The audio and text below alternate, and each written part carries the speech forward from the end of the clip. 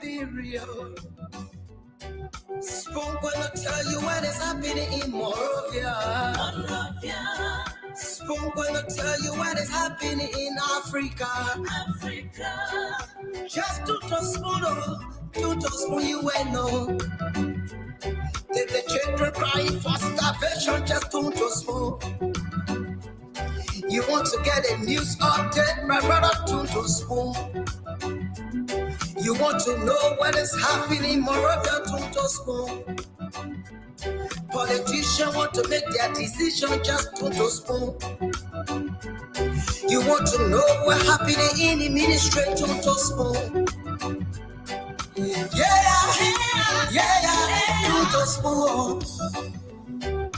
Yeah, to spoon. You from Funjama, Maryland, to spoon. Yeah, to spoon. If you eat K-Pan, congratulate my brother, to spoon. You got a spoon TV, you got a spoon radio, to spoon. Yeah, to spoon. What? Yeah, Rastafari. Kilibamba.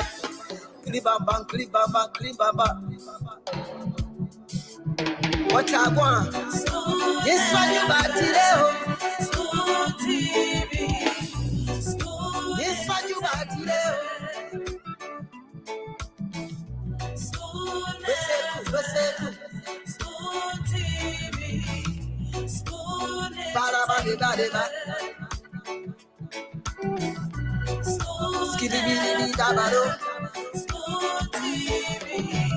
Spoon entertainment. Go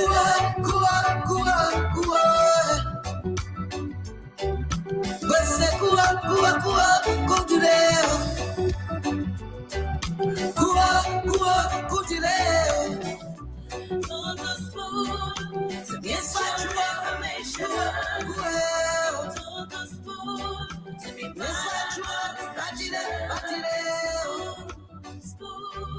Spoon television. Yes, I true party there. Spoon radio station. Spoon television.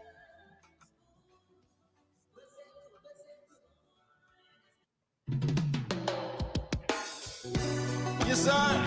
A special one from the CEO, Stan Tunnel with the spoon. And your boy, Friday the South Band. Charges on the beat. Okay, folks, I'd like to say welcome. To get your information. It's another beautiful day in Monrovia. To be part of our discussion. What a great way to welcome you to another edition of Liberia's most followed talk show on radio and online. With today being the 8th day of February 2024. If you're in Grand Gita, you're in Maryland, you're in Sino, you're in Grand Bassa County, or maybe you're somewhere there in Bapolo, in Lofa, or somewhere across the world in the US, Australia, Asia, just wherever you are, we'd like to say welcome to another edition of the program. Spoon Talk is back on your radio. We're on the Spoon Network, live on Spoon 107.5. We're on Fabric 101.1. We're on Super 95.5 FM as well. Thanks to the host of radio stations across the country that are always relaying this program. We are live on Punch 106.7. We've been relayed there. We're also live on Gibi FM. Gibi is 90.9 FM in Kakata, Gibi County. Thanks to the team there for relaying this program as well. The Spoon Talk is also live on Trust FM 88.7 in Bomi County. And we're live on Trend Radio 104.7 in Grand Crew County. So across Liberia, thanks to the radio stations that are making sure that Liberians are informed. Thanks for being a part of this joining. A whole joining of information dissemination across the country and across the world. We live online as well, YouTube, Spoon Talk Live, and on Facebook, we on Spoon TV, we on Fabric TV, and we on Super TV. My name is Nelson Colette. Let me go across and bring in Mr. Dwalu. Mr. Dwalu and the people is here with us tonight. Mr. Dwalu, it's good to have you on tonight. Hey man, it's always a pleasure to be on Spoon to talk to our people. We're here, we're talking Liberia, and the aim here is to make the country a little better. That's what we're here to do, Mr. Colette. Welcome to the show, guys. Yeah, I know you love to welcome your people always. Yeah. You always want to run quickly to the comment section and start to tell the people thank you, thanks for joining us. But let me just throw this out quickly that just a few of the training issue. Well, a lot of them happened today. The team, once the entire team it gets set, they are going to dive into those happenings. But a quick one is that the president of the Republic of Liberia, uh, following the drug test he committed himself to yesterday, he did the drug test along with the vice president and all officials of government. He did promise at the end of that process that he would have declared his asset today in line with the code of conduct of the Republic of Liberia, the code of conduct for public officials, which he did. Well, the president today declared his asset, and I heard a lot of people asking, so how much in the president asset now? The president feeling declaring asset. How much JMB get? No. So they that asset will be verified. One is verified, is validated. Then, of course, the president now can decide as to whether he wants to make the asset public or not. With respect to making the asset public, it is optional. Well, the president can decide to make it public or not. But this is where we are. I understand there has been some amendments to that law as well, wherein the public officials will have to make their asset public. Senator Dillon did that. Senator Yomli Kanga Lawrence and a few other senators have already done so. So in line with some of the promises that JMB made, he has declared his asset. So we look forward to seeing what happens from here. And so this is where we are. There's a debate on whether or not the GSC has the authority to audit the National Security Agency, the NSA. Well, that debate has been going on. There are some who are backing that debate with facts. Pieces of documents are coming from here and there, while others think that whether the GSC or not, there will certainly have to be some sort of audit there at the NSA, the CBL, and now the EPS, that's the Executive Protection Service. So this is where we are. Just a few of the many happenings, and I want to give it back to Mr. Dwalu, and I know he wants to run straight and move on to other issues. Mr. Dwalu, I give it back to you. Yeah, but I want to say this. People must understand this. Every entity, every government institution, it doesn't matter how secret that entity is, can be audited. That's on our law. Now, that doesn't mean everybody can see the audit. There are special committees within the legislature that can see the audit. Mm-hmm. But every single office, including the office of the president, can be audited. So this is not an argument that we should be going back and forth on, because everybody should know this. You can audit any government. Any entity who receives public funds can be audited. Now, that doesn't mean you're going to see the audit. The audit will be seen just by special select people like the security arms or the legislature. They can look at those audits. But overall, everywhere can be audited, guys. Yeah. So while Mr. Cole is doing that, our early birds, we're going to recognize you for coming in very early. And let's talk Liberia. We love when you come over. The engagement in the thread, sometimes love it. Sometimes it's a little pokey. Sometimes it gets you angry. It gets you riled up. But it's absolutely necessary. Look, the issue of doing Liberia's business is all of us business. Don't sit on the sideline. You know what I mean? Don't think whatever you have to say is not going to make sense. It's going to make sense. Your goal here is to push the issue so we can make this country better. I want to recognize Jim Zeta, Henrich, how you doing? Ruth Davis, Agosi M.K. Kangafi, how are you doing? Elizabeth Matu, Tommen White, Madam White, how are you doing? Ma'am, Thomas Gato Jui, how are you? Mo Jenner, Pearl Campbell, Nicholas Payne, Mary Chie, Madam Chia, how are you doing? Baker Renzi, Moba Bese. I got Mary Finna Yema. I got Edward Sia Kwemalu. How are you doing? I got Felix I got Mary Finda Nyama. I think I said in Felix F. Sa Foya. How are you doing? Serena Kopa Boe. How are you? Sam Jabian of Gongoli. How are you doing? Over here, I got Winfred Dubber. I got Alpha. I got Nixon Dolly. Mr. Dolly, how are you? Oritha Momo. Judy Huff, Joseph Boaka Strong Peking, my own brother. How are you doing, AB? Yeah, I got how I made Tachiman. I got Stacy Scott. Everybody, man, keep coming on. I got Nick Kuna Green. Madam Green, how are you doing? Domowe Cully, Siacha Freeman, Madam Freeman. Hello. I look better today. And that is Leo. No Leo here, mama. That is Le. He Hey, just said let the even same block. thing. Hey, yeah. I already blocked the Lego color again. John Eb Silly, Tucker G. Christine. I got David Aquawala. How are you doing? Solomon Jakete. I got Annie Sua. I got Doc. See you put there. Eso Storic. How are you doing? I got Marie Ketor. Mal Pele Kate Sumo. I got Tus Tus. We got Prince Yellow Gun. How are you doing, Mr. Yellow Gun? I got Josh H.W. Quactor. Mr. Quactor, how you doing? Isaiah T. Sumo. Jeremiah Davis. Darlington Kwane. Over here, we got, where's the Momo? The vacation going well. Not vacation on yo. That serious operation on yo. I wish you were here to go see what I'm doing. It's very busy. I'm extremely busy. It's a tough time. I got my brother Mohammed Sharif, I'm sorry. We got Fonda M. Cisse, Victoria Wilson Pay, Yasa Bully Sumo, Winifred Accra Bidel, Moses Binda, Mohammed Sharif, Siata Freeman. I think I said some of these names already. I got Maxwell Rubin, Willow Ba, Yasa, I think I said Yasa's name. Look, everybody, welcome to the show. While we're waiting a little bit, I'm going to cover a little topic that is pressing to the Liberian people.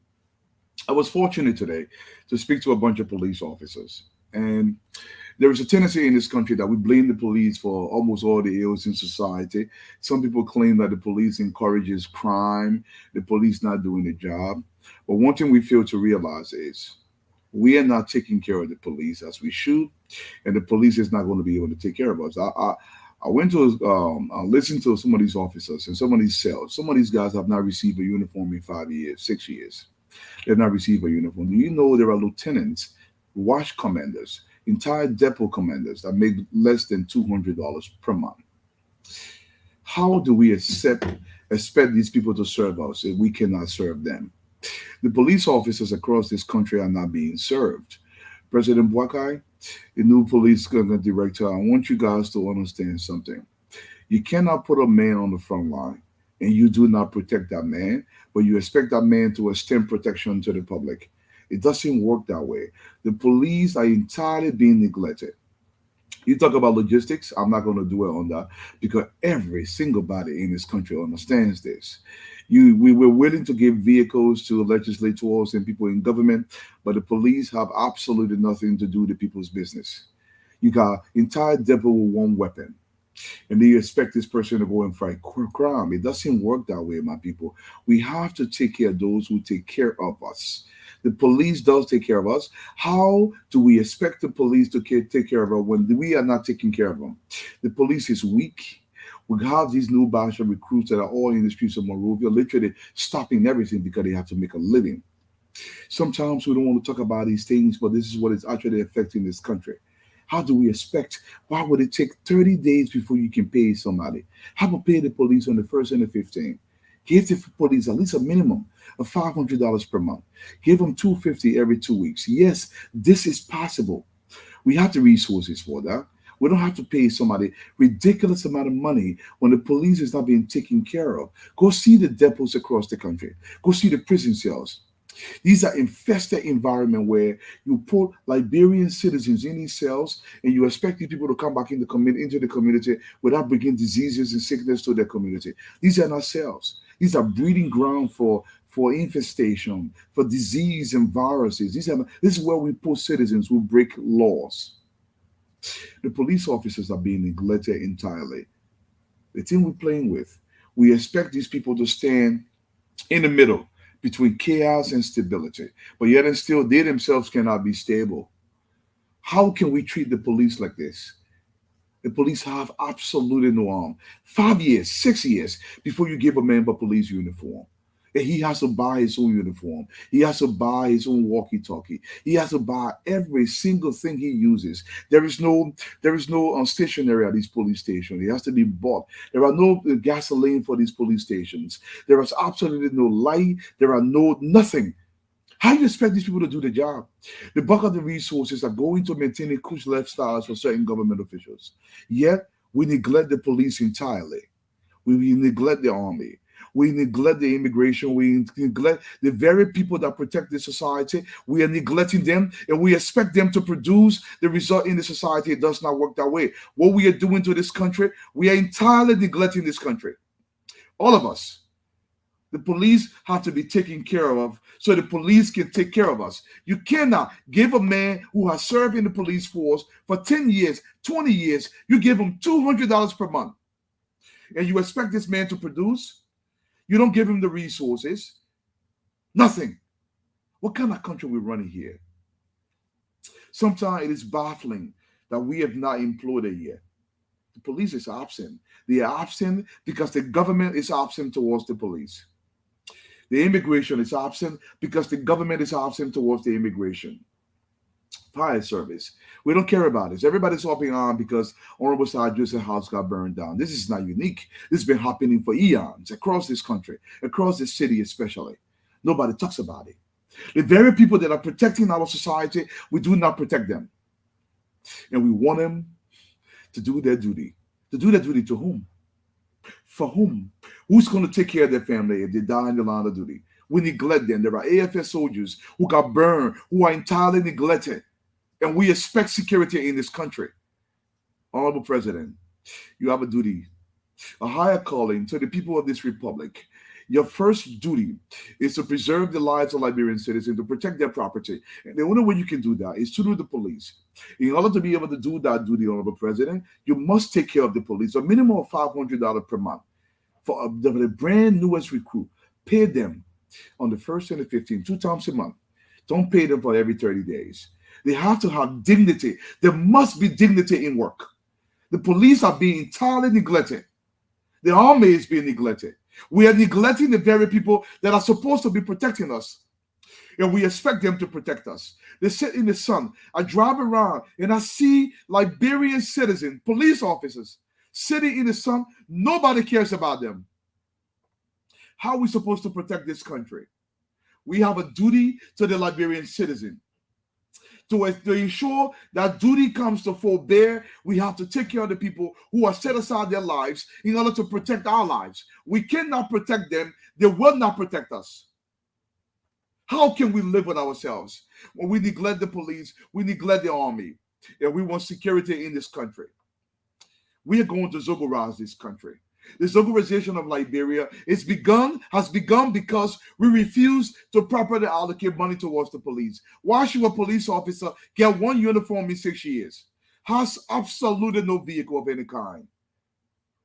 Look at where these police officers work. No stationery. Dump site. They are sitting in containers across the country. Ovens. Hot Jedakopasi. And we expect the police to do their job. We are harming ourselves. We are not just harming the police and the soldiers across this country. We are harming Liberia. We are harming our women. We are harming our children. We are harming the very institutions that should be serving the Liberian people. The police must be catered to. If we are going to cater to Liberian citizens, we must look to the police, gentlemen. Ladies, Mr. President, you have a duty. Your primary duty is to the republic, is to the Liberian citizen. In order to do that duty, you must serve the police. You must serve the army. We must pay them 2 times a month. We must pay them a minimum of $500 per month. Pay them on the 1st and 15th. It takes us, it's a long time for an officer to get paid. 30 days is a long time.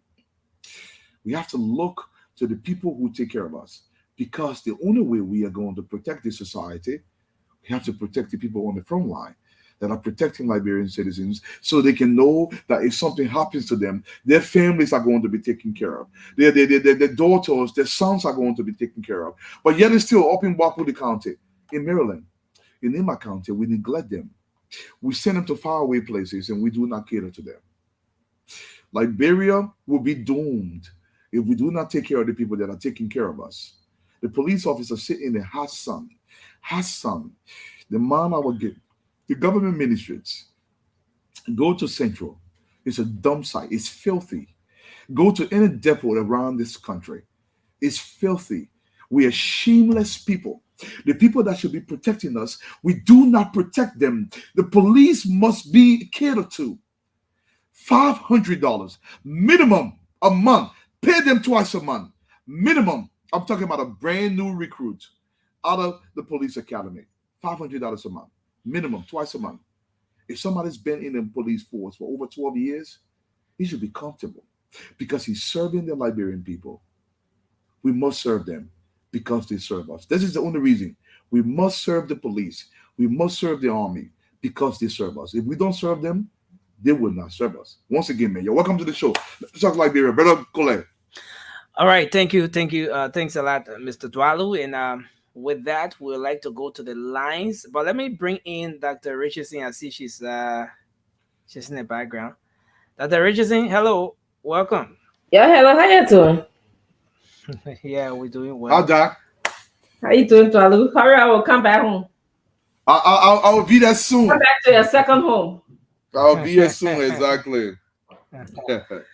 Okay, so we'll take a few calls for now, and then right after that, I'll give it back to you, as Mr. Dwalu says. Yeah, I give it back to you.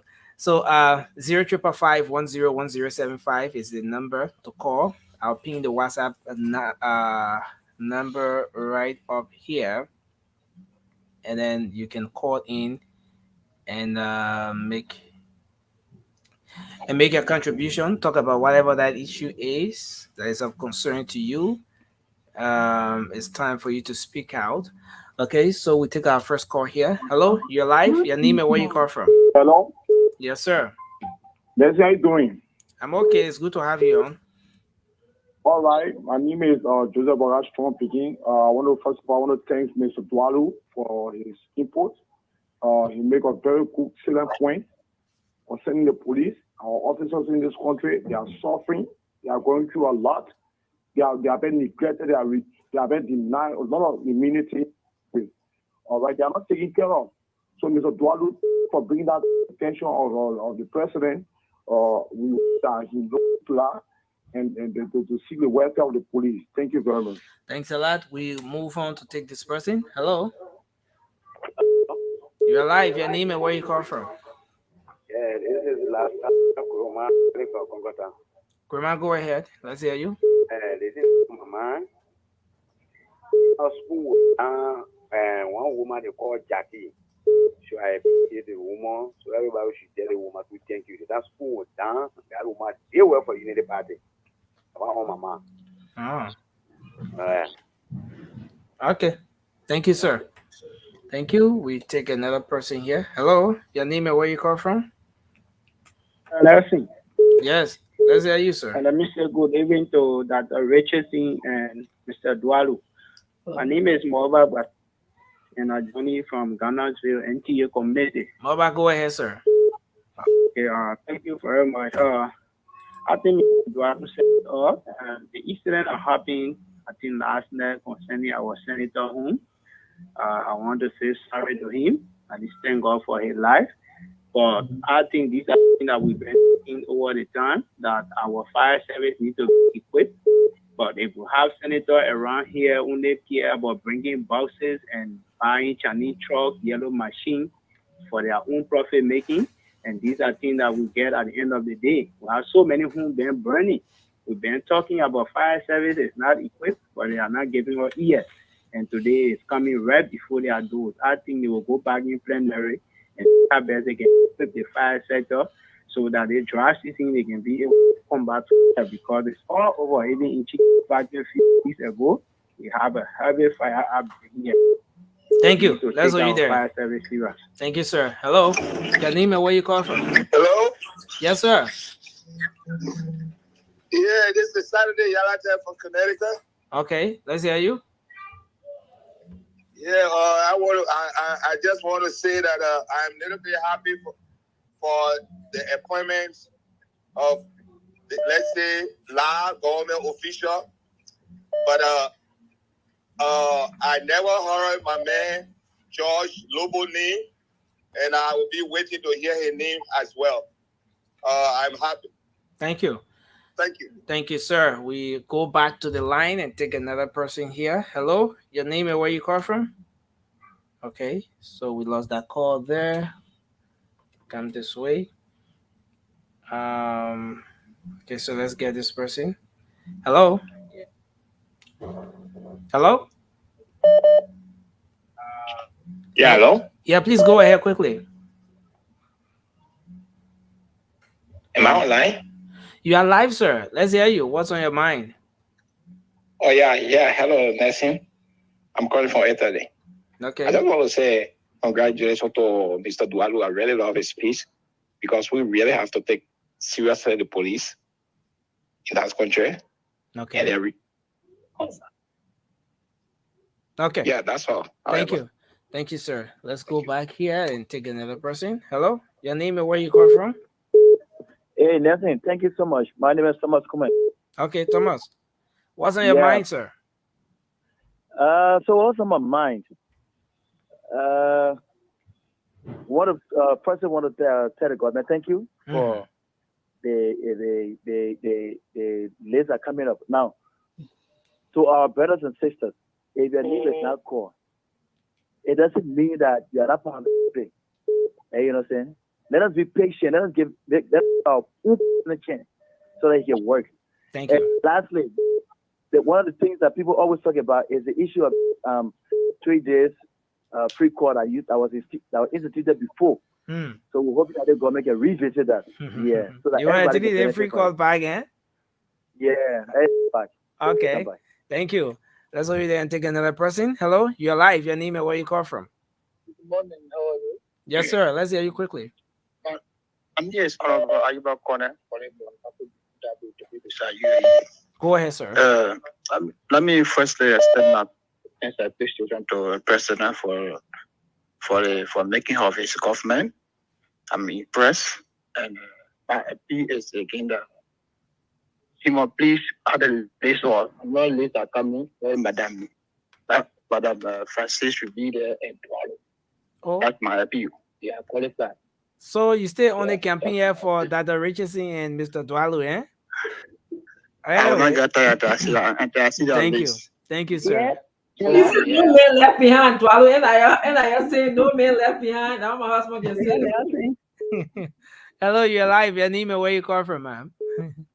I'm Dorothy. I'm calling from Albany, New York. Okay. I just want to say hello to all of you, Dr. Richardson, Dwalu, and I want to tell Mr. Dwalu, thank you so much for observing what our people going through in Liberia, especially the police officers. I was there 2017. I witnessed everything that goes on there. They have to live on bribe. They have to live on handout before they can do their work. Thank you. If the police officers are not paid well and the nurses are not paid well, how will they function on the job? We should tell our senators, the people voted for them to serve them. So they should give our people when they put them in office. Thank you. Thank you. Thanks a lot, ma'am. Thank you very much. And I appreciate this show very much. I follow them all the time. Talk to you guys soon. Okay. Bye-bye. Thank you. We take the last 3 calls and then we wrap up. Hello, your name and where you call from? Hello. Yes, sir. Let's hear you. You're live on the show. How you doing, Ezra? Yes, sir. We okay. Okay. My name is Jussi Johnson, and I speak to you from district number 13. Mr. Johnson, what's on your mind? Specifically what my mind is what Mr. Dwaru was just discussing concerning the security sector. Before the security man protect the life and property of others, his own life and property gotta be protected. And how can it be? If he's then you notice that he'll be effective in doing his job, executing his duty. So I think the government have to see reason to at least step up the guy's salary. And I believe in this government that do all they can do that for us. Thank we you. don't want a situation where they say be security for ourselves no longer. Thank you. So we think our taxes and Thanks let a our lot. taxes start to protect us. Thank you. Thank you. Hello, you're live. Your name and where you call from? Hello, Nexus. Yes, sir. Let's hear you. Hello to Dalo. Hello to everyone of you. Hello, yeah. Can you kindly reduce the volume, from Texas. Mr. Kramer? Can you reduce the volume of Yeah. your TV? Hello, sir. Can you reduce the volume? No, hello. No, sir. It's not okay for us. Please, make sure that before calling, you reduce the volume of your TV or your computer so we don't get that kind of feedback, because it's terrible and we wouldn't communicate well with that feedback. It's not good. We take the last two calls. Hello, you're live. Hello. Spoon Network. Yeah, Spoon Network, you're live. All right, this is Linda calling from Rehab. Okay, what's on your mind, Linda? My concern has to do with this first Saturday, with this Mary Bro Saturday that we can talk about. Mm-hmm. Since doing early consideration, we got to know about this first Saturday issue. Mm-hmm. Something that continues in Joshua regime, and we are in just regime is still continuing. So it's something that we are looking into to cancel or to renew. Okay. So you want to know if the government will continue that or they will cancel it, right? Okay, thank you. So we take the final call now. Hello, your name and where you call from? Yeah, hello, Nelson, how you doing? Dr. Francie, how you doing? My sister, Mr. Eduardo, how you doing, man? I don't know why the people wasting time to call Dr. Francie and Eduardo. Eduardo, please go and go be the defense minister, man. What are you wasting your time for? And let me say this, Nelson. I'm not wasting your time. Look, listen, I want for the senator, the representative, they will not use our place to make telephone call. They're not paid when you're in the house, having conversation, then you find them talking important things, they intervene the people, then you're sitting there, you're on the phone, you're eating, they're not paid to eat. You're not made out pay the market ground. Thank you. With your start, or it will fire all of you again. Thank you. Thank you, sir. Thank you. Well, I think that's where we'd like to end up. Yeah. Mr. Dwalu and Dr. Richardson, I give it back to you. There you go, Dr. Richardson. Colette is passing it on. Before you come in, I know some people came earlier. Welcome to the show. Let me recognize a couple more people, but we're going back to the police team because it's very deep, Dr. Prince.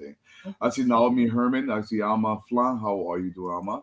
Over here, I see Yan Tiawan, Yata Sumo, Harrier Marcus. How are you doing? Zoe F. Robert. I see D. Steve. I see Abraham Bangu. I see Philip Bala. Mr. Bala, how are you doing?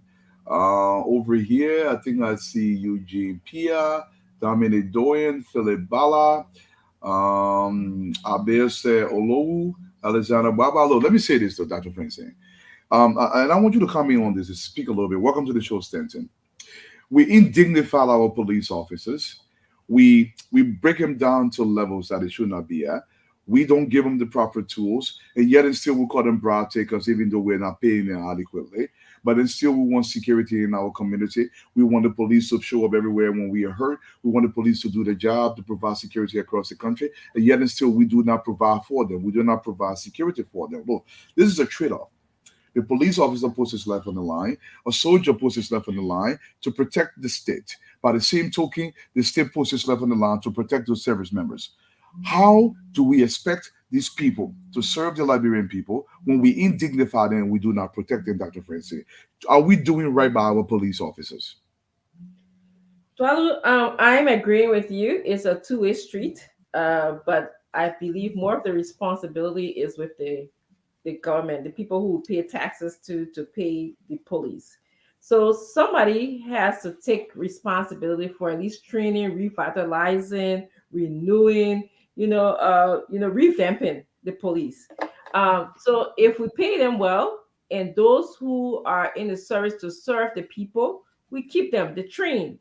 But those who are just there, to take money and continue their bribing, then we get rid of them or we reprimand them or they go for additional training.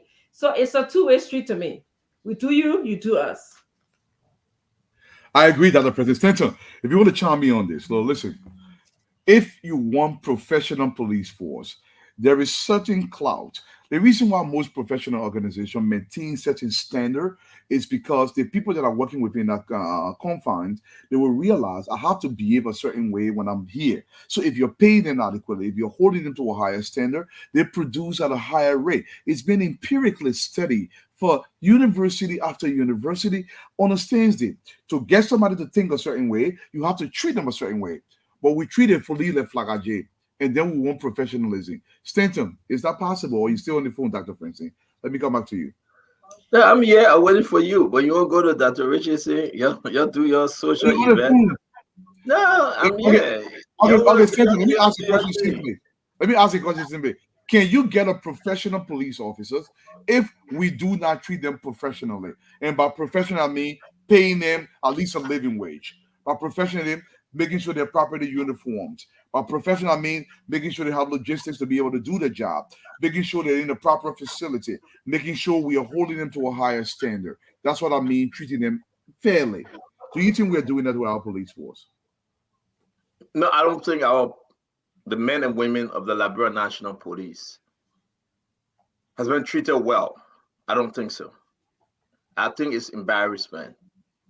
And I can say this to you, I met you guys having your conversation. Gregor Coleman and this government have a lot to do to bring dignity, respect to the Liberia National Police. They have a lot to do. Make no mistake, uniform-wise, good pay, good salary, not just, if you give somebody $150 and someone on the street giving them $200, hey, Medwado, they will run for the $200, and they need to be trained well. The training aspect is so bad. Most of the police officers do not know proper documentation when they even arrest anyone. Most of the police officers, where are you taking them from? And so a veteran like Gregor Coleman, he need to actually step up the game. Listen, our country, it is why it is. Have you been in the interior? The day you travel outside of Moserado, go to the police station. Ask how many men you guys have, how many cars, how many motorbikes. You have electricity or generator. Let's see your staff or shit. Let's see. You will understand that we are in a dark place. Why would you have a problem in Cape Man? You got to take men from Moserado to go there. What happened with the police station in Cape Man? What happened with the routine? Everybody doing what everybody wants to do. So Duarte is a very important conversation. That's why the country needs to be rescued. The Liberia National Police need to be rescued. They need to be rescued fully. And Gregor Coleman is walking into a dark zone. And I should that's just my addition, Duarte. Dr. Francine, why should we expect excellence from an organization that we do not support to be excellent? That's a good question, Twalu. Again, if we don't train the police to do well, to not accept bribe, to be ethical in their behavior, because I can tell you, there's a tendency for humans to be attractive to bribe, to things that are not what they're supposed to do, like the wrong things. And so if you train somebody and you tell them the benefits of behaving right, not accepting bribe, respecting your pedestrian, respecting the traffic law, respecting others, helping. The reason why you're in your job is because you choose to help. You choose to attend in times of danger. And so if they get the proper training, they get supported. Like I think somebody said, they look good. You give them the best uniform. You give them the tools. You give them transportation. You just respect them. Then they say respect begets respect, right? Yeah, but if you don't do that and you expect, like you said, you expect them to be called to every dangerous thing like fire or accident, why would they show up? And if they show up, why wouldn't they ask for a bribe? Yeah, Dr. Francine, as I'm listening to you, I'm reading the thread. And some people say, "Oh, Dwalu, even if you pay a police officer a higher wage, they're still going to take bribe." Let me dispel that myth. Let me say this: there's nothing that is absolute. I'm not going to tell you say no police officer will take bribe if you up their paycheck. Obviously, there will all be this stuff with humankind, right? But this is mentality that human beings do have. If they are risking more, they are less likely to take less to risk more. Let me repeat: if a police officer is making $500 per month, okay, it doesn't mean he's not going to take Bravo, but the taking of bribe is going to reduce. Now, this is where institutional building comes into play, because now you will start weeding out people who should not be in the police force to begin with. You start making the police force more professional. So when people really recognize that they're becoming a professional, they are viewed as professionals, they are treated as professional. Guess what? Their output tend to be professional. This is also empirical. The studies has been showing this. Look, the reason why you want to raise your children in certain ways is because if they're being honed to think certain way, to behave in certain way, this is who they think of themselves. You have to force the police to think the professional police force, but you have to supply them with the tools to behave in that fashion. So yes, there will be outliers, people who go out there and still take bribe even if the money is up. But it's going to be less likely to do that, because if you're making a minimum of $500 in the Republic of Liberia and you're getting paid 2 times a month, if you would think twice before you risk that job, because the probability of getting that job elsewhere is almost zero. So it doesn't mean you're not going to take bribe. I'm not excluding it. But what I'm going to tell you is going to diminish massively. They're going to start thinking professionally. That's what I want you to start thinking about. We have to reorient the mindset of the Liberian thinking. And a way to do that is to force people to think of themselves differently, but most importantly, at a higher level. That's my aim. Make Liberians think about themselves at a higher level. In order to do that, you have to force the issue legally, that is, force the issue constitutionally. Dr. Francine, you want to comment? I can't agree with you anymore. Like I said, there's a tendency for humans to always want to do the wrong thing. But once you have enough proper training, I mean, I'm just thinking of my profession. In my classroom, you kind of get attracted to students that you think are doing well. And so if that student gets an 89, you will say, oh, let me just give that student A. But you have to go by the rubric. You got to go by the order, the rules, the laws, and you have to bounce things off other people. So once you get proper training and you stay within your confines of what the rules are, there shouldn't be a problem like respecting the police officers. Again, acknowledging that they are there for a reason. They have a job to do for our country, to make our country better. I mean, it should be acknowledged. But we can't, like you said, you can't expect that bribery will be eliminated just because we pay somebody good salary. No, it is not. But that is the opportunity for leadership to come in place to weed out, okay, to take out the people who perhaps they are just bad police. There's always one bad apple. Cool. I agree. Station. Yes, sir. There's a lot of stuff going on with Buckeye declares asset. I guess it's being verified, something we all welcome. This is good for the country. Hopefully, the president declares asset, but it's not. You don't have a copy, do you? No, we don't have a copy yet. I guess it's verification that has to happen. There is this claim across the country that you cannot audit certain agencies, which is not true, by the way, legally, guys. And they're trying to cry about NSA, but we discussed that you can audit anywhere. You can audit anywhere, Yeah. But at the end of the day, it's all the money that Joey had in for NSA, so they're scared. But we shouldn't. No. They did. They used NSA as a cow cash. They did. Of course. It's bad for Liberia. NSA, Social Security, which is NASCAP, they just took money from there whenever. And I don't even want to get into it. I want to see the acid doing Sam Johnson come here with the lies. Then we get into it. That's what Rich is saying, because it's embarrassment.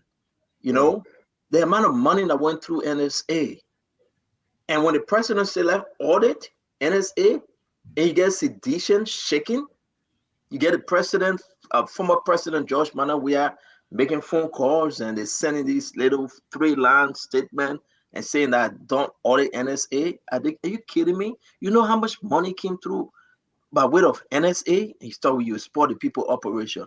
What operation? I mean, what operation? You can audit NSA. Who told you that you can audit NSA? I mean, it's embarrassment, folks. Somebody said, oh, we're talking about LDC, and we're deeper in LDC. Man, they got some damage LDC. LDC will never, ever be like before if they do not remove those folks from LDC. The people of Liberia will be in continuous darkness. And the kind of darkness Liberia have, I have never seen it before in my lifetime. You know, when it's dark here in America, you don't know that it's dark, right? I don't know what you have. Liberia, darkness is so extra. You can see the stars. No, you cannot see anything. Not even the moon or the sky in Liberia darkness. Liberia darkness is from a special place. So, and that's what Liberia darkness, not only coming with darkness, but coming with extra heat. And this is important. Liberia darkness, like my brother, now picking Emmanuel saying that Liberia darkness is thick. It's thicker than any darkness. I think Liberia darkness is satanic. Like Franklin is saying, Liberia darkness is from hell. Maybe hell said gives light. Who knows? I mean, Money Captain and the rest of them. The report we have received today is troubling. Money Captain from Charles Taylor Town. Money Captain from Madam Eden Johnson Town, Compact. Money Captain were making huge amount of money. Money Captain George Weah Town. They see Money Captain? They see Money Captain? And every single day, the people come up to cry and say, but what happened? Say, better 20, you ever pull it down? You ever pull it down? But you don't let us, we shouldn't start this show. Because I know President Joseph Yima, how you call him, Waka, he making a very strategic decision when it comes to LDC. Now we begin to ask, who all supporting Money Captain? Who advising the president that Money Captain should be kept there? Because look at his remark yesterday. He said he's talking to the president.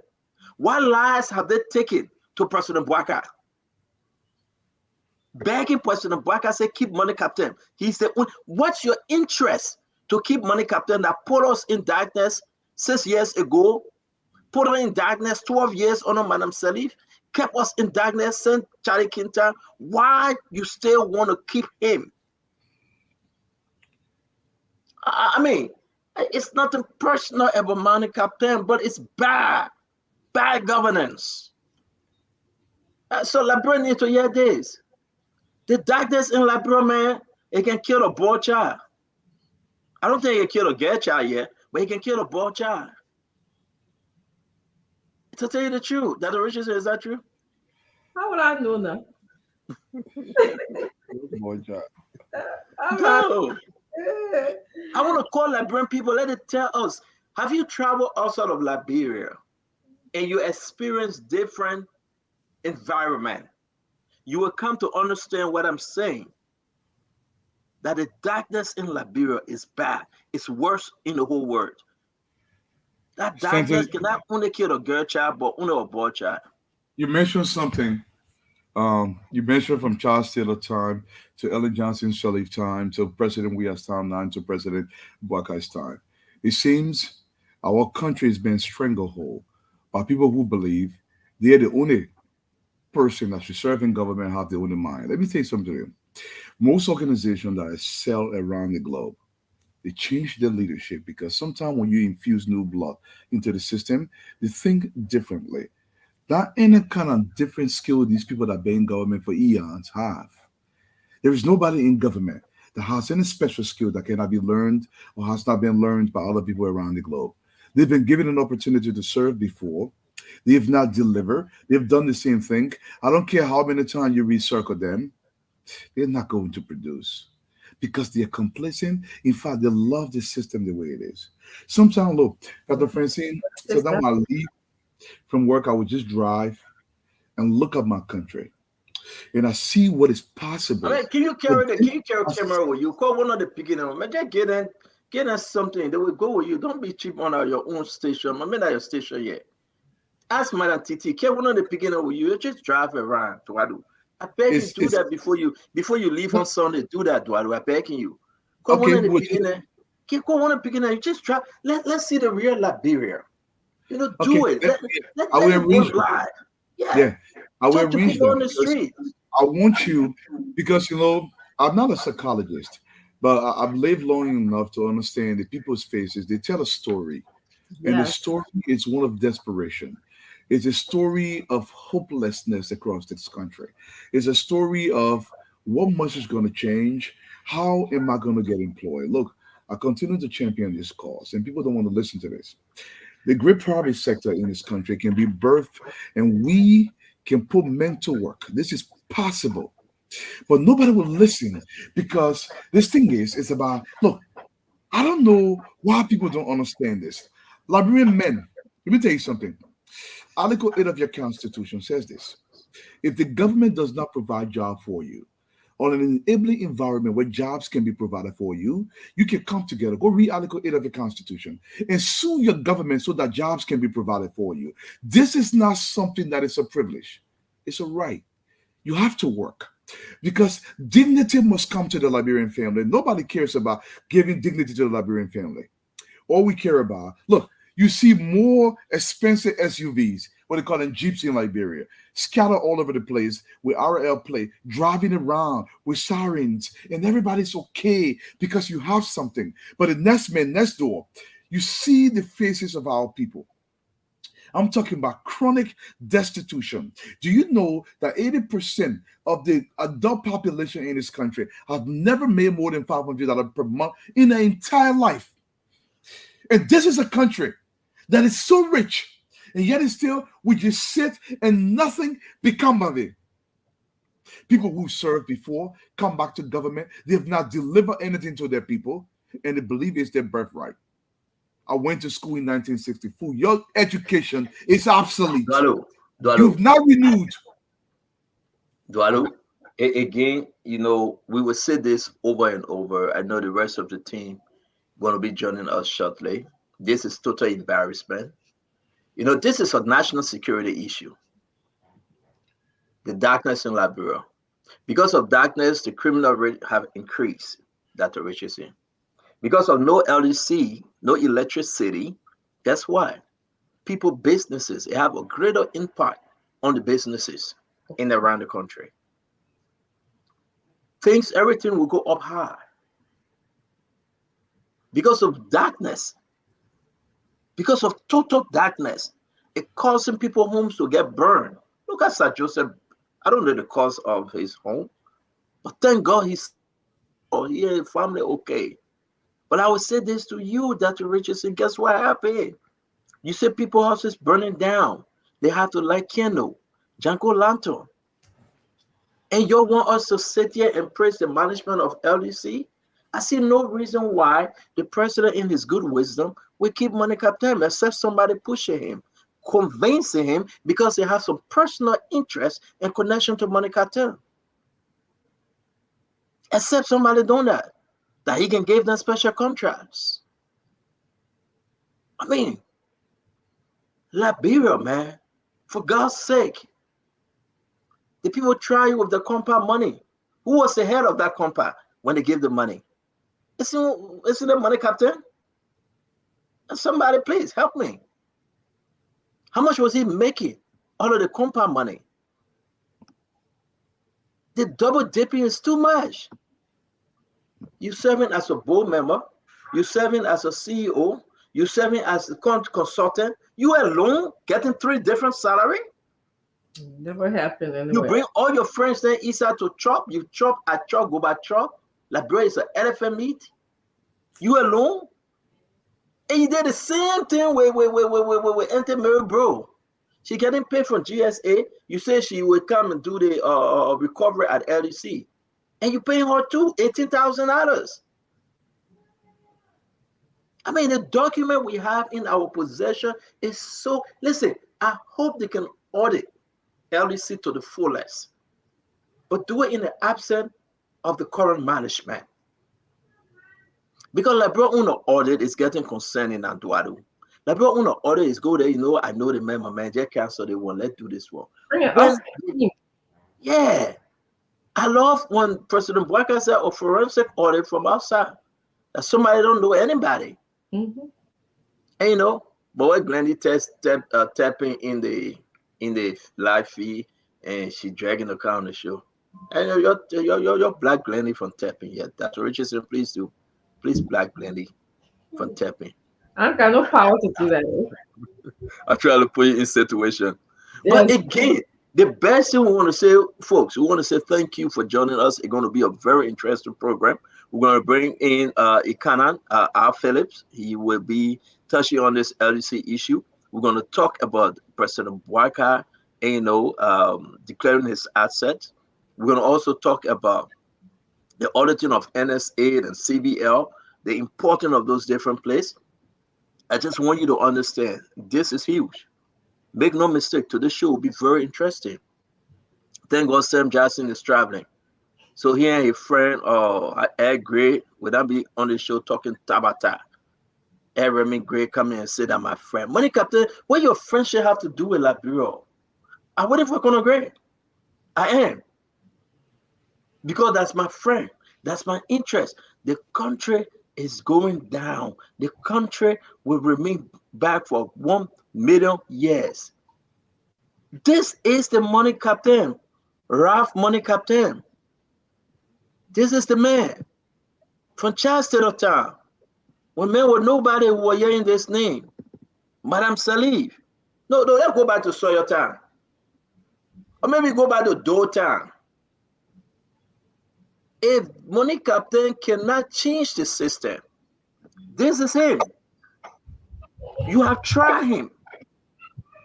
Go through his contracts and understand how much money. And I like Money Captain, though I do. But I like Liberia first, do I do?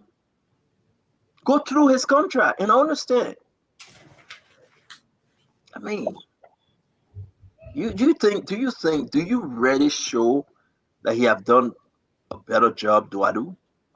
Do you really show that even keeping him there after George Manor, we are asking to leave? The Liberian people want to know, why is he still there? Did the president ask him to stay and be there and be an officer in charge? Who asked him to remain?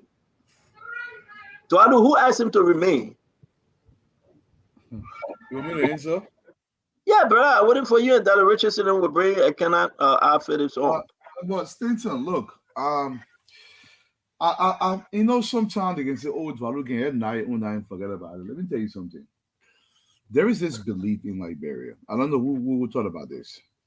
That one group of people have some monopoly on occupying certain spaces, and that space belongs to them because they're the only person who can deliver in that space. I'm not going to determine whether he deserves to be there. I'm going to allow that question to be answered by the people of this republic, who the food can spoil every day in the ESBA. Lacking your go, no stability, no order of any kind. LEC is like a curse on this country right now. If you live in Liberia, it is hell. To the point where nothing of any kind, no planning, no nothing, you cannot see anything being built to make sure to mitigate the kind of come and go electricity we have. If this is the man who's in charge of running LEC, and LEC is functioning as subpar, and we keep him there, what does that say about us? Look, every manager that I've worked with, that I've seen, they get a standard and a benchmark. You will produce at this level or you go. It should be about production. Look, I don't care who appoints whom, but if you're coming there, you say, listen, my job is to make sure 15 taxis are registered every hour in Liberia. And I set that benchmark, and I'm your supervisor. You will register 15 taxis minimum every single month. Every single hour. If you cannot register 15 taxis, we'll have a conversation. If that conversation, it recognizes that you cannot register 15 taxis, that means you don't belong at that job. We're going to change you. If we look, government cannot be about appeasement. Government is about service and production to the people. If your job is not producing to the people, you must be let go. That ain't your power farm. That the people's business. Until we get this concept, Nothing Again, changes. I should tell you this. It's painful. You're going to hear something that you have never heard before about LDC. How many contracts? Not only money captain, the COO, every one of them. How many contracts did they receive? How much money they put on the Liberian people to pay? For doing what? For doing what? Seriously, for doing what? Why money captain? Why the rest of them? For doing what? You know, again, man, again, it's one of the worst things. I don't know. All these people Dr. Richardson, are you kidding me? How can somebody make $7,500, 210,000, and producing nothing? If you open the phone line right now, the people will start telling you, you've been there. Chastity. You've been there, Chastity. Madam Salif, you say you brought compound. You know how much money he made as a consultant on the MCC? And he headed that whole team. And when the team was leaving, then he transitioned himself into the LCC. Joia, swear. You want to try it with Boyka too now? So let's do how many years were under Chastity? And we'll put it 12 years of Madam Seti, 6 years of Joia at 18. And you want another 6 years, 24, plus you added Chastity. The man want to be there for lifetime. That's a lifetime job. That's a tenure position now. Even that tenure, that's one of the Chief Justice position, lifetime. No, seriously. Well, it is. But look at Liberia. Look at where the man left Liberia. Let's be frank, folks. That's a lifetime position now. Not only for money captain, for all his friends that he brought in the system. That's what Richie said. 12 years, Madam Salif. 6 years, Joia. Now what at 18? You add Chancellor Undeo. To get Chancellor, I don't know how many years he served. I will confirm it pretty soon.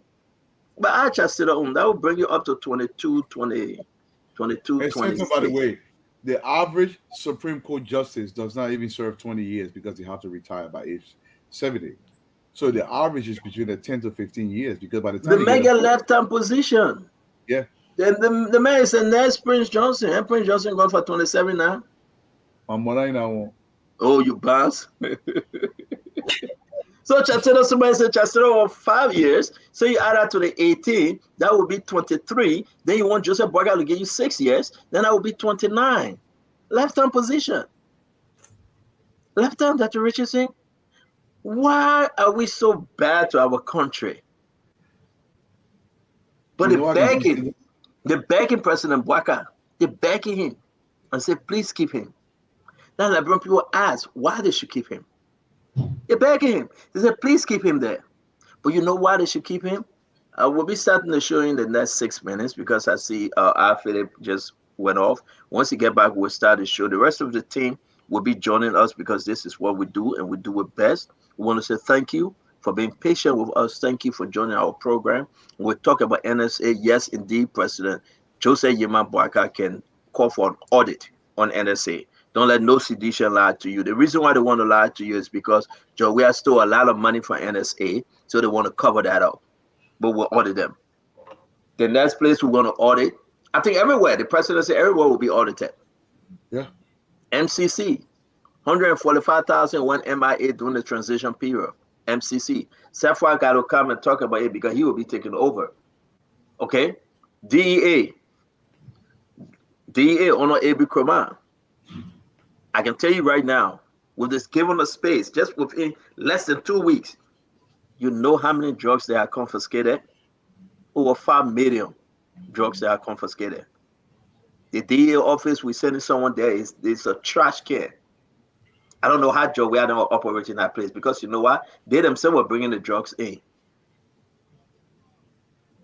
You know how many drugs dealers on the street? We have that full conversation of how many drugs dealers on the street. Our country is infested. Our country is on a backward track. Sometimes I ask myself, man, why President Boyka even ask the Liberian people to vote for him, because I do believe right now it's going to increase more headache for him. Sometimes I ask myself why he even gave himself. He should have just stayed there and just chill. I believe he will fight with this thing to the end. Dwalu, it's not easy on the president. It's not, Dwalu. I don't know. He need loyal soldiers. He need committed people. People that will not go there for their own greed. He got a work to do. The president has a work to do. Not just a child play. No. Every ministry, every agency, everywhere, every sector in government. I mean, it's heavy. I can see President Joseph Yimam Bwaka waking up 4 o'clock in the morning and going to bed. He will be sleeping for 2 hours. All his advisor, including his incoming political advisor, Magdalena Cooper. I think she will be the incoming political. Now they're going to get fair with me if I thought it won't. Hey, Duano, why you send me this thing? They're going to get fair with me. Magdalena Cooper will be the incoming political advisor to the president. Senior political advisor, Magdalena Cooper. Don't do this. Don't send me information that you can't confirm. We'll let the people announce it. That's my agreement. But I don't want to say it. Dwalu want me to tell you guys, Magdalena Cooper will be the senior political advisor to President Joseph Yimam Bwaka. All right. Is that true, Dwalu? So you want me to ask a question? How would know what kind of information say? I'm not privy to anything that happening in the campaign. I'm not around. Something can just slip all of my mouth that originally. It can just slip. I didn't mean to say it. Dwalu said to me, he said, my man, don't say it. Just slip all of my mouth. Okay. The original, what say you? The woman will be the senior political advisor to the president. Is that a position? That's a position, yeah. Oh. And Dr. Francis, by the way, constitutionally, the president can create any position he wants. Yeah. Okay. He even have 300 ministers if he wants to. Yes, it's legally, like without portfolios. Let's leave that one. I'm telling you, Magdalena Cooper would be a senior political advisor to President Joseph Yimam Bwaka. The president want Magdalena Cooper by his side. And I'm serious. President Joseph Yimam Bwaka want Magdalena Cooper by his side. Why? Because they have built this relationship of trust. They have built this relationship, and Magdalena, to tell you the truth, I don't know what people would say, but Dwalu showing sound to me. You see Dwalu showing you. Sorry, you're breaking up. You're breaking in and out. Dwalu showing sound to me. You see Dwalu say I'm not tall. You see Dwalu. I just the question wasn't it's not a negative question. It's just like I just wonder about somebody who wants Magdalena Cooper by their side. What are they thinking? You know, why? You know, what kind of relationship? She worked well. She always gave it 100%. That's good. Okay, you asked a good question, but she always gave it 100%. It's something about her. Maybe she gets something else we are not saying or we don't know, but it's something about her. She always gave it 100%. She always served well, and the few times she been, around President Bwaka, he have realized that she's always faithful. She's always on time. Loyalty is important to President Bwaka. Okay. Loyalty. The president here, when you just go there and say, "Oh, I gotta go," he wants you to commit yourself to the job. He wants you to don't be, you will be surprised that one of these days President Bwaka will go to any ministry and just surprise that minister or director. I won't be surprised. This is and he loved the loyalty. And Magdalena Cooper, anything you want to say, that's fine. But she has proven herself to be loyal, not only to President Bwaka, but to the First Lady, Madam Bwaka. See this woman working. It's all a thing we can talk about, but I think she's right there. And I think that 100% a senior political advisor to the president is a plus. And I think senior political advisor, she will have the leeway to engage folks politically and set some agenda, working along with Sylvester Grisby and along with the other folks from different political parties, and having that alliance built properly, especially the Vice President Jeremiah Bankun, So that would be a very beautiful, decent position for Madam. Listen, don't say it's not on Executive Mansion website. I'm saying my own. So if Glenda, you can yet go and call Kula, and Kula will talk to you. Don't tell me say I said that's saying it on the Executive Mansion website. No. Because she read a guy, her voice is irritating. And I seen it on the Executive Mansion website. No. I'm saying, and Dwalu sent it to me, Madam Madera Cooper will be the senior political advisor to the president. And I think that's a beautiful one. Yeah, I hope that she'll have the opportunity to come here and speak about, her child. Yeah, Glendy. Speak about, yeah, I like the loyalty part. Everyone, one who knows me know I'm big about that, but I also like seeing how people work, seeing your accomplishments, and seeing how you have gained from, contributed to the success of the president or the first lady. That's kind of what I like to see. I like to hear more about that.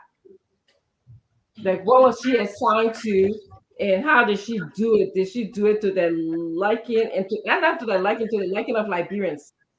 There's a woman, 3 days they spent in New Jersey. And I know we're going to Australia. Welcome, Glendy. Welcome, Minister Doe. But Dara Cooper, she's there, prompto. She's willing to sweep. She's willing to clean up. She's willing to be there early and leave late. Madara Cooper is somebody that would take broom. I remember, seriously speaking, went into the hotel, into the president's suite. Sat on there and asked for gun. That woman, she was sweeping, cleaning the refrigerator. I'm saying it. A very loyal, down to a very humble, by the way. She's not proud. She's not. She's very humble. And if you can have somebody like that by your side, and she always like Mr. President. She would not call any other name but Mr. President. Even if the woman, for her to even go to her own room, she was ready and said, Mr. President, and what next? And it's very important in this business. That loyalty, that respect is very important. So I think and also she's a political leader now for her party. She was one of those that came up supporting Joseph Imam Boyka straightforward. Deny her right to run during the election and say I will support Ambassador Boyka. Say what you want to say about her relationship with George Weah. Say anything else you want to say. It's history. Everybody know she's not ashamed. But I think she have committed her devotion to this president, and not only to this president, to the entire family. The family have come around to like her. And, some of them, not all of them, the Madam First Lady love Madela Cooper. I've seen it, and with that position, I think she would serve the country well. Mr. Dwadu. Look, Madela Cooper has shown her loyalty, not just her loyalty, but she's committed her time, her effort, and she has the skill to actually perform in that position. And I think she's an excellent pick for it, because I think she brings a lot of balance to the role. If you listen to her, she's very measured in what she says. So that's the kind of advisor you're looking for. I think she'll be a great pick if that's the case. But I did not send you any information, Stanton, by the way. Yeah, I know. Sorry, Dwadu. I wanted me to announce it, but I had to. I'm so sorry. Yeah, that's okay. And I have to say this, guys. If we're not going to develop the country here, and everybody go there and tell them, you be rotating the position, everybody eat too, Yeah. For money, they're getting for 2 years, give it to everybody eat it, because we want to develop the country. You be rotating and more everybody. I got to say that one. Since Glenny, how you doing? Glenny, welcome to the show. How you doing, Mama? Hello, everybody. Hi, Doc. How are you? Good. Lipstick is great. I like it. Thank you. Glenny, please, I'll beg you, drive safely. You don't have to run. Don't talk, not going anywhere. You can't be doing 100 miles per hour leaving work just to come and Spoon Talk. We'll be patient. I beg you, Dwadu. We want to see you. We don't want no incident. We don't want anything, God forbid. Take your time, drive with the speed limit. Do not get pulled over. You already received 3 tickets already, just because you want to appear on Spoon Talk. I beg you, Glenny, please. But welcome to the show. Now you being the ticket. That's true. He's not even talking true. I even argue with him because when I say that, a lot of people will say I'm lying. So that's true. Hello, everybody. Hello to all the viewers. Minister Doe, welcome to the show, brother. Yeah, thank you. Thank you. Nice to be here again. A lot happening like Nice that. To be here. Thank you. You are far from the phone, Minister Doe. Am I okay now? Yes, you are. Okay, yeah, I say hi. Hi to everyone, the listeners. Thank you for always being there. A lot happening in Liberia. It's always a privilege to be here, actually. Nice to be here. So we just waiting for Ikana. He will be contributing on LDC tonight, and then we'll talk about LDC and move forward with other stuff that is happening in the country. The president declared his asset, asking Liberians that the announcement went out that they will be auditing NSA, CBL, and the rest of them. We also want to just talk about what is happening in the country, the drug situation, that even before taking office officially, AB and his team working so hard. And guess what happened? They're bringing in drugs. They've been confiscating drugs, big time, almost $5 million worth of drugs. And these guys have started working. But the LDA office is a trash, a complete mess. And no system whatsoever. So we have asked the Spawn team to go over there and do a whole video that we can see from outside to inside all over, to help show Liberians what this government is walking into, what Acid does and his people left for you as Liberians. The amount of drugs that came in the country by the airport, through the borders, and the president in-law got involved, the president children got involved, the president chief of protocol got involved, the president's staff, ministers and director were all involved. So let's just show to the Liberian people what's going on. And we'll be discussing other issues that is coming up. Come. So, Dr. Richardson, you want to get started? Let's talk about this issue. I'm open to listening to what is concerning to Liberians. I know there was a lot of discussion about LEC, and I want to talk about how I'm personally affected by LEC when I'm in Liberia and how that contributes to lack of productivity. By the time you get up and you're trying to heat water up for yourself, that 1 hour, 2 hour going, and then by the time you put that heater on and put the water in a bucket, that's some time going. So by the time you get ready for work or for whatever, you're already tired, your brain already, discouraged. And then you have to go to work and sit down there and be productive. That was very disturbing to me. That was hard for me to kind of adjust to, because it just took me time to get ready to do whatever I wanted to do. And then of course you got to go sit down in traffic. So when you think about all of the things, and then of course you got to think about sending your phone to go get charged if you got electricity, or either you got to go put fuel in the generator. So all of those different things coming together, the thought process is very, very tiring. It can make you tired very easily to be productive for the growth of our country. I also wanted to share, Tualu was talking about how, the shifting of leadership, how it adds to growing, because everybody bring in a different perspective. And, we had a place in my department, Tualu and Minister Doe, where we're looking to find a new department head, chair of the department. And I was so surprised when the leader said to me, the person who's chairing the department said, "No, I have to go." And I said, "No, I'm just going to nominate you again." He said, "No, don't do that, Dr. Richardson. Somebody else got to take this job." And I asked why. And he said, "Think about it." He said, I've given all my all. But we need somebody else to contribute, somebody else to see something from a different perspective. It's not about whether I like him or not. I like him. He's a good leader. But it was just humbling for him to say somebody else has to come in and do this job, see something from a different perspective, maybe bring in something that I didn't see. And that's very humbling. And that's just how our leaders going to have to start thinking about Liberia. Yeah, that's true. And Dr. Francine, and I want to add this as well. Look, and because we don't hold our leaders to account, they don't produce, and they love the place being like that because it shows that it makes them feel, because if anybody else comes there, they don't want nobody to come there to expose what they are not doing. So they find a place and they stick there and they believe it's their personal fiefdom.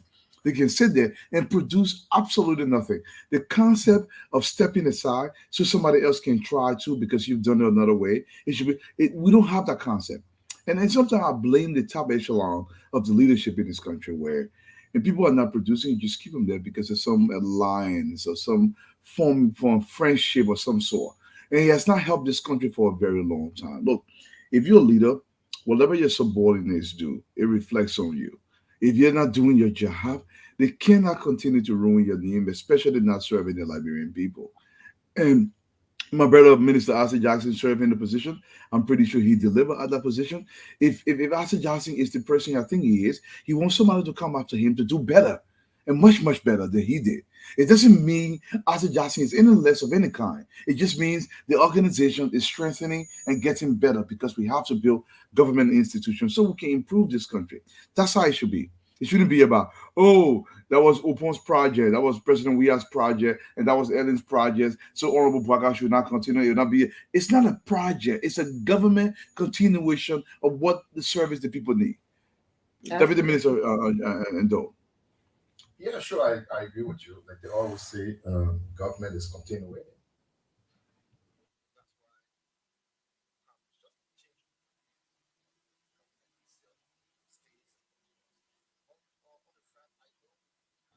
I said you muted. We can't hear you. You muted.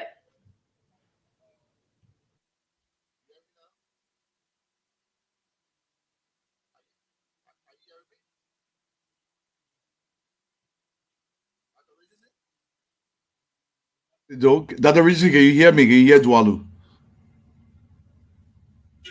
I didn't I hear can you. hear But can you hear me now? Or I can hear you now.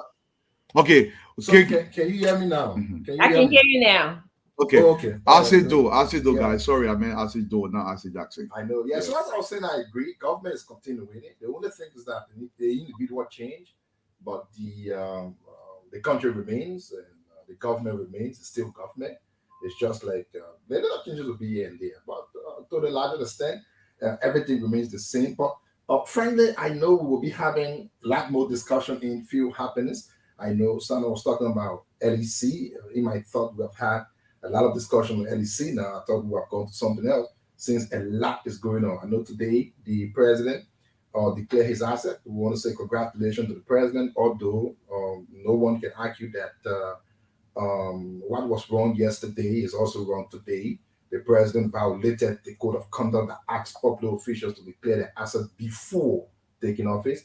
But we always say it's never late now. We are not saying the past government did not do wrong, but we all know that this government came in to do the right from all of the wrongs the past government did. But the fact that the president also violated the constitution, violated the code of conduct, is just the same thing. But more to that, so we believe in the wisdom of the president, His Excellency President Wakai. We know he's someone who stands by his words.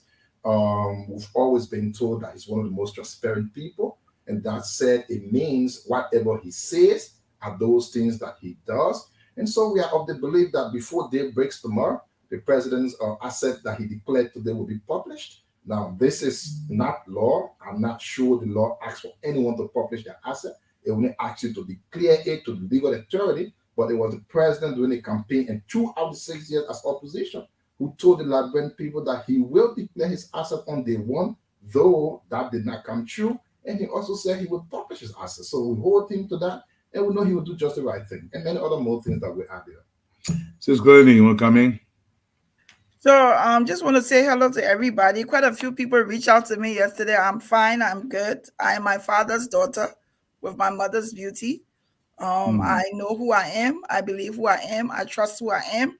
I support who I am. So thanks to all of you who reached out. It was intriguing to find so many people cared and was concerned about me. Character for me is important, and no one knows me better than me, and no one will assassinate my character, no matter how hard they try. But of course, continuing the topics, yes, the president declared his assets. We'll be looking forward to seeing others follow. I'm actually looking to seeing the speaker do the same, because Yombli Kanga has already, we all know everyone has declared their asset. They're all didn't follow what the law said prior, but now that he's done it, he's done it. We'll be looking forward to see Speaker Fonati Kofa declare his asset. We also want to mention and send our prayers to Sir Joseph.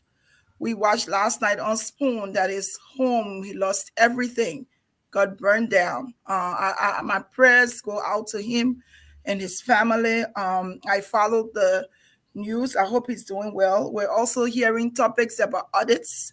The audits, they keep creeping up. And come to think about it, because of Spoon, LEC has now become a serious trending topic on Facebook. Everybody's talking about it. Everybody posting about it. So I think it would be good to continue that conversation so people can know what's happening. So it's good to be here. Thank you, guys. Thank you. Welcome to the show, Conor Gray. Asa, did you speak, Asa? Yes, I did. Okay. The reason why we're jumping into this, because again, Fede will be joining us. He just finishing something. Thank you very much, Glennie, for even talking about that LDC trending issue. And it's concerning because, like Mama said, Dr. Rich is saying, don't play with the people rest. Don't play with a few, right? Don't play with certain things that you call political commodities. And I think we should include LDC. Hospital, people dying because of no electricity. Seriously speaking. Hospital, people are dying because there is no electricity. So this too should be a political commodity. You buy your food, you got to dry it. Even when you dry it, make it go inside, then you call it momwe. But you buy your food, you cannot keep your food for 2-3 days. Guess what happened, Duadu? No electricity. Yeah. I mean, how can we live in this modern age? How can we live like that? I mean, what's the reason? Will we not solve the problem? I mean, this is bad. Then you get somebody making $17,500 because he has generator though, because he got fuel. What's the level playing field? This is bad. But Conor Gray, though you came late, we'll give you the time to do a 30-minute intro. And from there, we'll bring in Ikanan, who's the contributing guest for tonight, for us to get into the conversation, sir. Well, I think this would be the second time, or not even the third, um, President Joseph Boca will be declaring his asset. Let's not forget, before you run for the presidency, one is required to also declare his asset. It's unfortunate that his predecessor did not do that in no uncertain term. The only time he did that was 2005, when he declared less than 300,000 as total asset. But there then, nobody knows Mr. Weir's worth because he kept everything away from the site. So this is a breath of fresh air. At least the old man came in. He may not have done it right away, but this is not the first time. Go back and look at his asset declared prior to running for the presidency, and look at this one. No much difference. But people will be blowing dog whistle. Folks like Isaac Doe, but that's his right because he's here to make the other guy look bad, equally while making his guy look good. But let me say that in terms of this issue with LEC, we know prior to this administration that includes Madam Braw and also Mr. Captain, that place was down to the ground. If anybody brought any good thing around LEC, it's this current leadership. And they were gripped with all kinds of challenges. They just come and say Mr. X will do well because we favor that Mr. X. And that's the way people have been looking for a replacement. You don't have to badmouth the guy that is there now, especially if they've done quite quite a bit. And anything people like Madam Braw put their hands in or on, it tends to gold. And so LSC in its own struggle, they could do much. They could do more, but let's not forget that we have a culture where people are not paying light bill, and they were stealing. Even ministers were stealing light. So this administration stop is thwarting all of those kinds of situations now. So the more money that will come into the sector, the better they. We just have to build a bigger grill, and then probably that will help us as a people.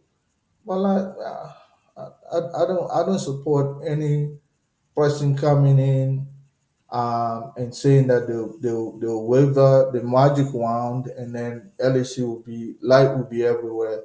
The challenges will still be there, but kudos if somebody to come rightfully, let them come. And I think LEC itself is still being contracted to different individual. I'd rather that 17,000 than that 600,000 that somebody was making, and a foreign national at that rate.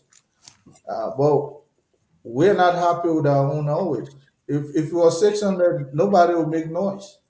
600,000 was what was being spent in that sector, and somebody came and took less than 0.1% and were making noise. That's who we are as a people.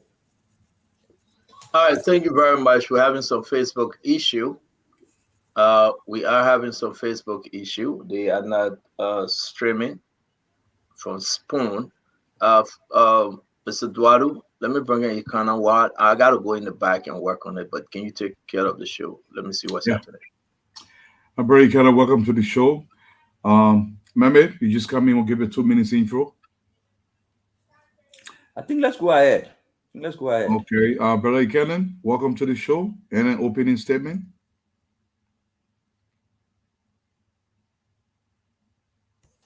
Can't hear you. Can you hear us now? And an opening statement, sir. My apologies. I had my system on mute. Good evening. Thank you so much to the panel. Thank you so much to the team. Thank you so much to the platform.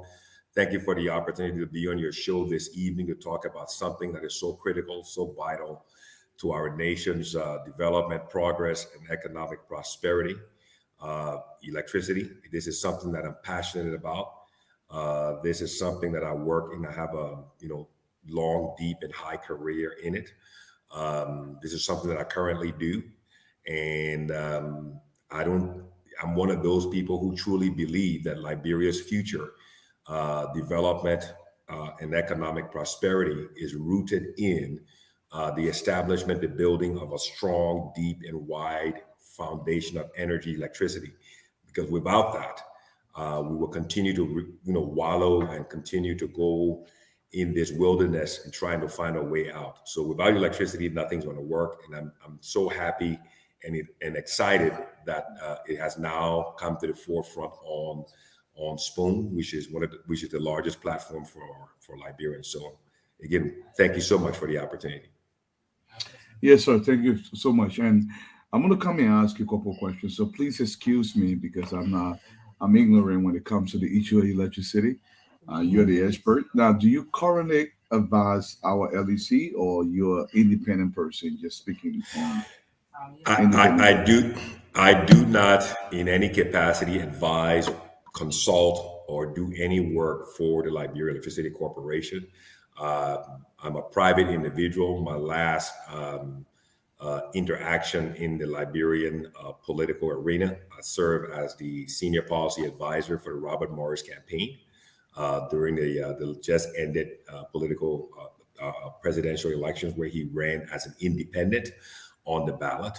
And in that campaign, we drove, we built, and we tried to educate, inform, and enlighten the public on the issue of electricity. That electricity, energy was our foundation, that we had to build this foundation and establish it so that the future of this country will be plugged into that energy, electricity foundation, so that all of the various sectors of our economy, our society, our community will be able to draw from that energy resource to then expand, to grow, attract foreign investment and the diaspora. So That's what I've had. And since then, since the campaign has ended, we supported the rescue mission ticket of Joseph Numa Boyka and Jeremiah Kuhn. And I've continued in the capacity as an energy policy advisor to bring this issue to the forefront, because it is the number one issue of our time. And if we as a people do not address it, we're going to continue to remain in this state. Okay, excellent. My second question before I go to the next, guys, is a great segue into, can you tell the public what is the Liberian Electricity Corporation? What are the challenges they are facing? Why don't we have electrification right now, even though we hear about the power pool, all of Ivory Coast, etc.? Okay, so that's a great question to start with. So let's do something, and let's do a little bit of a Bible study, if I can put it that way. So let's go back to the book of Genesis, right? So we as a people, this is the challenge that we as a people, we as Liberians, this is a fundamental challenge that we have. And what is that challenge? We as a people, we do not truly have an understanding or an appreciation of how important electricity is to our fundamental existence, our short, medium, and long-term growth, and the role electricity must play, has to play, and should play in the fundamental building and growing of this country. So when you have something as a major deficiency like this, that is systemic within the culture, the tradition of this country, what happens is everybody grows through this. And as you grow through this, you move into positions of power, positions of office, different ministerial positions. And this deficient in understanding and the knowledge of the role electricity plays, you carry it with you. So what happens then, you have an economist who believes that he can create jobs, stimulate economic growth, build this country, attract foreign investors without the component of electricity, whereby this is the same person who would travel globally or go to Ghana or go to La Côte d'Ivoire or go to Egypt and marvel at how great those countries' economies are, but forget to understand that electricity played a major fundamental role in what he's experiencing. So this is where the challenge lies for us Liberians. Fast forward. So as a result of this deficiency, this lack of understanding, this lack of appreciation of how important electricity plays, that's why we will make significant investments in education, but forget to understand that the technology required to support the advancement of education runs on electricity.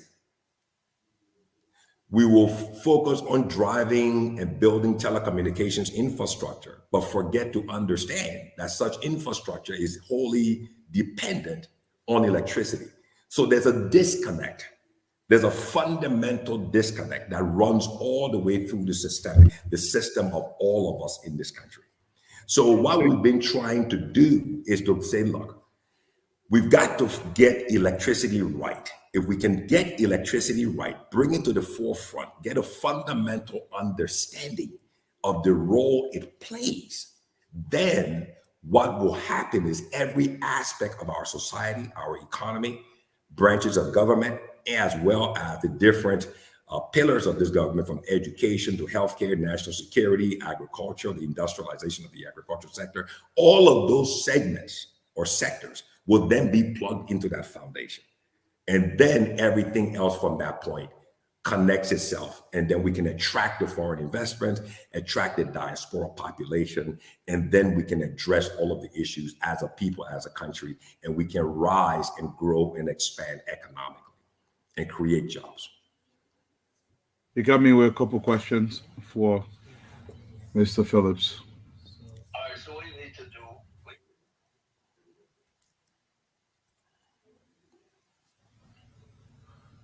You see, we're losing Dr. Francine there. Minister Asido. Yeah, sure. Thank you. Mr. Phillips, I hope you're hearing me. How you doing? I can hear you loud and clear. I can hear you loud and clear. Welcome, and thank you very much for all you.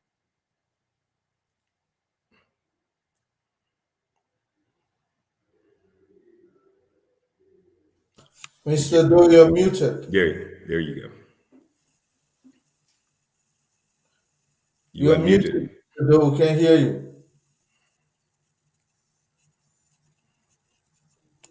Tell the studio guy to raise up the volume. You're muted.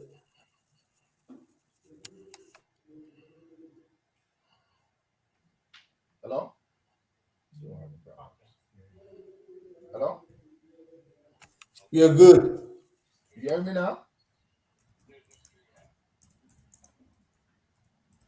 Yes, we can hear you. Okay, I was just saying a lot of folks have suggested always on many occasions that we can look at outsourcing LEC, maybe to private entities who will then use that as their major source of income. Their reasoning usually is that if you having the issue of LEC as your major source of business income, you will be on time, you will be there, you will always be quick to respond to customers, because if customers are not using the current and are not paying, you will not be getting income. What do you see of this? What do you make of it? Thank you for that question. So let's dig deep into that question. So for us in the energy sector, we who work in the energy sector, there's a fundamental rule. And what is that rule? Energy is a business. Energy is a business. And in order to effectively do that business, you must understand the business of energy. So energy is a business, and you must fundamentally understand the business of energy so that you will make, when you operate in that sector, you would then make a profitable business case. So let's look at LEC. LEC is not a bad institution. It is a great institution. I think as an engineer, as an electrical engineer who work in this sector, LEC is a great institution. The challenge is not LEC. It's not the engineering team. It's not the procurement team. It's not the customer service team. It is simply a leadership issue. It's a fundamental leadership issue. So when you have a leadership that truly does not understand the business of energy, then what we are experiencing as a nation is what the end result becomes. So we had a leadership in office, from the president to the Minister of Finance and Economic Planning, who then supported the appointment of one person into multiple positions with no check and balance, with no plan. There was no energy policy. There was no energy plan. There was no understanding of the role electricity played in building the economy. So as a result of that, we end up where we find ourselves. So LEC, as a company with generation assets, with transmission assets, with distribution assets, in order to run the company effectively, what you have to do is you need to maximize your generation assets, which is the Mount Coffee hydropower dam, which allows you to generate at maximum capacity in the rainy season at a very, very low operating cost, which gives you tremendous profits. And then during the dry months, which we are experiencing now, you will then have to create and make the proper investments in alternative energy sources, specifically solar energy, so that during the dry season, you can maximize and blend your generation assets with solar and with your hydro, so that you'll be able to compensate. But in the absence of solar, we have a tremendous infrastructure built by Transco CLSG that connects 5 substations in Liberia, from La Côte d'Ivoire to Ma, to Botota, to Buchanan, the interconnect over in the LEC Mount Coffee yard, and then to the Manon substation in Cape May County, and the line goes into Sierra Leone. The Transco CLSG offers us a tremendous opportunity whereby we can also get additional energy to compensate for our reduced water capacity or water volume at the Mount Coffee Dam. However, the catch is this. You must have a leadership in place, a management team that understands, again, my fundamental premise, the business of energy, because energy is a business. So when you run during the rainy season, where you have low operating costs and high profitability, you're supposed to what? Set aside. You're supposed to operate. Excuse me, it cannot, Becky, let me interrupt you. We got some StreamYard problem in studio. So you'll continue with the show while we do the technical issue in the back. Because the StreamYard is not linking Spoon FM on Facebook. But you can still find us on Fabric and Super while we get this resolved. All right. So, I mean, you guys can hear, but we have to just remove the studio for a second. Dr. Richardson, can you continue, please? Sure. Yeah. Mr. Phillips, just continue answering. I think it was so you were answering. Yeah, stopped. Yeah. So you're supposed to run at maximum capacity, right? The water volume during the rainy season, number one. And you're supposed to run at maximum profitability because the operating cost, the production cost of energy at Mount Coffee during the rainy season is 6 cents. It's 6 cents. And per kilowatt hour is sold for between 21 to 24 cents. So when you look at the difference, you see how much profitability is there. So what you're supposed to effectively do as a management team with your financial team is you're supposed to set aside cash flow so that when the dry months come, you will then be able to compensate for what? That reduction in rainflow volume, and then you switch and you transmit and you transfer over to Transco CLSG, pay them for the additional capacity, right? And then, so that is what we call effective business operation and planning. But the condition to meet that is that you must have a leadership team, a management team that understands the business of energy, because energy is a business. Thank you. Thank you, Mr. Phillips. Can I go to Glendy to ask you the next question? So, hi, Mr. Phillips. How are you? I'm doing well. How are you? Fine. When you look back at Liberia's problem, looking back to when we had electricity, to now that we don't have, can you identify one issue that is a contributory factor to why that happened? I would thank you for that question. That's a very good question. To put it bluntly, right? To put it bluntly, as I said, let's just be blunt. Let's just take the cat out of the bag. The fundamental issue here is incompetence. Let's just be honest, because people's lives are at stake. The economy is at stake. People's businesses are being destroyed. People's lives are being destroyed. Okay? When you have a leadership, the outgoing leadership didn't understand how important electricity played in the building of this country. You had a minister of finance and economic planning who did not even understand or have an appreciation of the role of electricity in poverty reduction and creating growth and opportunity. He didn't even understand how important Transco CLSG was to the building of this country. In poverty reduction, and then you put into place a management team. We're hearing feedback. To the building of this country. In poverty reduction, and then you put into place a management team. We're hearing feedback. I think it's coming from studio. They probably need to go low.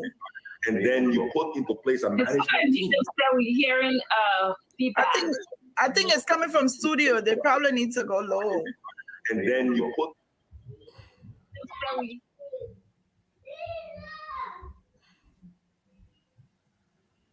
Sorry, everything is said here, Dr. Richardson. You can please go. Okay, thank you. So before we go to Mr. Gray, who came in next, and then we'll go to Fatima, and then Ambula. So when you talk about leadership, you said let the cat out of the bag. And so are you talking about the past leadership? And the leadership includes the leader of our country, like the president, and also the leader of LEC? That's exactly right. So leadership is not about an individual, right? So we're talking about the offices. So when you have a president who appoints the Minister of Finance and Economic Planning, understand. So the president is supposed to provide what? A vision of what he wants to do. Correct. The president provides a vision. He sits his cabinet and says, look, guys, this is my vision. This is where I want Liberia to be in 6 years. And this is what I want for education. This is what I want for gender. This is what I want foreign policy, blah, blah, blah. And then what you do, you staff to the vision. That's how you build your cabinet. You staff to the vision. So then you bring a guy who's called the Minister of what? Finance and Economic Planning. So this is the guy who is supposed to manage the finances, right? That is collected by the LRA. And then he is supposed to what? Do the economic planning and the forecasting for the country's future based on what comes in. Yeah. And then we must understand now. So when you have those two people who do not have a fundamental understanding of the role of electricity in achieving, right, the objective, which is that vision, what do? You now make a fundamental flaw that throws everything outside. And that's how we end up in the gutter, where everybody is sitting in the car. You start the car. The guy who takes the key to drive the car doesn't know how to drive. The guy who is sitting in the passenger seat doesn't even know how to navigate, doesn't know north, south, east, or west, but he's the one who is the navigator. And the guy in the back seat who is supposed to run the electricity corporation, which is supposed to be the most important engine for the country's future development and prosperity and attracting foreign investment, doesn't even understand the role electricity plays. So he starts the car, he puts the car in reverse, and he steps on the gas and thinks he's going forward, and everybody gets up in the gutter. So this is how we got to where we are. Thank you. This is how we get to where we are. Thank you, Mr. Phillip. I want to go to Colonel Remy Gray to ask his next question. I do, Mr. Phillips. How are you doing? Colonel Gray? And I can tell that from your body language, you are also a viable contender for the leadership of LEC. Probably you have been the mastermind behind the hullabaloo in this interpretation of the leadership. But I'm also hearing lots of conjecture and supposition in your language. How do you know that the current leadership does not understand the problem? How did you arrive at that determination? Okay, so first and foremost, let me make it clear to you, Colonel Gray. As we say, you're entitled to your own opinions, but you're not entitled to your own facts. First and foremost, I currently work for a global company in the energy sector. I'm currently very, very confident, comfortable in what I do in my career here in these United States, in the oil and gas sector. I have no interest in any way, shape, or form for a position at the head of the LEC. My commitment to country should not be in any way, shape, or form if you don't have the ability to understand what I'm trying to convey in terms of this is a national security issue. This is a national interest issue. This is something that affects everyone in the diaspora. This is something that affects millions of lives from Maryland County all the way to Lofa County, from Cape Mount all the way to Grand Gita. This is a fundamental challenge. And if you can only come and say that you're hearing conjecture and you're making the assumption that I am the one instigating this. Let me prove a point to you. What role did I play in the president? We are appointing the Minister of Finance and Economic Planning, who participated in appointing one person into 3 positions. What role did I play in that produced the current results? Explain that. The floor is yours. Explain that. Let all 6,000 or 7,000 people across the country listen to you. What role did I play in that? Firstly, you have to go back and understand how the board of director, of any corporation is appointed. Okay. And then secondly, you have to know exactly how the World Bank evolved with the current leadership run by Mr. Oni Captain. So there's a disconnect in what you believe.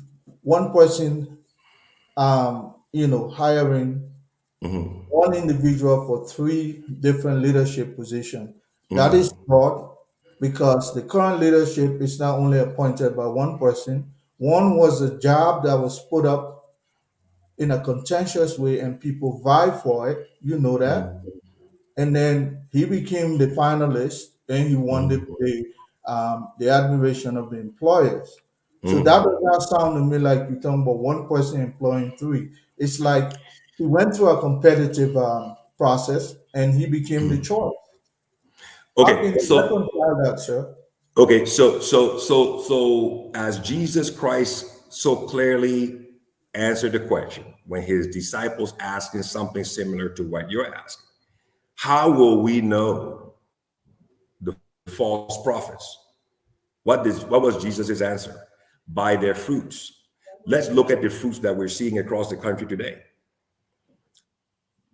Let's look at the fruits. If he was so effective as the chairman the chairman of the board, if he was so effective as the CEO, if he was so effective as the project manager for LASA, why are we having load shedding after overseeing the entire process? Explain that. Explain that. Mr. Philip, I will hate to have this as an interactive process between you and I. But if you ask me, that's a perennial problem in our country. And you want to go back and look at the differences of the leadership now and in the past. Which one has yielded more revenue to the Republic of Liberia under this current leadership or the past? So that's the question. If you ask me why Liberia has not developed since its foundation 176 years ago, I would tell you it is a perennial problem that we all grapple with. Until we can answer that question, I don't see any reason. I don't think this current leadership has failed. I think you have that. That's the conjecture. Dr. Francine, let me just answer one question, right? Okay. So how do you define failure? This is a leadership that was given $17 million advance payment for 27 megawatts from CLSG, from Transco CLSG. And they ran the company into the ground off the cliff, and they have a $17 million debt today and cannot even pay the bill that they used. So explain that success. If that is your definition of success, then I'm really looking forward to seeing the definition of failure. Let me say this. No, can I move on? Very great. I'm sorry, Mr. Remy, it should be Remy. Okay, let me ask my second question. Remy, you asked more than two questions already. I'm sorry. No, you asked me question. Remy, we're gonna come back. Yes, he asked you a question, and it was an opportunity for you to answer and also ask your questions. And we got the gist of what you're trying to say. You already said it. You said that the responsibility does not lie on the leadership, and a lot of people disagree with you. All right. So so let's go to Fatima. Listen, can I ask my second question though? I only asked one when I went on. Okay, we're gonna come back to you. We're gonna come back to you. I'll fulfill my time for it so you can ask your question. Okay. Dr. Richardson, I would like to say good evening to you and the rest of the panelists and to all of the viewers around the world. I have a statement first for Mr. Philip, and I just have one question. So I'm a researcher. So today I've been researching and reaching out to LEC and speaking to some of the powers that be.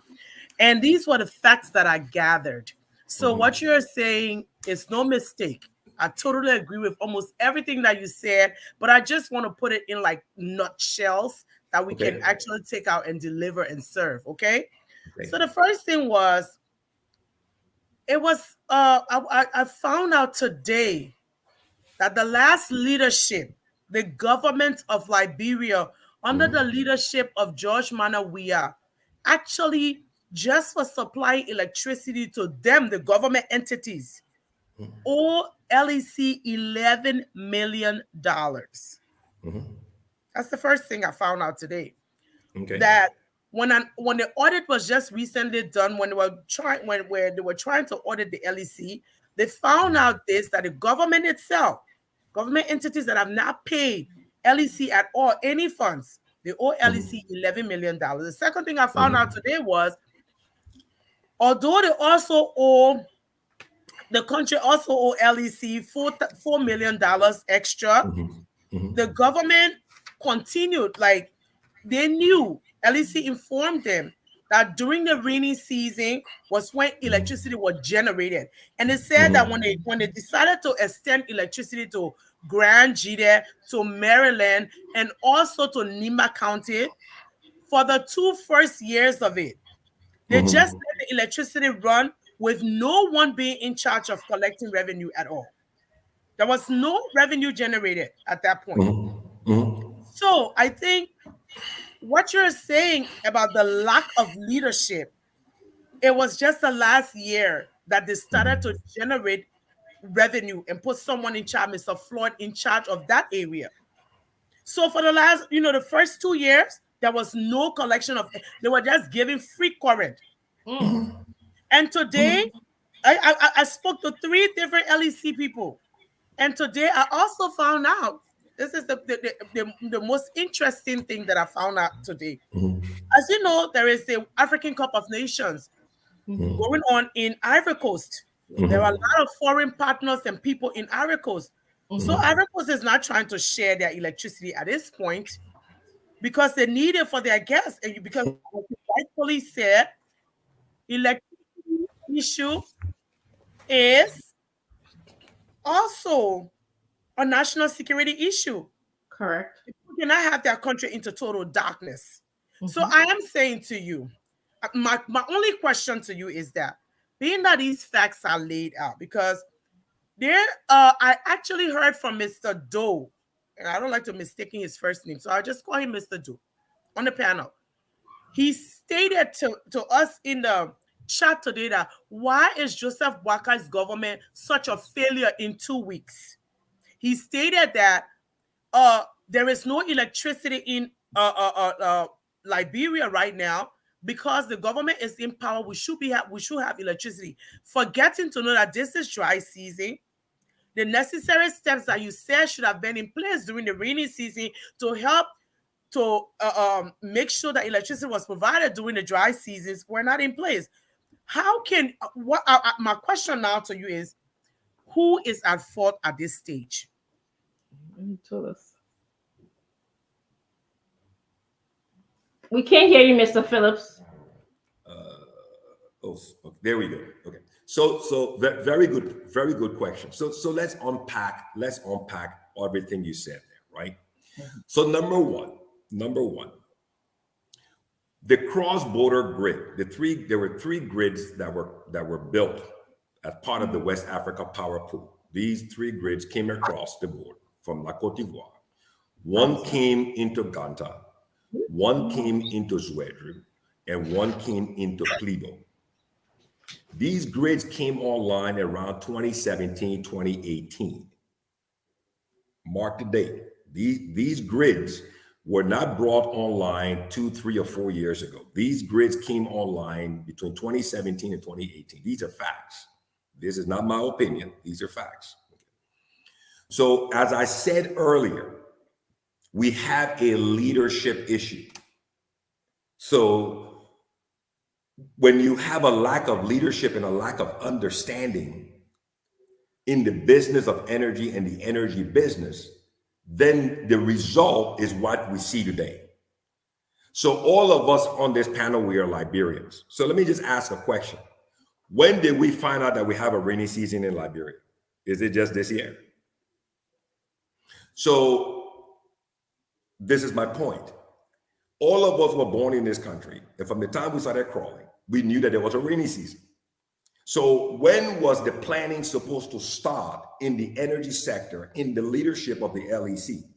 Well, it should have been a fundamental part of the management of this company, because we have a run-of-the-river hydro that was designed and built without a reservoir. When did we find that out? Did we just find it out this year? These are facts that we've known. The building of the Transco CLSG is I'm as an electrical engineer, this is a marvel piece of infrastructure built by visionaries, by European banks, the World Bank. They built this infrastructure to bring this power through 5 substations in Liberia to connect Sierra Leone and Guinea. And the purpose for the building of this Transco grid was to allow the ECOWAS nations to maximize their natural resources, create jobs, stimulate economic growth, and move their people from poverty to prosperity. That was the fundamental vision for Transco. So Transco was built to complement the Mount Coffee Dam. So the issue of leadership, that's why I always use the word leadership, and I stay away from calling names, because it's always about the person in the office and not about the individual. It's about the office. So if the cross-border grids were connected in 2017, 2018, then let's rewind and find out who were leading LEC at the time that allowed these grids to be connected to give people free electricity, forgetting that electricity export is a fundamental part of the economy of La Côte d'Ivoire. Next point, do not let anyone at LEC tell you that because of the Africa Cup of Nations, La Côte d'Ivoire does not want to export power. That's a fundamental flaw. That's a lie. It is a lie. The issue here is the current leadership, or the past leadership, did not effectively run the company. They ran the company into the ground. And the proof of that is the $17 million debt. And Transco is not going to sit down with a leadership that owe them money and that does not have a fundamental plan as to how to pay back the debt. Thank you, Mr. Philip. And let me just add this one last point here, Stanton. Yeah. And the next part of this, you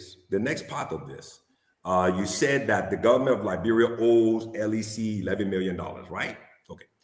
What they didn't tell you there, Fatima, is that the government of Liberia does not owe LEC any money, because the government of Liberia gives LEC the HFO fuel to generate power for the dry season, which is a compensation for the electricity that the government uses. So if I pay you in fuel, why are you bringing me a light bill?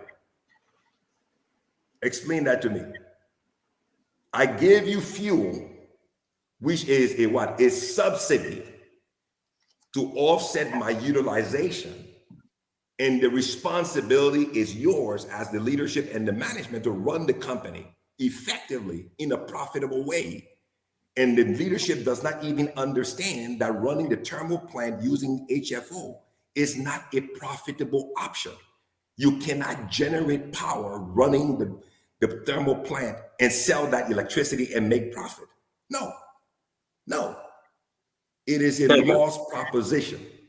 Okay. Thank you. Let's bring in. Thank you very much, and guys, we can announce that we are back. The spoon. We just have a little glitch. I think it came by way of Conor Gray and his people trying to stop this conversation for tonight. CDC and the rest of them. But thank God to our technical team. We are back on Spoon.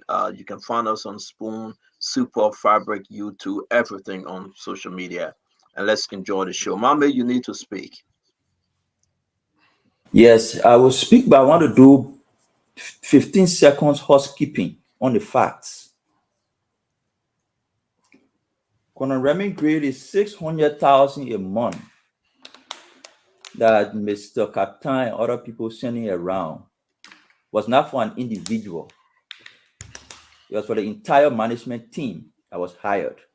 We can go into discussing the specifics. I mean, we can always argue on numbers, but just to make it clear that you're not comparing 600,000 to one person and 17,000 to Mr. Captain. That's not true.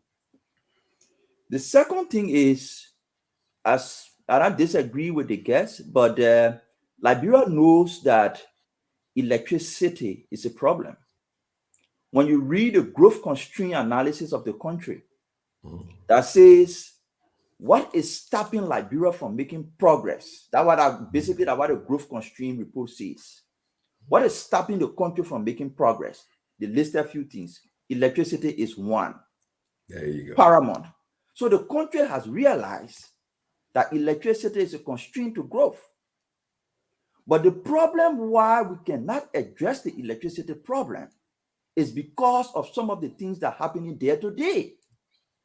Lack of accountability, lack of good corporate governance, corruption, mismanagement. When you have a board director serving as CEO, serving as project manager, it undermines the fundamental principles and practices of good corporate governance. The reason why the law that creates LEC and all effective institutions says you must have a board and a management is so that the board can supervise the management work, make sure they deliver and hold them accountable. That's why they created that structure. In instances where you see board chairman serving as executive, they call them executive board, and executive director, executive governor in the case of the central bank. Those structures are different. That's why they call the central bank governor executive governor of the central bank. Institutions like LEC establish and have a board to supervise is intended to make sure the management team live in accordance with policies and principles and they can report. In a case we've been experiencing with the LEC, the management, the CEO is reporting to himself. The CEO is supervising himself. Where is check and balance? And that is the reason why, because that ineffectiveness from the top, that compromise at the top, led to inefficiency in management, poor delivery of service, and impacting our people in their homes. So yes, the country is aware that we need electricity. The country has identified it as a major constraint to growth, but the fundamental problem is exactly what we're experiencing with poor corporate governance, one person serving into the role, nobody monitoring, nobody supervising, nobody holding anybody accountable. Thank you. Okay, so you don't have a question? No, I don't have a question. CEO, right. Can I call my second question though? I mean, we just coming in. We some all have not had the chance to ask questions. You asked only one question, Isaac. Yeah, and go ahead. Yeah, thank you. And I know, when I asked you initially, we're breaking in, so I really didn't hear your response. But let's just go to the second, to my second concern. It's one thing to just throw words out here and there, but it's another thing to speak some facts. And personally, like you said rightly, people can be entitled to their opinion, but it's facts always stumble. And I want us to go on the fact. First off, the issue of liability is a part of doing business. There is no company on the face of the planet that does not have that. And to say it as well, when the new government came in, they met $9 million LEC debt on the books that they did not complain here and there, give excuses all over. They paid and they went on. And I wanted to also stress that $9 million came at the time where only 35,000 of households had LEC.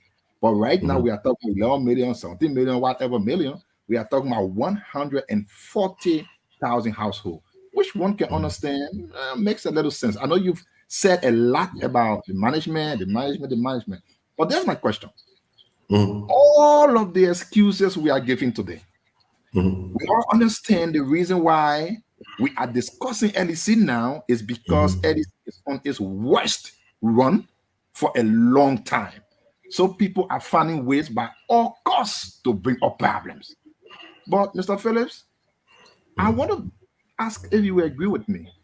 All of the problems we are having today, for which LEC is worst in performance over the last 2 or 3 weeks, those very same problems existed 1 month ago, 4 weeks ago, 2 months ago.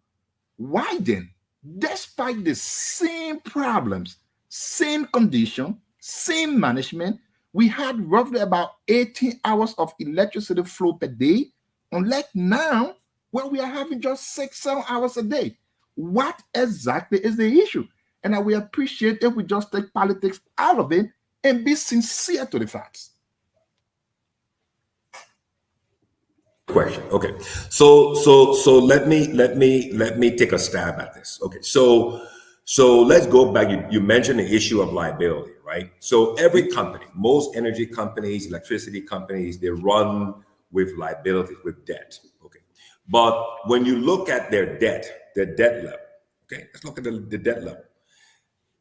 The money that was made, the money that was paid, okay, when the last government, along with the Minister of Lands, Mines, and Energy, along with the management team of LEC, went to La Côte d'Ivoire to meet the Transco CLSG team to make the sign the power purchase agreement, the PPA and the PTA. Okay, so the PPA is the power purchase agreement, and the PTA is the power transfer agreement, which allows you to move the power on the Transco grid.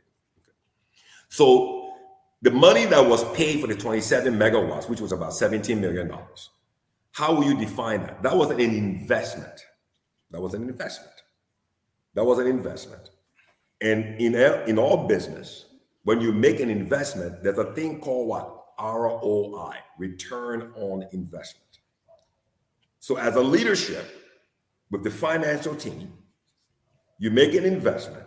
There was supposed to be a strategy. There was supposed to be a strategy. Don't forget, like I said, we just didn't find out that there's a dry season. This dry season existed before Transco. So when this investment was made for 27 megawatts at $17 million, right? There was supposed to be a plan, a business plan in place that will operate, that will allow to compensate, because that was the whole idea of Transco. The purpose for Transco was to offset the low water for the Transco power that is always there. So you run in the rainy season at maximum capacity, full revenue, full profitability, and then when dry season comes, you have a strategy in place where you take some of your revenue and you then what? You pay Transco for what? Maybe 50 megawatts to compensate for what? The equivalent of 2 turbines because you only have 3, and then you will have your 75 megawatts to take you to the dry season. You get my point, okay? Now, thank you. Can I let ask this question, because the technical issue that you can discuss it. You know, I don't want to confuse Liberians tonight. Somebody sleeping on, in total darkness. Somebody pay for the LDC and there's nothing. Through all of this, Money Captain and all his folks getting a regular salary, their regular consultant fees, nothing short of that. They're getting all the benefits, while Liberians are dying in the hospital because of no electricity. While Liberians, the cost of food and everything is up high because of no electricity. While Liberians undergoing darkness and they are posed a security threat to them and their family. While Liberians through it all, it's just like a revolving door. But ask Madam Mary Bro how much she make last month on salary, compensation, and everything. Ask Money Captain how much he received, what went into his bank account, what are his folks, how much they receive, those people he brought in that serving as consultant. I mean, Mama, if you go to work today and you poorly perform, you'll be on probation. They will call you in the office. Probably if the job is a better, good job, they will in-service you for you to improve. Somebody left from here, they went Liberia for 10 days. Guess what? They almost lost their job. They had to come back. I'm not going to call name.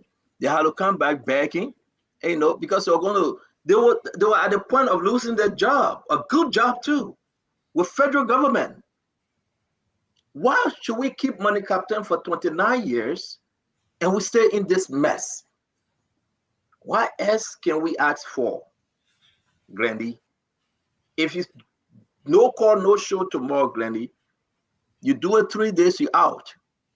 You can go bring the union leader. You can go bring somebody and say, I will come with my union rep. You on your own. The least you will get, maybe they will not pay you and say, don't do it next time. That's a system. Why are we yet talking about the technical aspect when a mother going to give birth is in a serious dilemma because there's no electricity in that clinic? Because Mama is my friend? Chance to the time, Monica time. Madam Salif time, Monica time. 250 MCC compound money came, Monica time. Building the hydro, Monica time. Small light today, big light tomorrow, Monica time. Jowea time, Monica time. P900 on to Ivory Coast, Monica time. Giving JEP the jungle power, Monica time. Giving LRB energy, that no result, nothing from Ivory Coast, Monica time. Distribution, Monica time. And everything. So why should we sit here and talk about the technical issue? Leave the technical issue with the technical people. Let's talk Liberia. The people are suffering. The people are in serious sugar honey iced tea. Take the first letter, you know what I mean. There's no way we should compromise with this. Have he performed? This month late, I would say no, not even so. Minus 0.000 all in negative. Let's face it, folks. I have no interest in LDC. I don't know who should go there next. I'm recommending nothing. I don't have this discussion. But the people of Liberia are speaking. Open the phone line right now. See how many people still sending us offending themselves. But let me ask you my question. Having said that, 11 million, 30 million.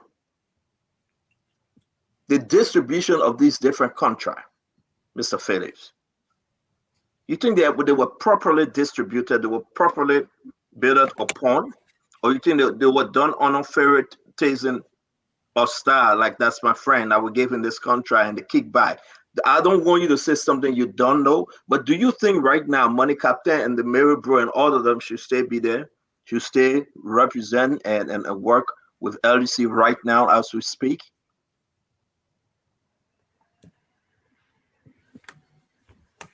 One in the energy sector and who understands the business of energy, my professional recommendation, suggestion, and advice, considering what the president's vision is, to move this country from where it is to a developed nation, to industrialize the agricultural sector and everything that he wants to leave for his legacy.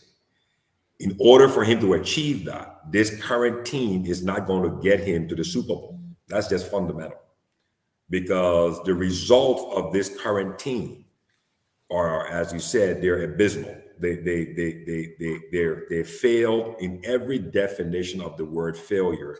They have exemplified it. Okay, there's no short-term strategy. There's no long-term strategy. There's no medium-term strategy at all. Worse, like Mr. Ambula said earlier, I've always been asking this question. I want to know what management school teaches that one person can occupy these same positions. And I've always been trying to imagine how these meetings are held at LEC with one person in 3 positions. I mean, is it one table with 3 chairs? Is it one person with 3 chairs moving from seat to seat to have a meeting by yourself? I mean, it's something that I mean, it blows your mind and you can't even try to imagine it.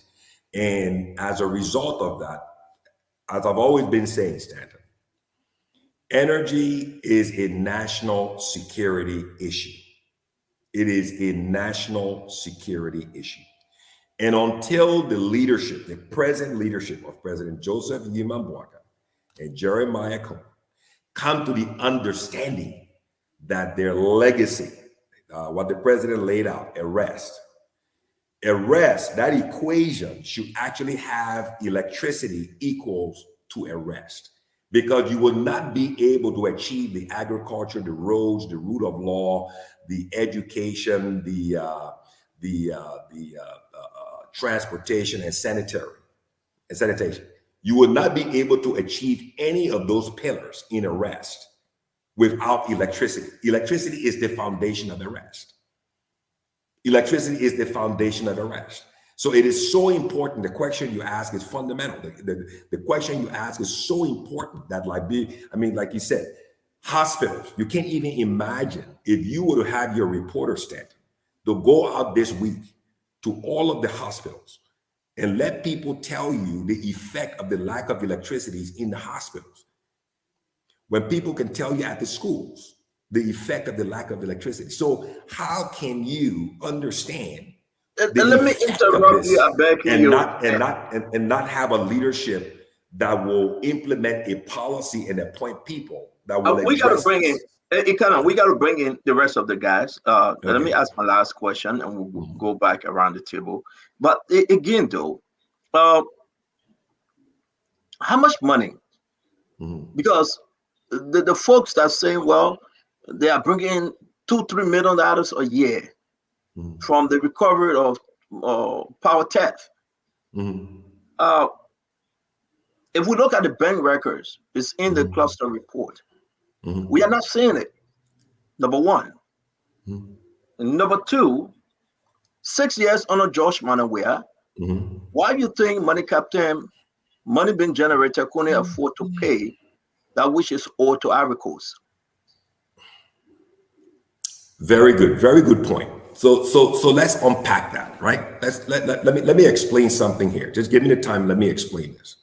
Number one, LEC does not contribute to national revenue. Does anybody agree with that? LEC does not contribute to the budget. Check the records. LEC does not contribute to the national budget. Check the records. If I'm wrong, let somebody call in tonight or put a comment. LEC, the Liberia Electricity Corporation, does not contribute to the national budget. Their contribution goes to the LRA because everyone who buys a token to recharge has to pay VAT and GST. Look at your receipts. So the question now is, where is the money going? This is the question that's on the floor. So there's a fundamental law that we in the energy sector we use. It's called the ARPU, the ARPU, the average revenue per user. Fatima, you can write that down. Dr. Francine can write. It's called the ARPU. That's an acronym. It means average revenue per user. You can Google it. The internet service companies use that equation. The mobile phone companies use that equation. The water companies use that equation. They use that equation to value the business. They use it to value the business. And how do they value the business? They take the number of subscribers and they apply what we call an average revenue per user, meaning that if you look at the spread of customers, subscribers in the Liberian market, and you say, well, based on the number, the mix, let's just say all the subscribers on an average spend $50 per month. So if you look in the joint transition team report there, Stanton, you will see that there's a number in that report that shows how many subscribers or customers LEC has. So if you put that number up on the screen and you multiply that number by $50 as an average revenue per user, that should give you what is the average revenue per month for LEC. Okay? That's just a fundamental law. That's not my opinion. So thank you. But I'm just asking though, for 6 years, $9 million, it was $9 million first when Asido government was in power. Why they couldn't pay this 9 million? Again, you're going back to the fact that you had a leadership that didn't even understand how to run the business. So if you don't have a responsibility to report money, then why should you report the money? So Glendy, let me bring you in, Glendy. Then we'll go to Dr. Richardson. Glendy, so we hired you for 6 years. You didn't pay the 9 million, right? You want us to give you another? We're not even adding Chancellor term or Madam Seti 12 years. We couldn't short the compound money that you were serving and making almost between 15, 18,000 minus the benefit. That's what he was making. Some of his team was making 12,000. Some people were making 11,000. So we're just going to start with Joshua alone. You couldn't pay $9 million to Ivory Coast. You put all the blame on Ivory Coast. But you want us to continue with you again under this administration, promising that you'll pay it. How so? Glendy, how so? I mean, it's I like what Mr. Phillips talks about incompetence. I think it's a long range. It can be extended to so many things and so many people. But it also says there's so many things that we're hearing that we see that are fundamental. The things that are fundamentally wrong. To have one person in 3 different roles, not taking anything from Mr. Katan, not saying that he's not competent, but if you how does he think that is an appropriate way to operate, to be the only one being the board chairperson and running LEC? Who's checking him? I mean, we've said the same thing over and over again yesterday. If he is to continue, then it means he has to continue and function in one position, not both. Because clearly, as we see, LEC is not being run perfectly. No one is perfect, but it's not being run at a level where the citizenry of Liberia is benefiting from that. So something needs to happen. A change needs to happen. Also, an audit needs to occur. Someone needs to check and balance his system, the things he's been doing, the things that LEC has been involved in. Someone needs to check it. If he's been a perfect manager, a perfect CEO, we need to know. But as we're seeing and as we're talking, and based on the information that is being shared, clearly what is happening at LEC should not be happening, and that's wrong, and it needs to be fixed. Mame, before we're going to do this. If you guys have your question or want to just make a comment, then we're going to ask Mr. Ikenan R. Phillips to excuse us because we don't want to bring him in the water. I only have one question. I do have another one for him. Yes, we'll come to you, Conor Gray, after And please don't bring Mame now because he just spoke. Conor Gray, I don't want moderator. Conor Gray, I don't want moderator. I'll bring Mame. Conor Gray, I will bring Mame. I don't want moderating, please. When you moderate them more, you can put your hand up and moderate them more. And you do what you want to do. But right now, I'm moderating. We're here to get maximum from Mr. Thank you, Conor Gray. Mame, let me ask you a question. Let me ask you, I beg you. It is important for us to understand. I get comment to say, so when you ask me, I'll just put all two together. Yeah, I beg you, because Conor Gray will get versed with us tonight. Mame, let me ask you the question. Let me just say this. Anyway, I'll say at the end of the show, because I really need to attack Conor Gray at the end of the show. Let me say it right now. So if you see it coming, don't get mad. Somebody asked for his number to talk to him, so he come in and I know exactly what they discuss on. Mame, let me ask you this question real quick. It is important. If you cannot and you didn't pay the $9 million, Mame, that went to Ivory Coast, you took almost $500 million when you were serving under Madam Sadiq government for 12 years for the same MCC. The money that you receive as a consultant, just money captain alone, $250,000. The money you are receiving now, $210,000 yearly, minus those benefits, the certain fee from the board, and all the benefits that coming into a Mame. Giving $1,125 United States dollars per hour to your friend that's serving as a consultant. And the Liberian people are dying, Mame. Why should we trust you that you can even be there 1 second thereafter? President Bouaka will make his decision, and I think it will be based on what he wants the LEC to look like, or what he wants his people to benefit from electricity. We have seen what this leadership have delivered to the people for electricity. People see it, they feel the pain. If that's what President Bouaka wants, that decision is up to him. He made me president today, I will dismiss the people and prosecute them. Corruption is not only stealing money.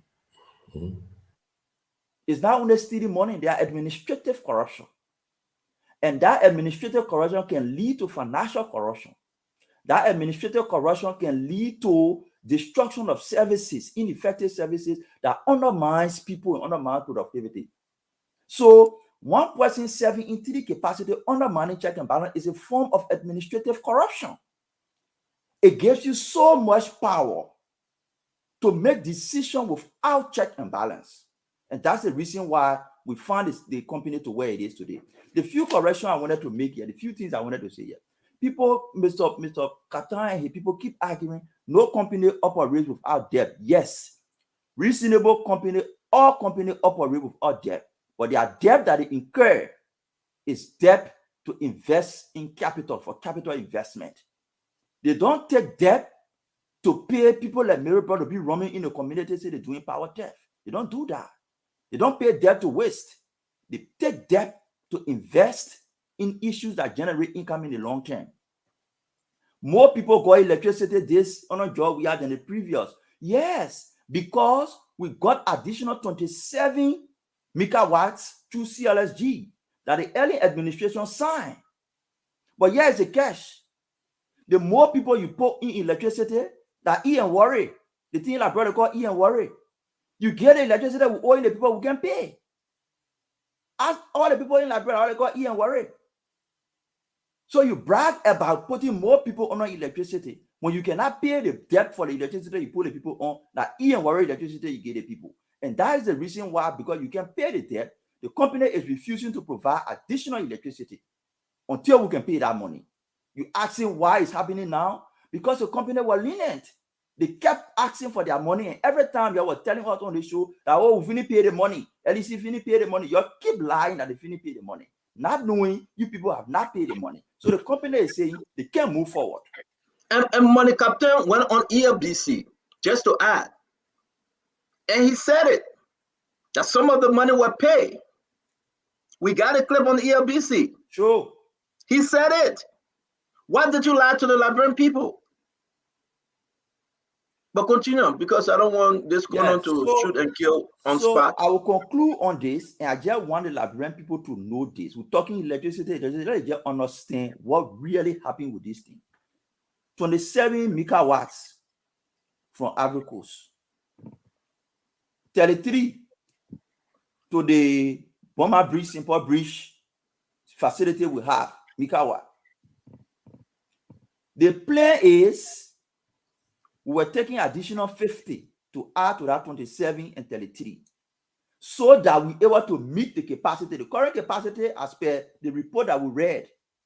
When all the people who connected in the country want electricity by night and day, we have 80 megawatt. That's the highest we can reach.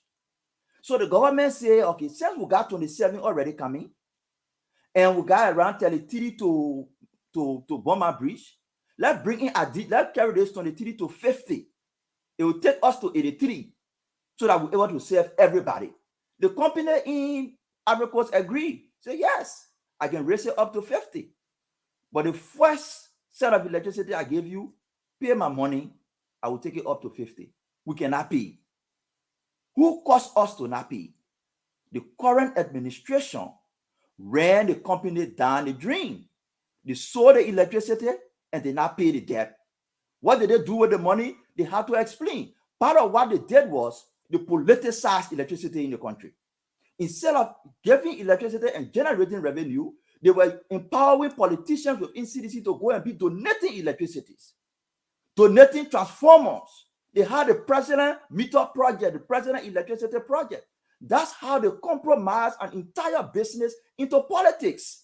When they compromised the business into politics, we could not generate a revenue to pay the people. We fail on our responsibility. We can't generate the money now to pay the people. No electricity, the people suffering. So yes, that was the problem. We changed a business into politics because no leadership, one man 73 position, only to satisfy the president.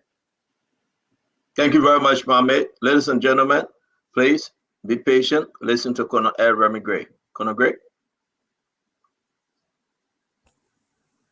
You know, before the advent of this leadership, the U.S. government, through USAID, commissioned a study. No, Mr. Philip, the problem is not leadership. The problem was technical. And as a result, that study commissioned by the United States found out that 62% of electricity in Liberia was stolen. So what this new leadership have done is to thwart that theft of electricity. So now I think it's down to like 17% now. Imagine from 62 to 17. Okay, the study is there. And what happened? They found out that the problem in Liberia was distribution of the electricity through, technical means. And that is the problem they've been solving. As a result, revenue generation within LEC has gone up. The issue is not, it's not leadership. They put you there, Mr. Philip, you will revert the problem back to technical. Because you know what? The conductor of the bus is only there to direct. But it's not a driver. The men, the boss men in the engine room are the ones that control the locomotive, my brother. So as a result, yes, I know our focuses can be, we want the leadership, but you are going to assume something that has a technical fault. As a result, we'll shift in blame. But I think this new leadership under Mr. Captain and others have really boosted the revenue generation of LEC. And less people are stealing current today than they ever were in the past. So I don't understand where this is here about, it's not technical, it's leadership. Yeah, because that is your focus, my brother. What I can tell you, this is like Bira we're talking about. And for how you sound, you don't sound like you understand the problem of electricity in Liberia. You're looking at it holistically, globally from your end. Go to Liberia, it's a different thing. Where government will send you a list of offices that you should never turn the grid off from. Are you going to go against the will of the leadership of the country simply because you want to make a point? You're not going to survive. That's not how it goes. Go back and look at the challenges involved. It's not a matter of one man holding three jobs. You understand? The president appoints board of director. If they determine that somebody should serve as board and while they're serving their contractual position as CEO, that is the president's prerogative. You can take that away, but like I said, I think that tenure ended once the late government is gone. What Monique Captain has now and others, they don't have a board of director position anymore because that has been relinquished once Mr. Weir left power. But my question to you now, my brother, my question to you, what would you do if you are placed in a position today? What would you do to give us a timeline as to when LEC will serve the entire country? What would you do from day one if you were to get there?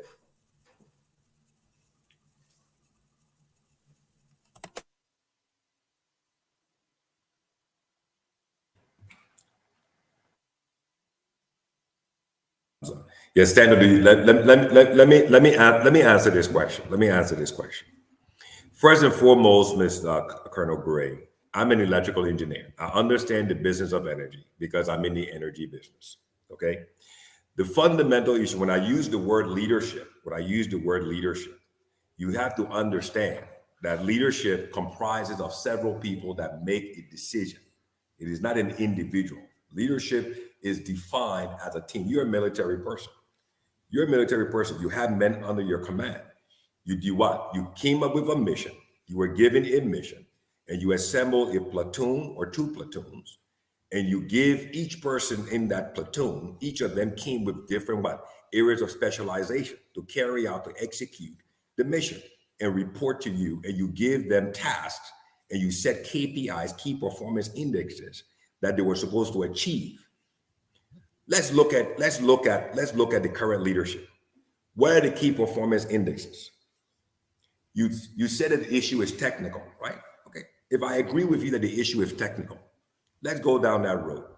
Go back to the Millennium Challenge account report from 2022 or 2021.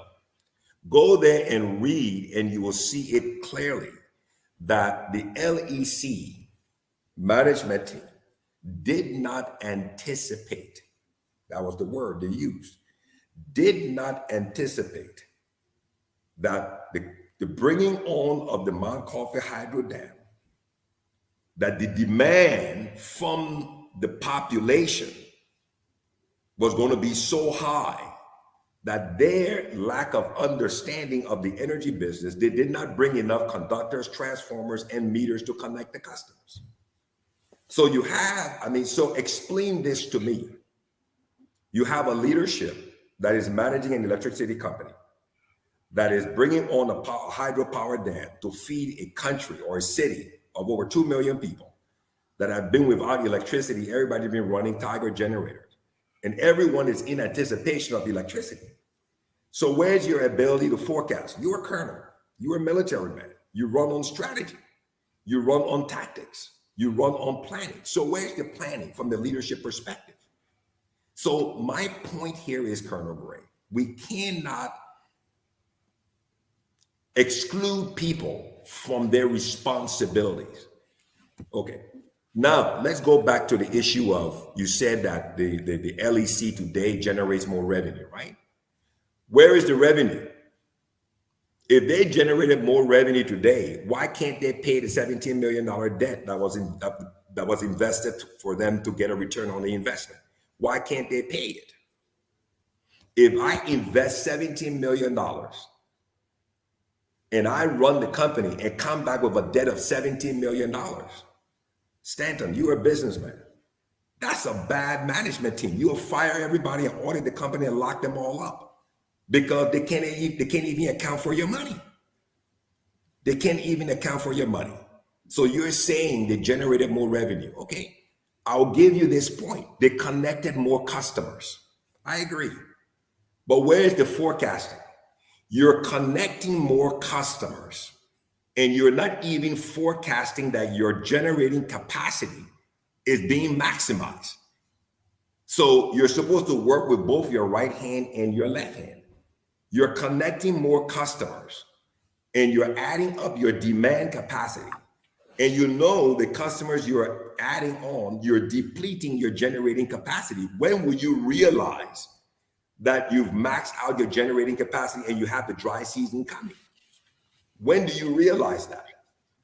Let's go to my last point. You asked me what would I do hypothetically. I don't want to support your initial comment to me that I'm vying for any position. What would I do? The first thing I would do, as if I was to assume this role of the president, I would ask the president, what is your vision, Mr. President? What is your vision? What do you want to achieve? Not me, what do you want to achieve? Because LEC by itself, the first thing I would do is I would assemble all the commercial banks in Monrovia into a room and educate them, inform them, and bring them to the understanding of the mass investment opportunity in the energy sector. So that I would bring private capital in to invest in LEC. Why? Because I would transfer the issue of power theft. Because when an investor puts his money into something, he will make sure that he will employ the right people to run his company, his business, to maximize his profit. And turn LEC from a charitable organization into a profitable organization to contribute to the national budget. Number two, I will invest in solar farms. That's what I would do, because I can deploy a 25 megawatt or 50 megawatt solar farm in 3, 6, or 12 months, so that 1 year from now, Mr. President, we will not return to this issue of rolling load shedding in the country, because the fastest way to deploy additional capacity to meet LEC's demand requirement is by building solar farms, not putting people in the car and taking them in the bush to Bunk County to go and look at St. Paul River 2 turbine. To build a hydro turbine today, to build a hydropower plant today at 55 or 75 megawatts would take 6 years. So, Mr. President, when you're leaving office, that's when we'll bring you to commission the new hydro. So when will it meet your vision? So again, my point, Colonel Gray, it's best to involve yourself or engage in a conversation where you have the proper understanding to challenge someone who has the understanding of it. Again, as I always say, energy is a business. If you don't understand the business of energy, then when you are placed in these positions and you are left to your own volition to do whatever you want to do and however you want to do it, this is the end result. You bring the country into a place of darkness in the abundance of electricity, and you can't even pay the bill because you ran the company into the ground. This is how we got to where we are. Thank you, Stanton. I have a question. So Colonel Gray said about he thinks the problem is technical, and about 61% of people steal power in Liberia. What you mentioned that you're gonna get like bankers to help address that problem. Can you go into that a little bit? Can you just break it down for someone like me? Very good, Dr. Francine. Let me make it simple, right? Okay. So there's this great concept called asset management. Okay, asset management. So the asset management concept is a beautiful concept. It supports privatization, right? And it allows Liberians to engage in the energy business. So let's say, for example, the Doison LEC substation. Very good. So if you put that under an asset management contract, you can have a Liberian company to manage that asset. And as a result of managing the asset, they get a portion of the revenue and they can expand the grid. And what do? All you have to do is you transfer the responsibility over to them because now it becomes their money. So I sell you the power to the substation. And then you go and you connect more customers. And then you get a return on the investment on all of those customers who are recharging the meters within that area. So LEC no longer has the responsibility for power theft because when I sell you power, you pay me power.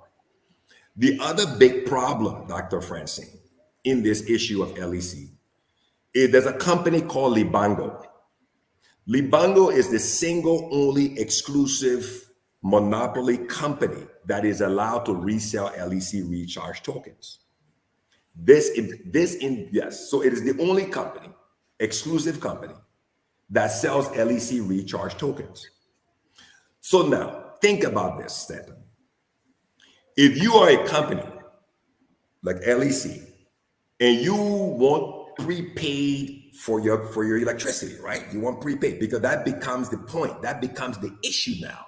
Because if you only have one company that is going to pay you for the electricity that you generate, then if that company doesn't have the solvency, the financial solvency to buy all of the prepaid power, what happens? You have a bottleneck. Yeah. So the issue now becomes that LEC should have created multiple layers of companies like Libango that would prepay minimum like $100,000, whatever the case is. So if you had 10 companies that were exclusive distributors to LEC at $100,000. So even before you generate your power, you've already made your money. That's how electricity works. That's how the energy business works. It's prepaid. It's what we call the GSM scratch card model. All the cell phone companies, they have their dealers. Their dealers prepay. And before they even provide the data, they've already received their money. So if that model is adopted to LEC, so as Colonel Gray asked me, what would you do? The next thing I would do is I will eliminate the monopolization of Libango. I will bring in 10 or 15 other companies, set in a standard. If you can deposit $100,000, you become a resale agent. And you can create your downstream sub-dealers, and then LEC receives cash up front. And then they can go and recharge and sell the tokens. One last Thank question. you very much. Because we got to go. We got to go. One last question, Big. Is that going to be long? Yeah, quickly, please. How long does it take to start up a solar farm in Liberia versus a dam type turbine? Very good point. Very good point. So if you were to build a hydropower dam, I've been seeing all of this stuff on Facebook, the LEC team they're exposing these young people to go on the different stations that talk about this SP St. Paul River 2, St. Paul River 3, right? When you go to build hydropower dams are not bad ideas. They're great ideas. But you have to understand that they are capital intensive, one. Number two, there's an environmental impact study that has to be done. That takes almost a year or 2 years. Then you have from that environmental impact study, then you've got to deal with all of the civil planning that has to go into that. Then you have the engineering design before you go into material design and purchasing. Then you got material manufacturing and shipping. By the time you get through it, you're looking at anywhere between 3 to 6 years, depending on the hydro capacity, 50 megawatts, 75 megawatts. So they are long-term projects. So you plan them long-term to meet your energy needs. Okay. Let's go to solar. I'm coming, Stanton. She asked 2 questions. So let's go to solar. So take, for instance, if you say, Dr. Francine, Mr. Phillips, I want to deploy a solar power plant on my 500-acre property. So if you go online, the equation we use is we do 1 megawatt, right? 1 megawatt per hectare. That is the equation. So you can get 1 megawatt of electricity from 1 hectare. Okay. So if you have 500 acres, that's right around a little over 200 hectares. So we can get almost that's exactly right. And you scale it 25 megawatts at a time. And the hardest part is the clearing of the land. I do this in the oil field here on this is what I do for the oil and gas producers. You can roll out a solar farm today equivalent to 100 megawatts. And by this time next year, Liberia will never have load shedding again because we'll have enough capacity. And how we do it, Stanton, rainy season, we do Mount Coffee at 100% and solar at 50%. And dry season, we go to 100% solar and 25% Mount Coffee. And we solve the power problem in 1 year. 1 year. It's doable. It's always good. And Colonel Gray, I disagree because the comment you made that this is Liberia, that's why we are where we are today. It's because of that comment. So I disagree with it. It's a technical matter. If it works here, it can work anywhere. Thank you very much. Thank you. Thank you very much, Mr. Ikanan R. Phillips. We really appreciate you. I know you are not going too far. We will have you on again during the week. Because since we started talking about LDC, something is happening. You always want to leave Since we started talking about LDC, something happened. Guess what? You go on Facebook, everybody talking about LDC because the people are glued to Spoon Network, and we will bring you back. This story is not going away. Lifting us up. You do UP thing. You gotta bring me in. You can't be lifting me up all of this. I will just be here quiet. Isaac, we will allow you to ask the last question. Respect, please. But please make it brief. This is what we're talking about. The total workforce is 662. This aggregated as follows: 10 presidential appointees, 430 employees, 2 contractors, and 220 volunteers. As volunteers are not on the GOL payroll, they should have no claims on MME. This is concerning 220 volunteers, and Money Captain is walking home with 17,500. 220 Liberians having no special benefits. They are considered volunteers. Take what you want to take and go home. Now, this is also important to show to our audience. Status of payment for salary and benefit obligation to staff. They didn't provide that, not provided at all. Why? Budget 2023 fiscal year US 3.3 million. Payroll 2 million. 2 million on payroll. 2 million on payroll. It is concerning because you put this up, you see the amount of employees, right? And you take all what they need to take out of there. You still have 220 on volunteer, but then they are telling you that they got 2 million, 2.0 million on payroll. Where that money going? Now, 17,500 alone going to money capital, and at 210,000 a year. So we already take 210,000 from here. You are left with 1.790 million. Because money capital alone taking 210,000. The other gentleman that's serving as consultant, whether the World Bank pay him or the LDC or you put all together, he making $1,125 an hour for 8-hour period. You do the math. And I know Glennie is doing the math. That's how fussy she look like right now. 8 hours a day, 5 days a week. He making 40 hours. This man you're going to charge. Let's do the math, folks. And let's try to calculate this $2 million. Well, This is concerning. This is what you call power theft on a higher scale. This is power theft. You are not adding what you're giving Mary Bro, around 15 to 18,000. This is power theft on a high. I don't even know why I actually don't want to end this thing. Mr. Philip, please, let you go home. Everybody thought he come back to you again. Allow me to come in here. No. It will be the same. It will be the same. Thank you. It will be the same. It will be the same. Jesus loved the little children, Mr. Philip. It's always good to have you. There's one thing I will always say, Mr. Philip, before you go here. Yes. There's one thing I've always said. If sweet voice could build a country, Liberia, who have been the most developed country on the planet. So personally, I don't believe in you talk how the whole country will be glorious. That thing I hear it plenty of times. I have read about it in books. I have heard people talking from Tobotan, JJ Rabotan. It don't move me. Mr. Philip, let's come into the reality about this problem. Okay. I've always said you cannot play politics. We have to excuse Mr. Philip. So can you just ask one question? No, all of your talking to you people. Me small man, I can't enjoy my name 1 minute. I'm not for you. I'm not for you people. This is about Liberia, please. Let me, I understand we are having LEC discussion today because LEC is on its worst run. And no matter how you discuss it here, the people are in it. What they want is for LEC to come. Upon a time, very few days ago, everything was just real problem. Short few times, everything is not the president's problem no more. Well, our people understand. But let me provide few corrections here. I know we talk about debt, why they owe debt, Mr. Phillips. When United Party was in power, that was when Mr. Barker, who was not the president, was vice president.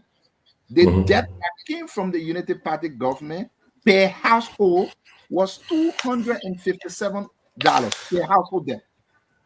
During the time of CDC, based on what everyone has said, the per household debt is $78.57. You will agree that $78.57 debt per household is way better than $257.14 per household debt. That's the first thing I want to say. Number two, I know you talk about EDC contributing to the national budget. Yes, EDC does. EDC does or should. I don't know if I'm still on. Am I still on? You still we're listening to you. Because no, TCO, don't rush me, please. And the second thing is, LEC should, if they are not, I don't know about that, but they should be contributing to the national budget in the forms of dividend. When they get more money and they get profit, they have to give something to the government. In addition to that, through the GST tax, through NRA, that is the legal money collection arm of the government. And let's go again, Mr. Philip, before you leave me, please. All of this problem we talking here and there, how the other one fall down, they may carry 17,000. This other may carry 500,000, Mr. Philip. It did not start happening 2 or 3 weeks ago. Mr. Philip, despite the fact that despite the fact that these same things were happening just a few months ago, our people were at least sleeping under their little fan, their AC. We know y'all will play the choco game. We are not paying about people here. Mr. Philip, Thank you. why is LEC so worst now in the last 2 or 3 weeks? Because of the foundation your government set. Stanley, let me just answer this for him. Let me just answer this question for him. Because it ties back to what Colonel Gray said earlier, right? Hang on, Deputy Minister Isaac Toole. Let me answer the question. Let me be fair and answer the question. The reason why is a technical issue, is an environmental issue. Dry season is not instantaneous. Am I right or wrong? Dry season is not instantaneous. Dry season progressively approaches week after week, month after month. So then also what? The water dries in a linear format. As dry season becomes more intense, the water evaporation also increases, water volume also decreases, the turbine capacity also reduces, and that's how it has gotten to this point. It is a technical matter. It does not exclude the fact that had the leadership recognized and understood and put into place a policy of effective management of the CLSG capacity of 27 megawatts, and they have gotten a proper plan into place to collect revenues and apply those revenues for the dry season capacity, we would have not had this problem today. Now, let me just end here, Stanton. So that is why I am saying I strongly recommend, I strongly advise, and I strongly suggest to President Joseph Yuma Boakai right now on this station, if he's watching, your energy policy is an immediate thing that must be addressed by a swift and decisive change in the leadership and the management at LEC, because your legacy depends on electricity. And that team that you will put into place will directly affect the success and the prosperity of your leadership. That's my point. Thank you very much, Mr. Philip. It's always good to see you, and we know we're going to have you next time. We appreciate your time on Spoon tonight, sir. Thank you. Thank you, everybody. Thank you so much. Appreciate you so much. Good night. Yeah. Listen, let me say this. We're going to do this thing because it's big, it's huge. It's not about party acid, though. It's that. This is about Liberia. Whether it's happening now or it happened 10 years ago, acid, it wasn't good. And it is not good still. The that is talking for Liberia is me. All of you talking for party. And it is not good still. So let's just agree on this. Granny, our country is in a bad place. Very bad, worse. If you calculate the money, send the one that we know, send the money captain, management took over LDC. Go back to the MCC project. Go back to, listen, just calculate it. Millions. Millions. The one that we know. Open the land now and just ask Liberian people. This is not right for our country. And you have, I said those saying because Joea did it, so it's okay. Man, sometimes I want to shed tears. Listen to Colonel Gray, that's my friend. Listen to Sam Jackson, that's my buddy from Niger. 29 years ago, that's what we live by. As a country, as a people, as much as I love Glennie, I should look in Glennie's eyes and say, no, you're messing up. Please do that. Please do that to the United Party government. We should say that. We should try. I'm going to tell my man, no, you're wrong on this one, my man. Please do that. Can we tell Money Captain that his time is long past? It's over. There's no way he can bring dignity to LDC. There's no way he can help the Liberian people. Glenn, talk to us, man. So, Stanton, I just want to say how I can't even find the word, but it's so impressive when we see and we hear and we know that there are Liberians out there who are competent, who have expert knowledge in so many things.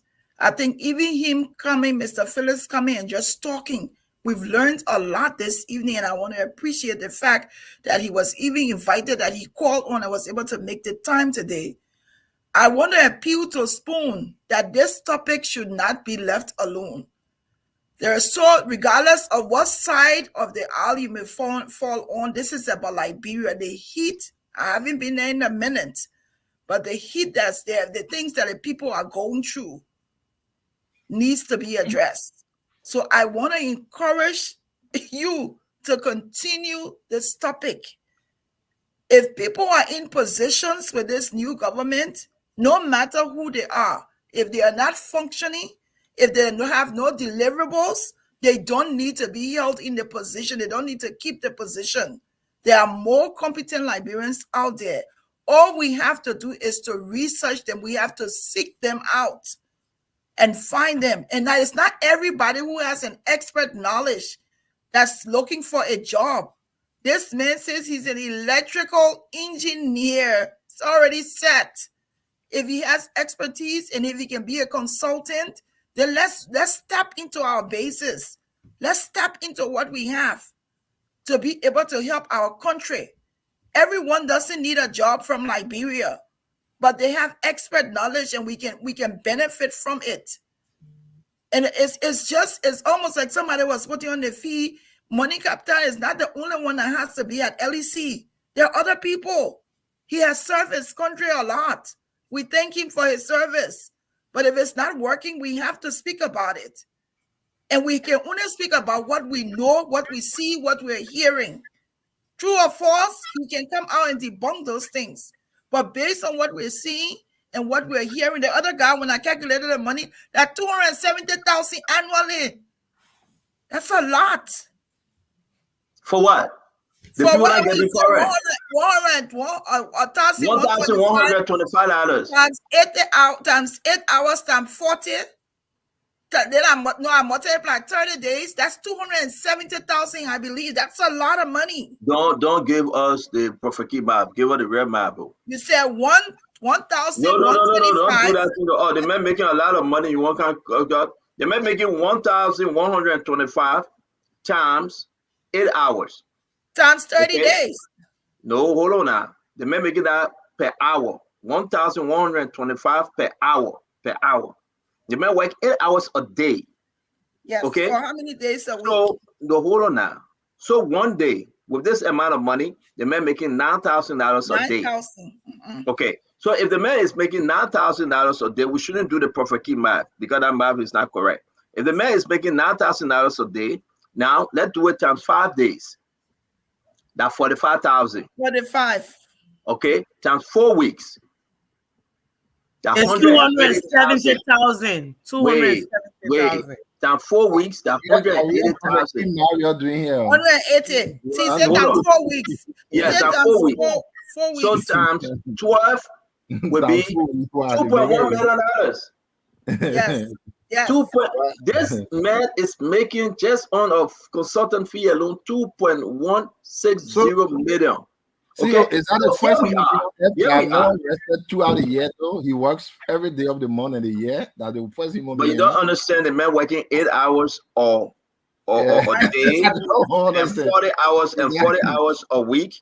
If you're making this amount of money, you're even work Saturday and Sunday. I said, do you know that? Is the only human being on earth that can rest? He works every day. I said, though, I'm not the one that created the contract. The contract say clearly. No. Don't interrupt me. I said, Fatima and the other people got to speak. You know, this is embarrassment to its highest level. This is total embarrassment. Let's govern. Okay? Colonel Gray was in Liberia. LEC went. Colonel Gray called me crying. Just Colonel Gray, you'll see. I should have told him, say, no, call Money Captain. He called me crying, Dr. Richardson. He said, my man, it's so hard I got to leave Liberia. I said, what happened? Where your generator? He said, the generator got late way in Corway. The guy can come to me. It's late. Conor Gray said, I'm sitting outside fanning myself. Imagine American Gray. American Conor Gray. He had to sit outside and fan himself all day. I mean, all night in the morning. I had to be on the phone with Conor Gray just to console him, just to give him hope, just to encourage him. I was on the phone with Conor Gray that I left the bedroom and went downstairs just to talk to Conor Gray and say, hang in there, buddy. It will be okay. The next day, Conor Gray changed his ticket, and he left Liberia. And he told me, I am not lying. Let my two hands ask him if we never had a conversation. That's the Conor Gray must sit here and say because money captain are his friend is okay. I mean, we can't do this. Conor Gray, you got a chance to travel back to America in the comfort of your office or your home. You can put the AC on, you can put the heat on. As per your temperature. Some people do not have those. Hey man, some people don't have it at all. The only thing they get, they're living at the will and pleasure of money captain. When he read it, he sent 2 hours current year and he switched to the mama plan. It's bad. Let's stop the friendship thing. Dr. Richardson, can you come in? Fatima, can you come in? And let's try to wrap this thing. We got to talk about the asset. Should I come first, Dr. Richardson, or you want to come first? No. I should. Yeah, I mean, I think the guy, Mr. Phillips just broke it down to our level. It's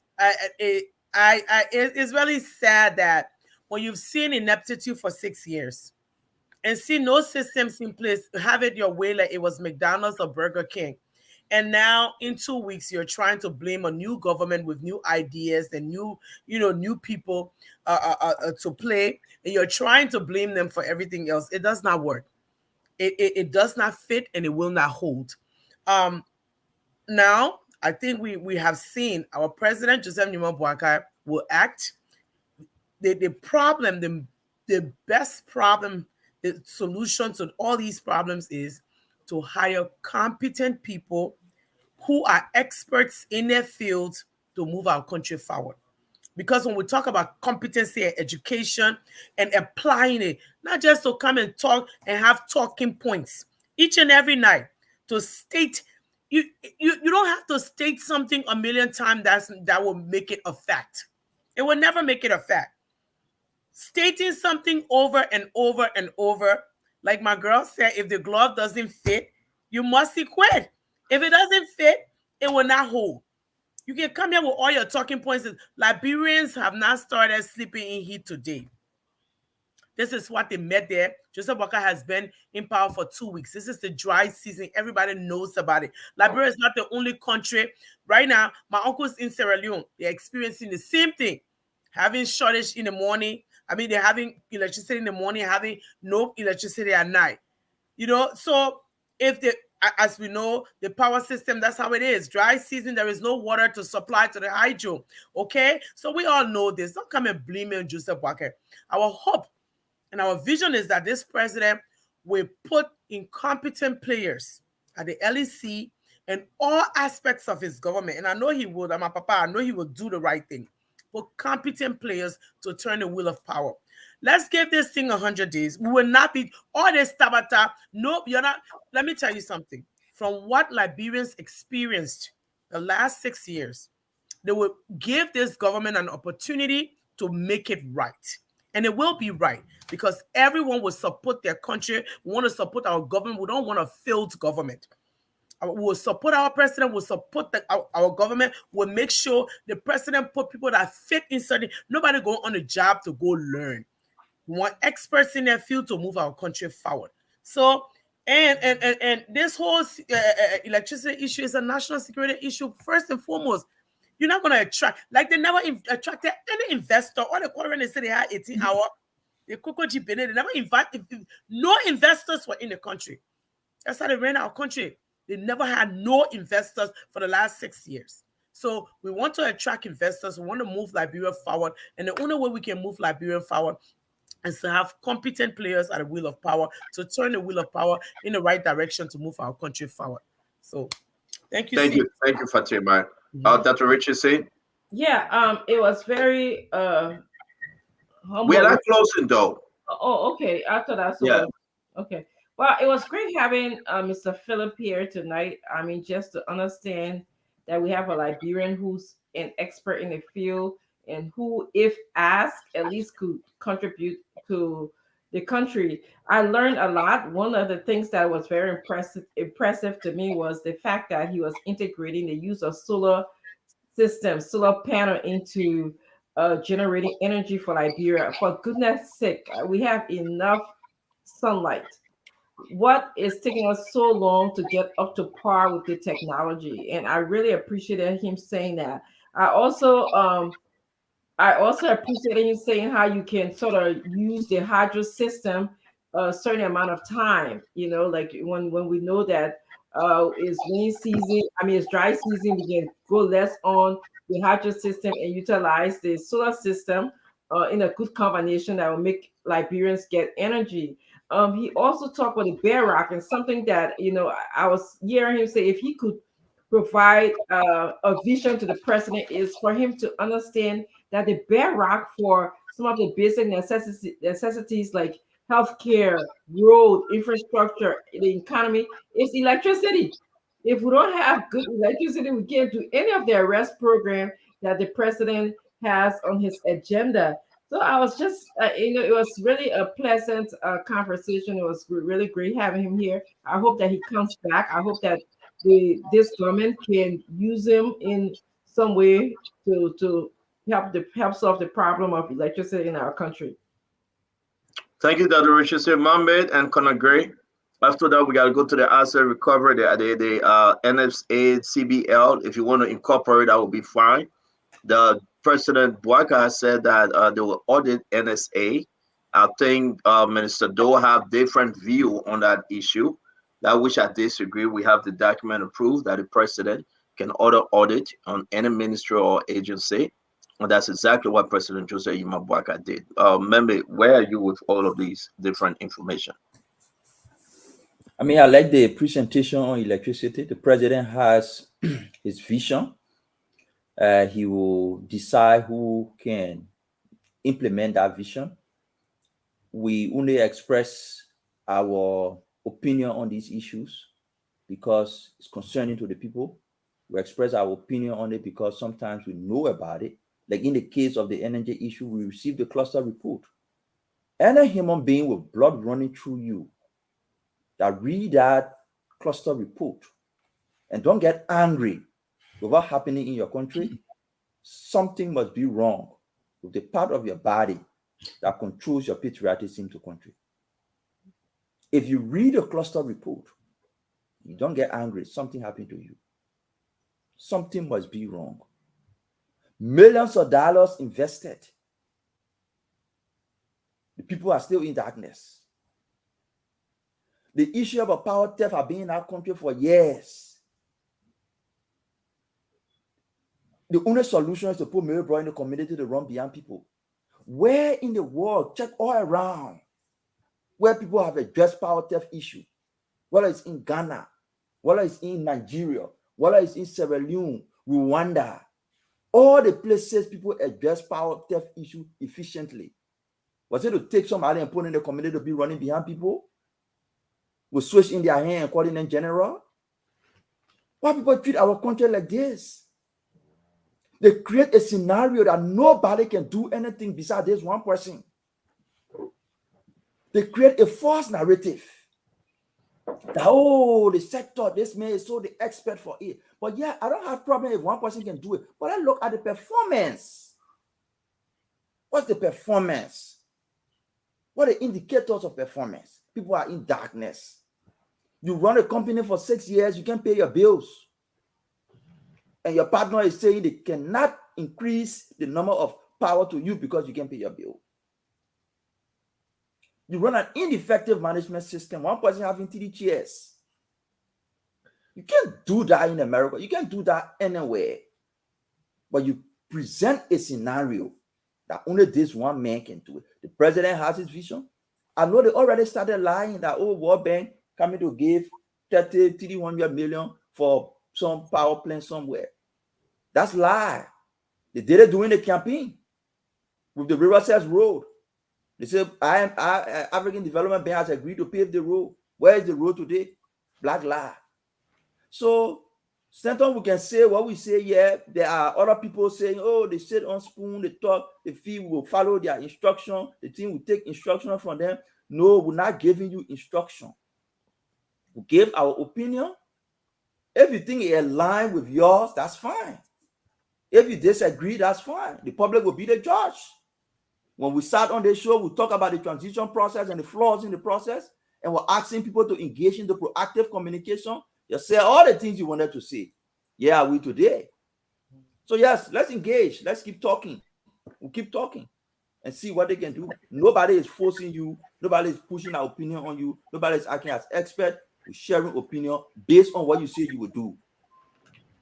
Thank you. You are right, Mame. This is big. Rice, fuel, LDC, cement, and the rest of them, you name it. If a country like Liberia should succeed, this thing must be looked at. You know, when people go into these meetings and sit down with the president to give their ideas, listen, you've been there for 5 years and they want to stay on the job, they come with this sweet talk, World Bank about to give 300 and something million dollars. They put the president under the illusion that yes, in 100 days, all the road will be paved from one point to another. They put the president under the belief that every little home in the country will get power and electricity. They lied to the president that will pay Ivory Coast the money. You don't need to worry. They lied to the president that yes, JFK will be the best in West Africa and in Africa as a whole. You don't have to worry. They present all these lies to the president and to his advisor. And when you dig deeper, they are nothing but liars, thief. It is embarrassment. It is totally embarrassing for us to sit on the show every night and the people call in and talk about what they are going through. We talk about the water. We talk about the fuel. We talk about all these things. And I just sorry for Jose Yimambuaka. I pray to God every night that God can open his eyes and give him the boldness and power that he can make decisions where it hurts, but it will benefit Liberia tomorrow. I am. Colonel Gray, you will be the last on this thing. Then we have to go to the phone line and respect our time. 7 p.m. We got 2 more minutes. We'll bring in Asset though because he's still showing his hand.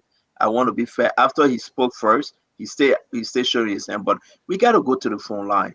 Day number 2, we have spoken on LEC. We know other story will come about, but I am disturbed. Colonel Gray, please, I'm begging you, talk to us.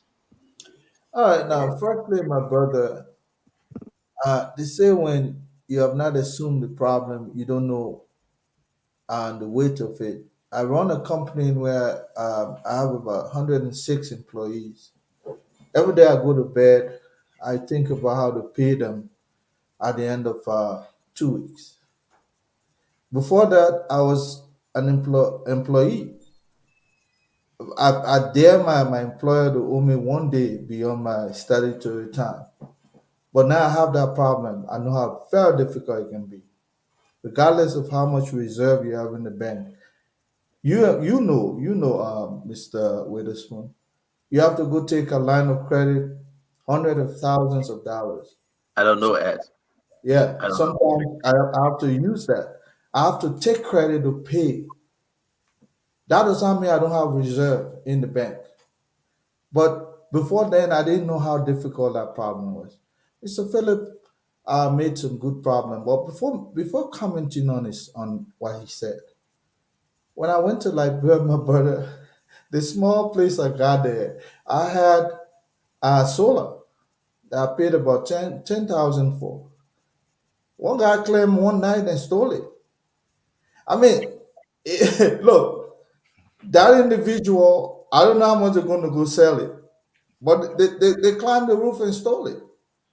You're talking about establishing a solar farm. I'm not saying that it's impossible, but you know what? There are bumps and grades along the way as you go for our country. And by the way, Mr. Captain has not been up in that position for 6 years. He's been there for 2. 2 years. Go back and look. You understand? And he's not holding 3 capacity. You know, Mame has this way of insinuating certain things sometimes. And you don't do that. You're being political. And it was Stanton who sat on the same platform.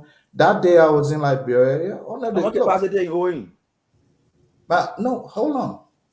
My brother, the thing about life, I'm a GI. We used to push poo water as a soldier and drink.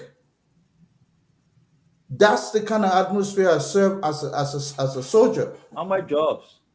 I mean, elevating the amateur too much. You want a G.I. Joe, remember? No, we That's used to not push the man. poo water with drink. I survived. Where you drink people water, but stop, man. You all want to elevate your. My brother, you didn't fight the Liberian Civil War. You go to the gym. What are you talking? So are you saying that you fought Liberia Civil War? What? You fought Liberia Civil War? I was a soldier. What you expect me to do? No, you said I didn't fight. That's why I'm asking you. Did you fight? Oh, yeah, I did. Okay. So you're on record saying that you fought in the Liberia Civil War. I'm just asking. Oh yeah. I did. So let me say this. To sit under sweltering heat, that's just nothing. That water on dog pack. My brother, I came back out of that place. Not I will complain. I will not call you to complain about heat in Liberia. You did. You come here, you complain, and I had to console you for 8 hours, for in the night or in the morning. This was the same way we make the situation that Thomas do now own Calabash. I heard that statement from you, Stanton. I say because Thomas do not told me that he own Calabash. Sorry that he's dead. Sorry to say that Thomas do not told me that he was one of the partner and one of the owner of Calabash. No. I mean, I have your argument now. I come back, leave Thomas do not business. I am telling you what the man told me. You want to go ask the dead Thomas do not? I will repeat, but listen, let me say this to you. I do not shy away from saying that which is right. Somebody I don't know. I was there when that construction started. No, but it's not an argument. We're not moving the goalposts. No, I'm not. I said it because Thomas do not told me. And you can carry any which way, or you can go to Thomas and ask him and say, why you told Stanton? He told me that you own Calabash. I would say every day. He lied. All right, so let's come back on the conversation now. What I was saying is, my brother, life is such. If we don't have the information, we should not insinuate, because people credibility are also on the line. Not that, but and this idea that when you talk on behalf of somebody, that mean that they're your friend. That's not it. Look, sometimes I've been to places where I have to stand up on your behalf. You may not be there. It's my responsibility to do it. You understand? So I would do it any day for anybody that I know. Whether or not it meets anyone's approval, that's it. But Mr. Philip makes some brilliant supposition there tonight. Establishing a wind solar farm. That's as easy as you can. But you know what? My own problem with him is politicizing the situation, thinking that people who have lived and managed outcomes that are more difficult, you understand, are struggling with this, are gaining some result. Go and do an M&E, monitoring and evaluation of the process. Liberia is a strange creature. I'm not saying that things can be done. But you know what? We can't sit down and be denigrating other people when we're not assuming the problem. Like I said, thank you. Before I became an employer, I always said it was that people just work, you pay them. Thank you. But you now. Thank you, Conor Gray. I think Conor Gray, sometimes you be all over Conor Gray. Yeah. Sometimes to make your point, and your point is not catching any buka, then you go all over to create your own mindset. That question First thing you're an economist, the next thing you're GI, the third thing you're astronauts, the other thing is that you this, you that, you just all over the place. Maybe you'll be the best medical doctor on Spoon Talk, but that's okay. Let's move on. All right. You bring in this issue about Thomas Donat and myself conversation that he said he was owner of Calabash. I will go there. It's a dead issue, my man. Whether he's an owner, I care less, but that's what he told me. Let me bring in former Minister Asado. Asado, the issue remains that what we need to do here today as a people and move forward. I want to go to the asset declaration. First, before we do that, let's go to what the president said. The president said it is important for us to audit. He said audit, audit, audit, audit. He said audit, audit, audit, audit. And guess what happened? He declared, as per executive order, NSA is one of those places that audit will take place. You asked it, though, what you say about it? Forget about CBL. Let's talk about NSA. What's your position on that? Yeah, CEO, thank you. And let him talk about central bank too, no problem. Again, yeah, talk about central bank. He'll run away because they're not East Central Bank ever. Again, like I've said, we've come on the show to discuss Liberia and not Unity Party. I have been there. I know what it means to defend government. But there's one thing I know. The people whose lives are affected every day will not listen to all of the try to act like they are not sleeping in heat. They know what is that for. Before I go to the NSA issue, I know we're discussing about LEC. The only thing that matters today, the people are sleeping in heat. And I will say again, no level of making a sweet bar that you can put here today, the people are sleeping in heat. And you know what? This supposed to be a rescue mission and not a mission with excuses here and there.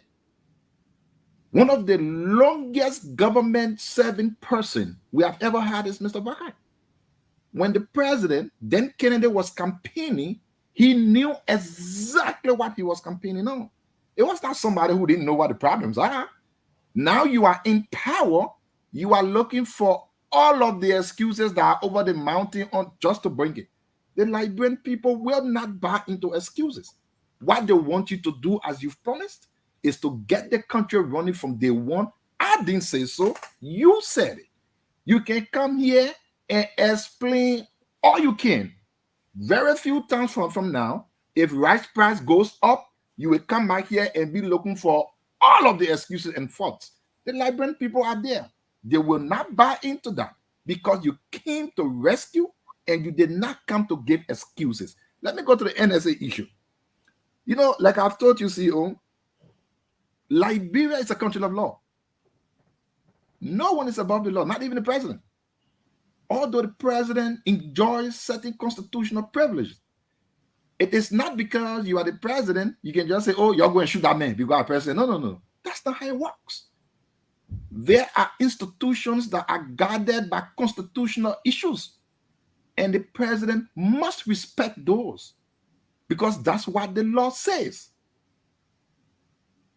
Who I argue that NSA should never be audited, I will not argue that way. And like I have said repeatedly, no Liberian should be against audit. No Liberian whatsoever. And I said the last time, and people were all yelling up to now, nobody has sent a clip. Not even President Weah has gone against audit. I will definitely call it. What's my own stand on it? Let me go down by a few things here, CEO. The NSA is a special case. You asking me, I disagree with it. Everybody here will agree and say, oh, United Party, the best party. Please give me a chance to lay my issues out. You know, I can be here, I can be quiet when all of you are talking. I don't say anything. Let's talk about it. Don't go around the bush. NSA is a special case. It is a place where our most... Because how you stole from the Liberian people, you ate the people money through NSA. That's your position. That's why you're scared of audit. Can I end? Yeah, go ahead. CEO, the people, I'm not convincing anybody here. I'm talking to the Liberian people who are wise indeed to listen. I have said no one should be against audit, not even President Weah. I will not support him if he's against audit. But we have to do it the right way. Now, let's establish a few things here, CEO. The laws of our country provides a pathway by which the president can call for audit of the NSA. And the law says the president should constitute an ad hoc committee that will audit NSA. Now, let me tell you the reason why they said it.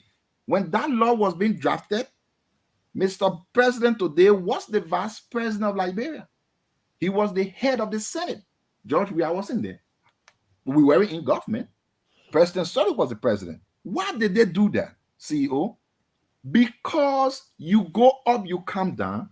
There are certain intelligence that had some money spent on it that you will not know as an auditor. Secondly, the GAC by its status does not report to the president. The GAC reports to the national legislature.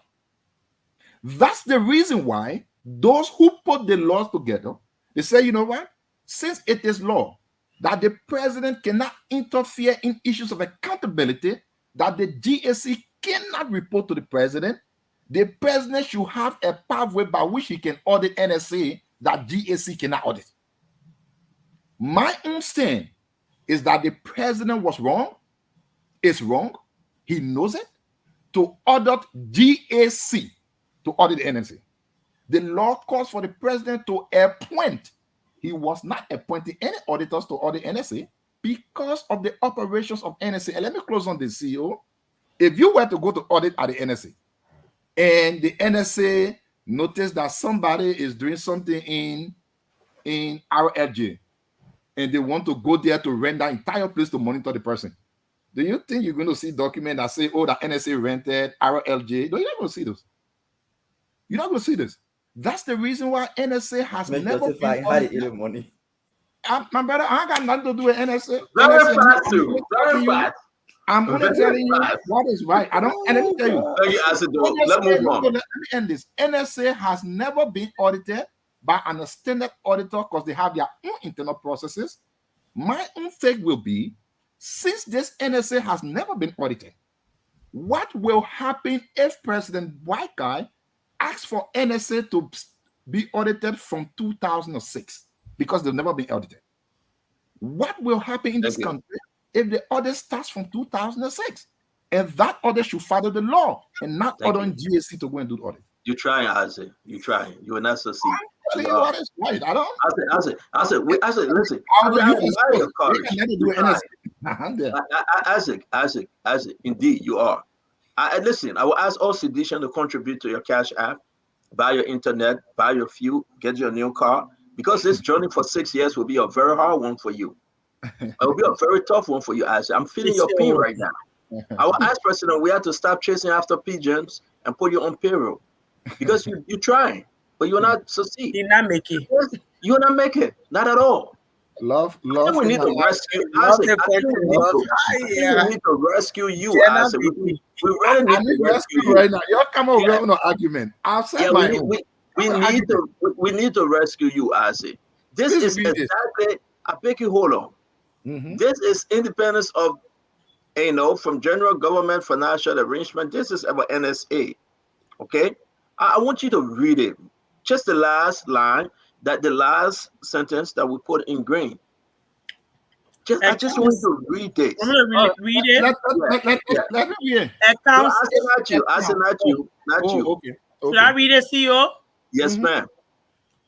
Accounts shall be audited yearly or as circumstances may require by an auditor appointed by the President of Liberia. Thank you. I beg you now. I say, hold on now. Hold on. The agency is also authorized to develop and maintain its own procurement. We know all of that. But having the same control effect as the system of the general government, we know that. But having the same control effect as the system of the general government, now this is why I say its accounts shall be audited yearly, or as circumstances may require by an auditor appointed by the Republic of Liberia. Here we are, Isaac. Here we are as people. I say, stop now. You don't want anybody interrupting you. Slow down.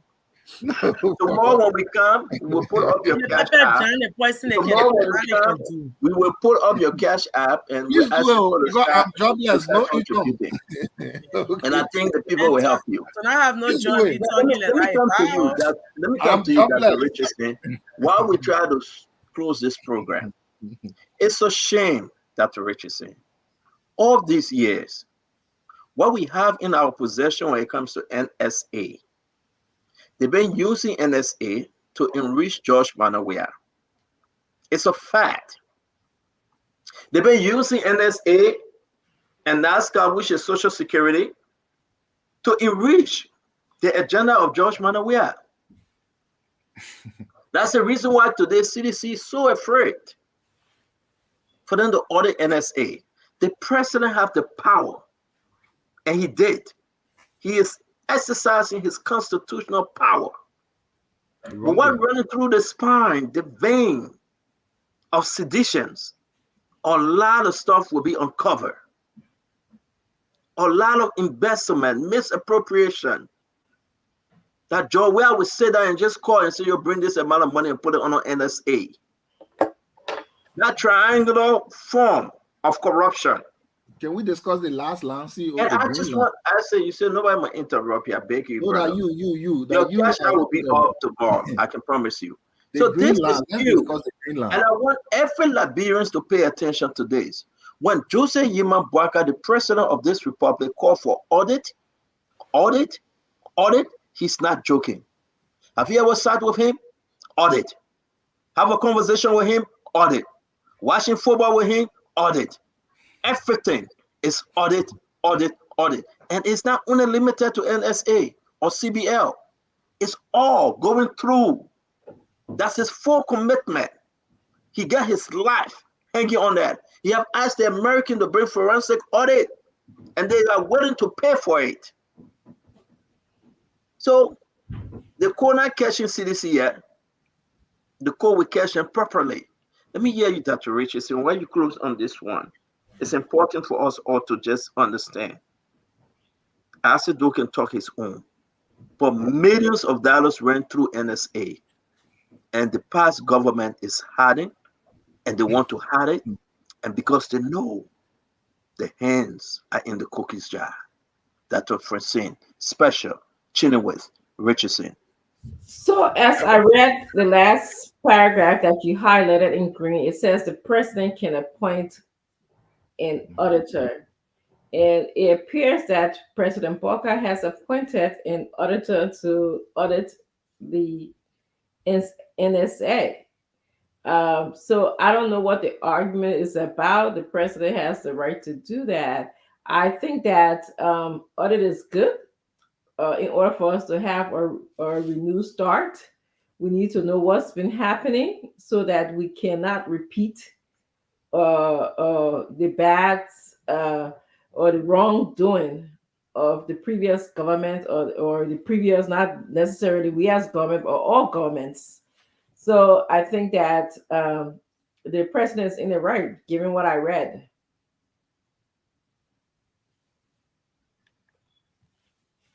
Thank you, Dr. Richardson. Mama, you want to contribute to this? Yeah, to the audit. I mean, during the campaign and when President Bawka just was president-elect, we raised the issue here about auditing government institutions. And it should be holistic. We keep joking with audit. Sometimes we see audit as just an opportunity to go catch rogue and make announcement with A and people run around. It's very important to do an external review of what you're doing. Sometimes some of the things you do, not just corruption. Sometimes some of the systems you put in place are not effective. That's the reason why people steal, and that's the reason why there is low productivity. Only an external review like an audit will tell you that. And in that process, if somebody stole money, they will be caught. But audit is not only intended to go and catch criminals. It saddens me that people who claim to be professionals will preside over institutions for 4 or 5 years and cannot do any external review. The simple thing that get back to me for doing that is probably because the person know they have stolen so much They have breached so much laws. They have undermined processes, and they're so ashamed to face external review. But the audit is good. It should go to the GSC that they asked him to go and audit. The GSC has not been audited. We put that statement up here, and they argue the same argument that Isaac brought up in the chat room, that the central bank financial have been audited. There's a difference between financial statement audit, performance audit, and compliance audit. Corruption in public offices are done through the breach of compliance. And it is through that compliance audit that you determine that somebody stole.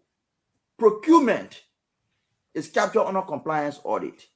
Travels, captured under compliance audit, and a lot of other things. So what the institutions are doing, like central bank and GSC, they just do financial statement audit. It's not capturing anything about operations. Financial statement audits only audit exceptions. How well your financial statement is aligned with giving financial policy and guidelines. The policy under which you're operating, how your statement align with those policies. You're not talking anything about procurement, not talking about performance. So GSC has not been audited. They must be audited. There must be a compliance audit at GSC. There must be performance audit at GSC. We challenge the GSC to put up a performance or compliance audit. We will not say financial statement audit because it doesn't capture corruption. Corruption in government is done 90-80% through procurement. And it is only compliance and performance audit you can identify that corruption. GSC has not done that to itself. The law requires that. The judiciary, a full branch of government, the same thing you have in that law that you read. Every year, the account of the judiciary should be audited. It's written in their law. They are lawyers supposed to be the one who determine the right and wrong using the law. They preside there as judges for over 18 years. There is no public record that the judiciary have gone through performance and compliance audit. So yes, the legislature is also part of it. How do we run a country like this? So the president is right. We can argue about the procedure. I'm not an expert in what the audit requires, but just the statement that President Bouaka made is sent in the atmosphere a new feeling. That statement about auditing the NSA, that statement about the central bank audit is very important to send a new feeling to Liberians that a new sheriff is in town. Hopefully, the president will continue. Hopefully, it will go beyond NSA and central bank and the EPS. It will go to critical ministries and agencies. He will ask the judiciary to be audited. He will ask the legislature to be audited. Let's do it holistic. I think you should add a timeline. Exactly, in the timeline. Exactly. CEO. Thank you very much. Yeah, go ahead. So I was just researching about the NSA, and I think I just found out that NSA has been used as a major source of money laundering, and I think we know that Mr. Sam Sion is one of those people who laundered money for the last regime. He just laughed and he went off, but anyway, launder money for the last regime, and he's well known for that. So I think they should actually audit the NSA, like Dr. Francine said. They should set a timeline. I mean, if people know that they can do these things with impunity and get away with it, and they just do it and nothing is said or nothing is done to them, this system will continue year after year, government after government, time after time. But if we put a stop to it, they will understand that they cannot do these things and get away with it. This is a new day for Liberia. We all fought for this change. Everybody, either way that we wanted, we all wanted this change. And now I think accountability, as the president spoke of, he spoke of accountability, he spoke of auditing every agency, regardless of which agency. I think he should. He should set, and if you're found guilty of stealing Liberians' money, I think you should repay the money or you should go to jail. I mean, corruption all over the world. If I'm not saying there is not corruption all over the world, but it can be minimized. If people are held accountable, if people are, people do these things and they know that there will be consequences at the end of the day, it's not going to be business as usual. I think people will slow down with these things. So I think we need to hold the corporates responsible, find out every agency, regardless of what the agency is. I think Bramado should come back so we can let him understand what we're trying to tell him. Fatima, his name is Asego. Stop. It just it flew out of my mouth. I'm sorry. Yeah. I'm sorry. Minister Doe. Let me just call him Minister Doe. He like the minister name. He almost made it, but he didn't make it in the government. He was minister in the last.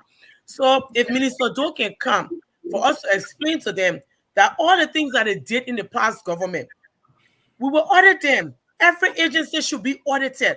And the corporates, if they are found guilty of it, the minister here said the agency you are running youth and sports. If they are found to have stolen Labrampo money, all of them should be arrested. They should pay back of their properties taken. Let us set the record. We ain't got a youth and sport yet because I don't think Asido will come on the show when we get a youth and sport. We gotta audit every one of them. They money. They want Asido us running. Every minute the waterway people money. They want Asido us running. I think it's not because he's on the show, but let me put this thing up real quick. And after real quick coming out from the Liberal Senate, ECOWAS, we're seeing that some guys been approved to represent Liberia on ECOWAS. It's in the chat room, guys. We can put this up. Yes, there's the names of those that will be representing ECOWAS. Head on the list is Edwin Melvin Snow. He will be heading the delegation representing Liberia to the ECOWAS. Senator Alex Tyler will be member. Honorable Reverend Samuel Enders, member. Honorable Moima Brish Menza, member. Honorable Tazi Wongwe, member. So these are the group that will be representing ECOWAS for this session, for this time period, representing Liberia to ECOWAS. All right. Again, for your information, there you have it. Senator Edwin Melvin Snow Jr., EMS, head of this delegation to the ECOWAS, followed by Alex Tyler. Again, Reverend Samuel Elders, Moima Brish Menza, and Ta Wongwe. 5 members of the Liberia legislature would be representing Liberia to the ECOWAS. All right. This was signed by the Speaker, J. Fonati Kofa, and this letter was being appreciated by Her Honor, Senator Yomli Kanga Lawrence, President Pro Tempore. All right. There you go. Colonel Gray, can you finish this thing up? You know, it's funny, we talk about people who are entrenched in leadership. Well, every ECOWAS parliamentary will have Edwin Snow there. When is he going to give chance to other people to go and try their own skill? Every time you turn around, it's Edwin Snow. But, you know, this issue about auditing government goes way back. I remember when Madam Sirleaf came to power, the first president she jumped on was Judy Bryant. I think he went to jail and all for their role. And only for Madam Sirleaf government to become one of the most corrupt. And now, in that assertion of corruption, we understand that $50 million went through the NSA during Madam Sirleaf era every year. $50 million. That hearsay. But it'd be nice to audit and check the timeline as far as 2006 when Madam Sirleaf came to power. You know, what's good for the goose should be good for the gander. I hope people are not putting food in their own mouth because town trap is not only for one. And for me, I want to see audit. Well, I want to see audit, but I don't want to see haphazard audit. You shouldn't go stop to the last 6 years. Go beyond. A lot of people enrich themselves through security agency. It's unprecedented, though. There's a standard operating rule that you can audit security organization. But if that is what President Buckeye wants, then don't stop halfway.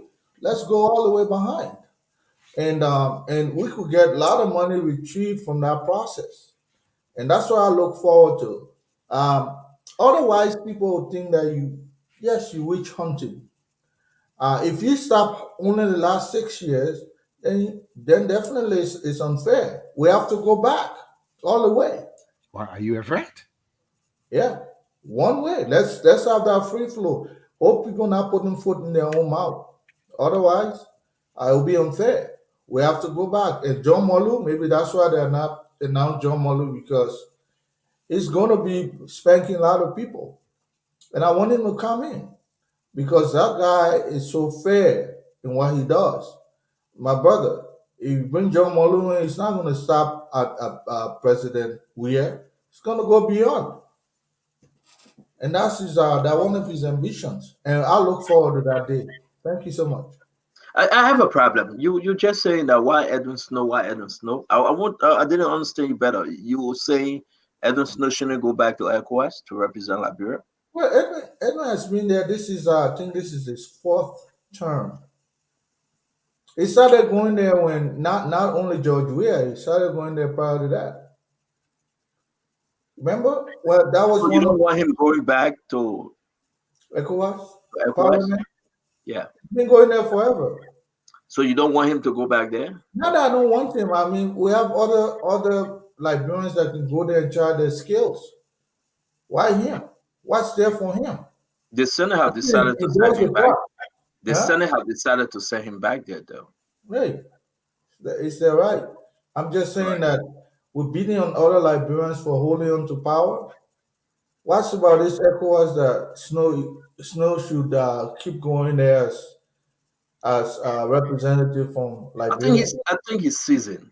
I think it's his experience. Well, it's not a matter of season experience. No, I do. What are we benefiting? No. Do you know? Okay, give me a chance. Let me say something back, please.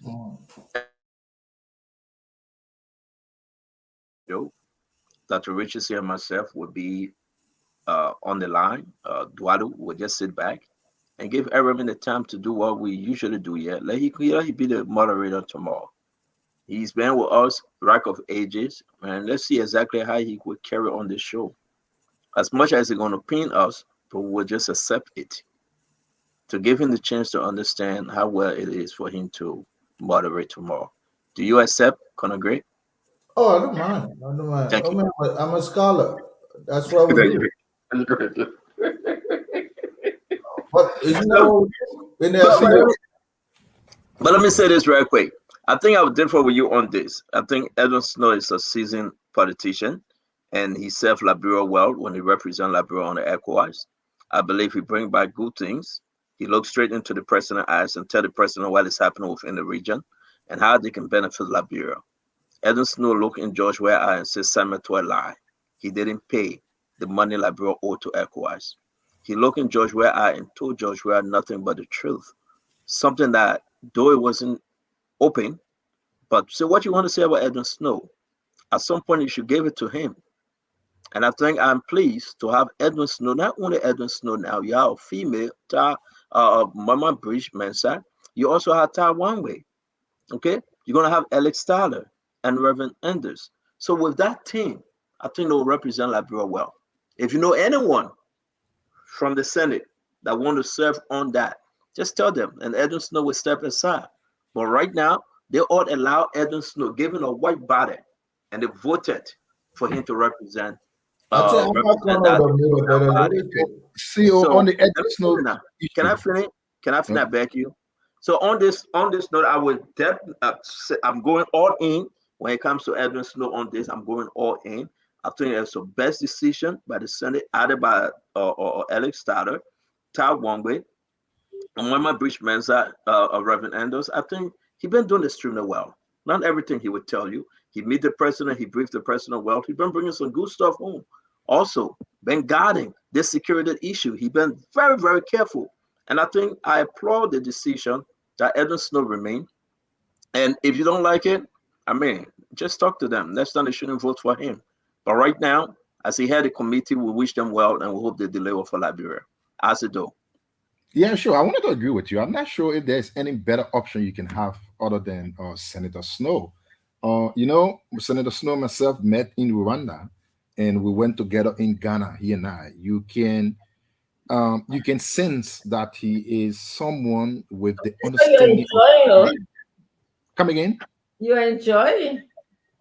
That was the last trip. He's not going back there again. Don't worry about it.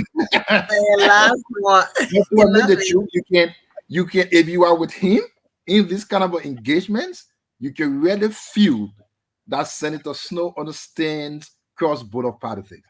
I don't think there is any better person. Give it to him. Get Mr. Snow nationally, but when you hit the world stage, give it to him. And I You think want us to set us a debate? want to bring out the goods. I want to just debunk that. right. want No, us that's to okay. do it tomorrow. You'll be moderating tomorrow. Let's do it tomorrow. So, And again, yeah, yeah, I just wanted to end on this very quickly. Or few things here.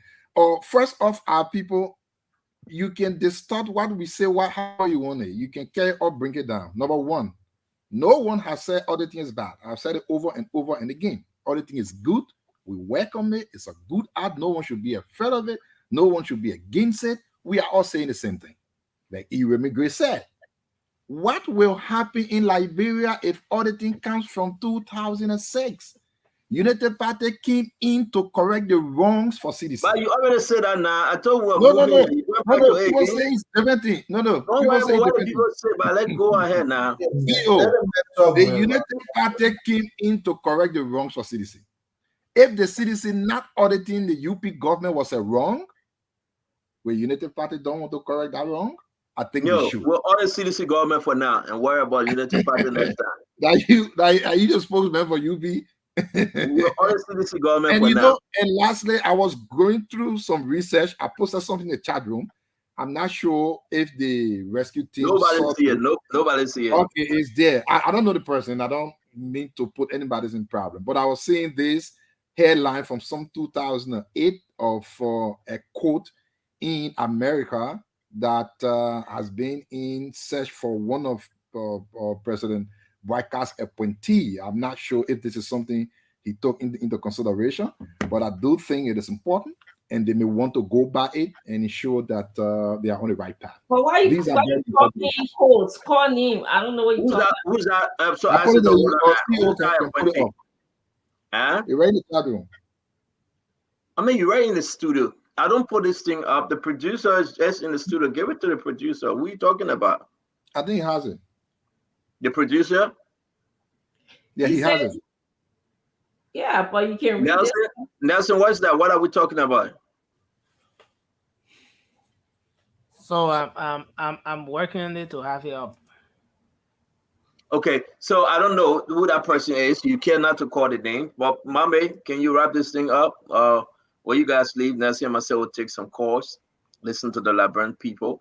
And I'm sorry, guys. I spoke very, very fast. I don't think people are telling me, please do not let Conor Gray to moderate the ball. Conor Gray can come late on the show. So Conor Gray, if you want to moderate, you got to come early though. You can't 1 minute after four, you're not moderate because we can trust you and Acido on this conversation. So CEO, I beg to leave me. It's after 12 now. Oh, let's do your conversation tomorrow then. You can bring it up and you want to leave. All right, no problem. I gotta go. You finished closing? He did. Well, so far so good. I mean, Okay, it's nice to be here. Tomorrow we'll be here. I'm good. Thank you, Acido. Thank you very much, Mr. Do. CEO, can I close?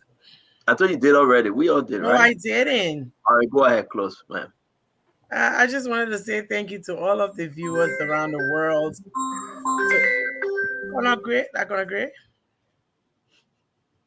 I wanted to say thank you to all of the panelists, to all of the viewers around the world. I want to say that, audit is a good thing.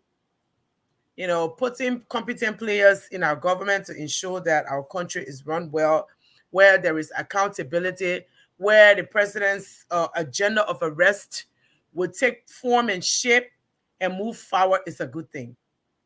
We need, and I wanted to say something too about the commission that mommy them running, where they are auditing people's resumes and their CVs and all of that.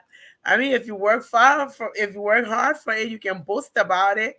So we have no problems with that. We're just saying that we thank all the Liberian people for watching. To up this show is an informative show. We get to it has maybe a private researcher to go out there, find information, and try to give it back to our people. Thank you for watching. God bless all of you. Continue to watch Spoon because this is the best on the block. Thank you. Thank you very much, Fatima. By the way, Fatima, we want to appreciate you like always. I think for the short few days, AB doing a very good job. Recovered of almost $5 million drugs, and I think President Barker made the right decision not to send AB to the Liberia National Police, but to send AB to DEA. That was one of the best, and I think he's getting on. So we say thank you very much, Fatima, for your services rendered. Why is he thanking me? Why are you thanking me? I don't know, Fatima. But everybody said thanks to Fatima for the service recommendation for AB. Me. I was going to know. 1 second, I think he was thanking you for your service. But everybody got to say thank you, Fatima, because through Fatima, AB is making a great sacrifice in Liberia. We want to say thank you. Father, my ex-husband. No, I'm not asking you, hey, Fatima. I just say thank you. No. We gotta straighten this thing out. You can't be spawning my own way with my own people. You can't. You can't. It is a serious matter. This is no joke. Thank you, Fatima. Thank you, Fatima. Go in the chat room. Somebody get a surprise for you. But thank you very much. Get Dr. Richardson. You want close? You finished? Mama, you want to take us home there? Yeah, I got nothing to say. All right. It's strange that Richardson doesn't have anything to say today, especially closing, but that's fine. We can take the show home. We maintain our position earlier that we made. The managing director of the LEC cannot be a chairman of the board of the LEC. It's been happening under George Weah, and a part of the reason why the management structure has been ineffective, has been inefficient, because nobody is supervising the executive, the CEO. The CEO supervises himself, he reports to himself, he accounts to himself. And because of that breach of corporate governance, good practices, the LEC tend to be ineffective. That ineffectiveness ran through post-service delivery. That post-service delivery, as we speak now, cost us into a debt of over 13 million, for which we cannot get the amount of power we need from Agricos. And because we cannot get the power we need from Agricos, the homes are dark, people are in heat, the children cannot study under light, parents are blowing themselves lying on the floor. That's wrong. Corruption is not only about going in the vault to steal money. Administrative corruption, violation of the rules are all forms of corruption. And what Mr. Captain did and his enablers is indeed a form of corruption. The president, Barker, need to see the reason to immediately appoint people to the LEC, because it is affecting his people. If you listen to Minister Doe on the show, that is a CDC agenda he's pushing. The people are suffering for electricity, while the last 2 weeks are getting worse. That's the narrative they're putting out. They're putting it out that Joe Barker is failing on electricity. So he needs to take charge of that. Beyond LEC, there are other institutions that are critical. For example, GSA. The president acknowledged that people stealing vehicles, but his option to address that problem is to issue a press statement. How can a press statement stop a criminal from stealing vehicle? The president telling people to not steal the vehicle will not make them to stop stealing. Send somebody to GSA, where the person begin to enforce the regulation to take the cars from the people. The press release will not solve it. Go to EPA. Wishing Tape is arbitrarily sitting there. He doesn't have a tenure. The staff and all the institutions in Liberia that have environmental certificate, they've written the president and other stakeholders that this man is in violation of the statute. It's wrong. Mr. President, take charge. Your action to do audit is welcoming. We appreciate it, but we wanted to go one step further. Can't just be the three institutions. The judiciary have not been audited for many, many years. The legislature have not been audited. The GSC you asking to go and audit the NSA have not been audited. It's wrong, the president. See reason to correct that. Today I listened to Ente Katumu. Maybe tomorrow we'll play her video. Very touching. But that's a beginning of a good thing to see. So I can close on those notes. Look forward to talking tomorrow. Well, Mama, thank you very much. Thank you guys. A wonderful show, a great show. Indeed, I listened to Ente Katuma. She gets some swag, and really, really, really unexpected time that she spent with those guys. I hope she can do it more often. Nelson, come on. If you have that video, let's play it real quick before we leave, and we can talk about it more. But that was a beautiful, beautiful, beautiful presentation. I want to say thanks to every one of you that joined Spoon. We appreciate you. May God bless you, Mommy. We say thank you as always. We'll stick on this conversation. Conor Gray, again, we say thank you, buddy. It's always good to have you. Thank you very much for joining us. Fatima, thanks to you, and thanks to AB. You'll have a good night. Conor Gray mother reading tomorrow? No, it was a mistake. We'll take it back. But I want to wear my military suit to come.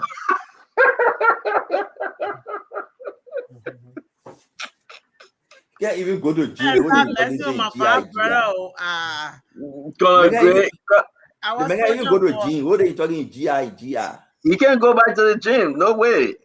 The GI, the man can't even run 1 mile. He said GI. I'll wear my military suit for you tomorrow. Come borrow read. You want to go to the gym with me? No, I want nobody gonna give you. I can bench press about 310 pounds. Nobody gonna give you CPR. Conor Gray, I'm begging you. No, you saw me. You look at me. Look at mommy. Mommy looking at JJ. You get mommy saying the bench, you will fall out of it. Look at mommy. I can be his dad, but I can tell you physically that make her send me. Thank you, Conor Gray. See you tomorrow by God's grace. Why the post care for me to moderate? When you moderate, you limit yourself. You can rarely make comment because you moderating. So why are they afraid? I mean, come and moderate. I don't care that you guys show that you show. When you moderate, you don't have the ability to. But you can moderate. You a different Mary bro that called you today. She asked for your number, by the way. Oh no, Mary sent me a text. I know. She asked me for your number. I gave your number to her. Give her my number, but I'm not spoken to her. But the idea, my brother, I got thousands of texts to filter them on. So Mary bro is secondary to me. No, she's not. Mary bro work with Money Captain. Money Captain are your boy, so you're in job. Baba, see you. No. I'm gonna see you. All the time. Money Captain is my. Money Captain mess up. I like Money Captain, but Money Captain is messing up. Seriously, Money Captain, the way he listen. Let me say this, great. Let's have this side conversation. You and myself, Wild Nelson. Nelson, you be the judge. You see, he running away. Conor Gray running away. You see, he running away because we got to understand this. I like Money Captain, seriously, but sometimes, right? If you can make it, you can make it, man. Sometimes give it up. Give it up, Conor Gray. And I think Money Captain should give it up. Our people are suffering. Whether it's technical issue, whether it's the past government, whether the government. Let me put it somebody is lobbying through you for that job. But no. God is my waste. But let me finish, brother. God is my waste. I know nobody that won that job. I'm not spoken to anyone. I'm very serious. If I had anybody on mine, I would say it. I have not spoken to anyone about LDC. But my issue here is that I want you to understand, Conor Gray. It have come to a time, if I come to a place, that Money Captain must go. Joseph Morgan can bring anybody. He have not delivered. It can be technical issue. It can be administrative issue. It can be issue with World Bank or the Liberian government. But come on now, you as a People are raising thousands let of me dollars, finish. man. But can I Thousands. finish now? Can I finish? You want to say something? Go ahead. We'll give you a chance. Go ahead. Oh, go ahead. Well, I know the people are raising thousands of dollars. I'm not going to sit there to defend them. But if you think that they have not done the job, I say they cut down power theft from 62% to somewhere around 17%. And then they're bringing in revenue every month. So they were paying someone, a group of people, 600,000. They cut it down to anywhere between 17 and some more $1,000. You still complaining? But So go you ahead. believe I'll that? listen to you. Yes, the issue. Colonel Ed Reverend Gray retired. Yes, the issue. All that doing that bluff talk. All the money that you say they call down going in their pockets. After the show, Colonel Gray, I want you to call me. Let me share some information with you that we have not gotten to yet. It's bad for our country. LEC will never ever come back if Money Captain and his team remain. Seriously speaking, Money Captain should take the bold steps. But this is what is happening. He has been entangled by those folks of special interest. And he has succumbed to them. And now he become part of them. Money Captain know what I'm talking about. Senators coming and say, my company got to go this. Folks are coming around and he's saying yes because of politics. You can't do that. And I hope you can understand.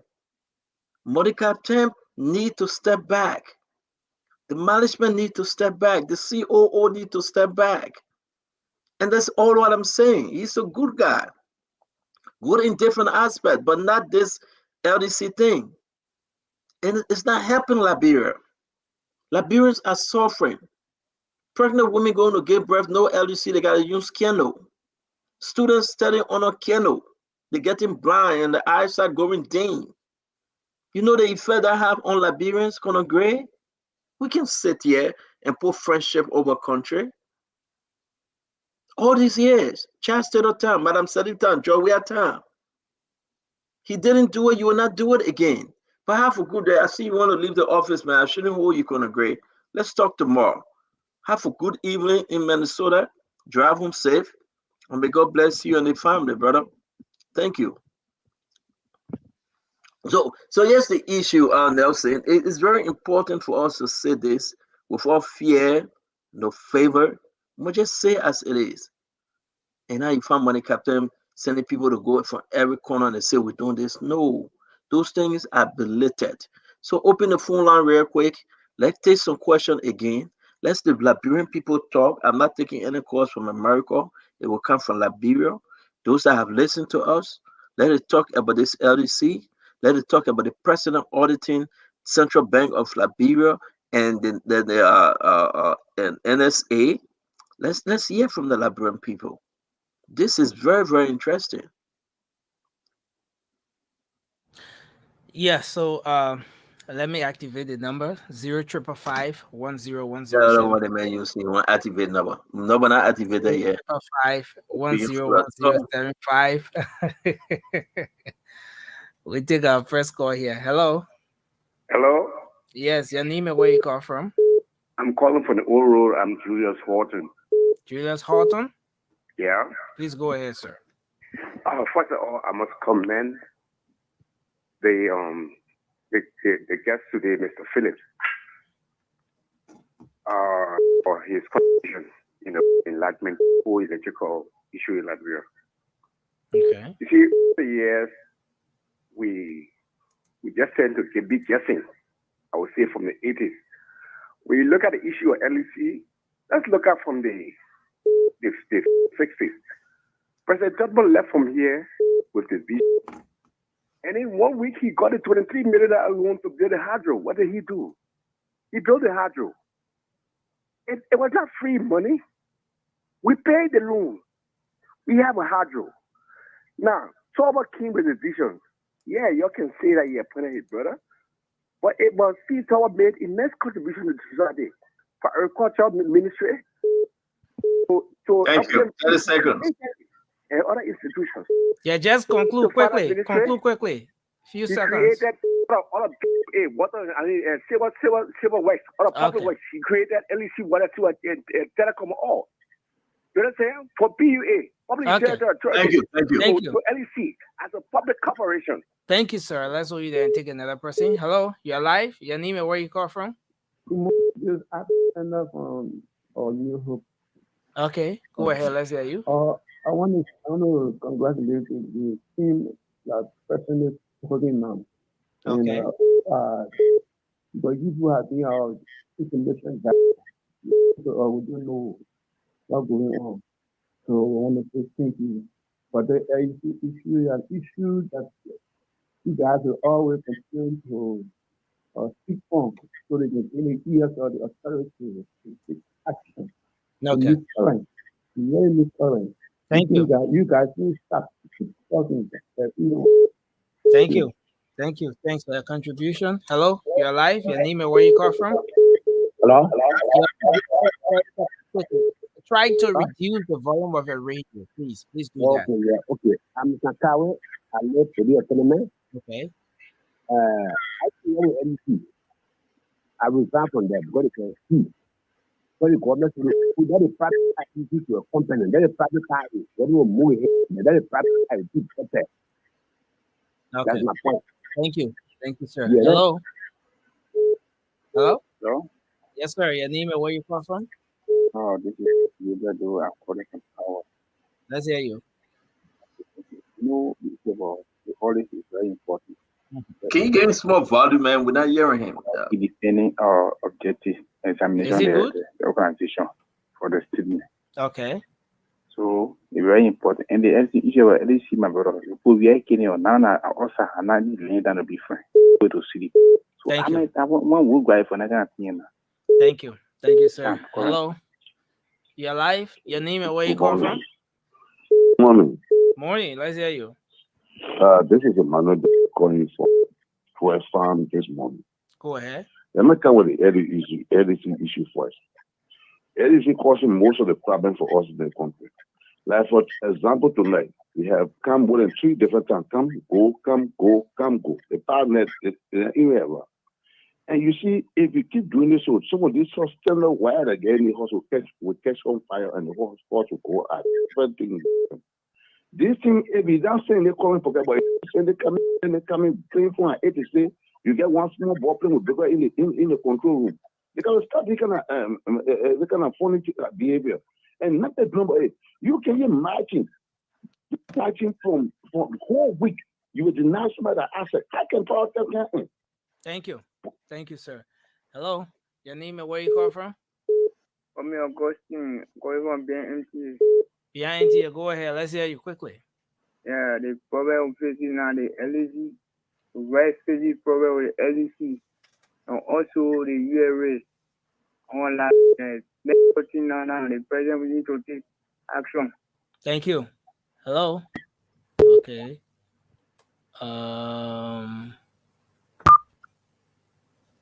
Hello. Hello. Hello. Yes, sir. Your name and where you call from? I'm Boyman calling from Fiscal. Boyman, please go ahead, sir. Let's hear you.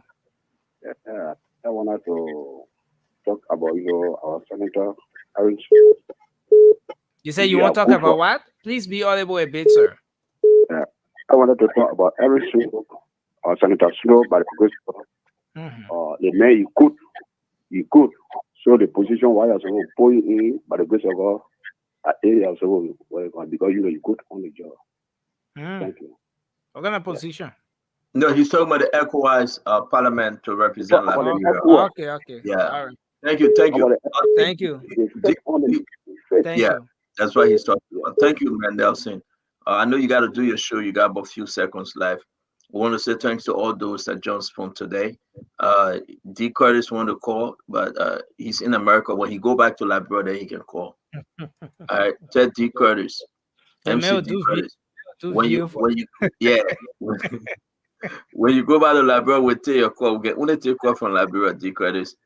All right, so go ahead and hang around. But it's important. I want to say it's a good show. As always, we appreciate each and every one of you. You want to be part of the show, just let us know. We'll send you the link to discuss a specific topic that you'd like us to discuss. You think you have some knowledge on our discussion, then we'll bring you in. But as always, we appreciate each and every one. Bobby Zina White, we said thank you for watching. LDC is a disaster, and we hope those in position can listen. LDC is a complete mess right now.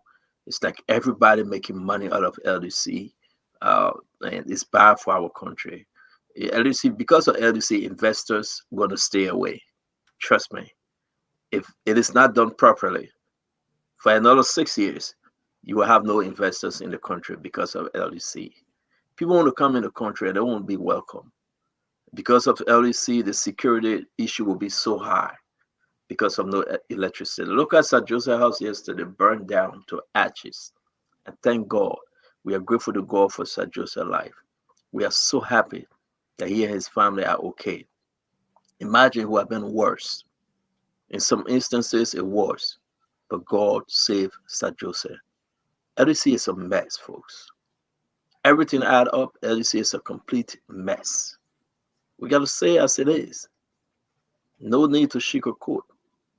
LEC is a disgrace. LEC is a disaster under this management. And everybody should sit back and just say it as it is. You do not. Whether you get current for 2 hours, oh, I enjoy my LEC 2 hours. Then it will be gone for 22 hours. How can you live in such a condition? And they're promising us, they're promising it will be okay. We'll pay Ivory Coast the money. We'll not pay Ivory Coast. It will be okay. Rainy season, when rainy season will get correct. Rainy season, the place can be hot. Right, Nelson? Yeah. Rainy season, when the rain hit the Zim, people go to bed. Trust me. Give us the current in dry season. That will be even much more better. Than rainy season, when the rain hit the Zim, everybody get cool already. Nobody will sit down outside. Everybody will go sit down in their homes. But why you can't fix the issue? America gave you almost $5 million. What happened? The same money captain was there controlling it. What happened? I mean, it's bad for our country. You eat the money every day and you can't bake again. You almost stay there. It's bad, man. It's very, very bad. So there's every Liberians everywhere. We all got to say it. When you see something, say something. When you hear something, say something. If you do not, our country will not be developed. If you cannot speak and you're working in that ministry and the people stealing, our country will not be developed. The change will not come. Joseph Boakai is depending on you. Joseph Boakai cannot do it all. Seriously, he depending on you. If you don't say it, we don't know it. So to those of you that are out there and saying these things, we appreciate you. Give us the information, we say thank you. Help us to understand, to share this information with the Liberian people. Whatever you find yourself, whatever ministry or agency you're working in, you're working at that ministry, share the information with us. Somebody takes something, share it. Somebody doing something that is wrong, share it. We'll come and say it on the show. Nobody paying us. The Liberian government not paying us. This is not owned by Liberian government, it's owned by the Liberian people. That's your program. Our phone number is there. Share it. Pick up the phone. We hear something happen. Can you investigate? We'll let you know. We'll protect you.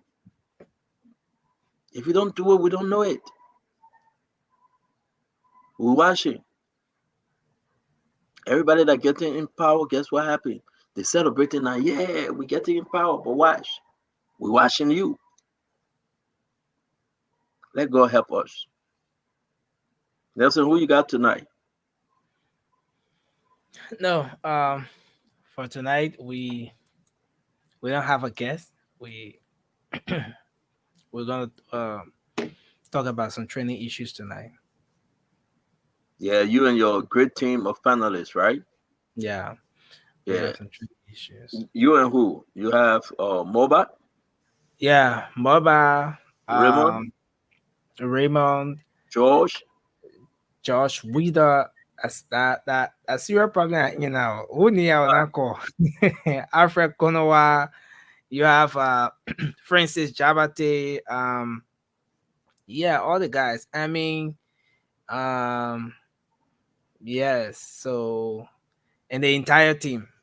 Chirao, Cindy, and all of the guys, they will be coming on shortly as we.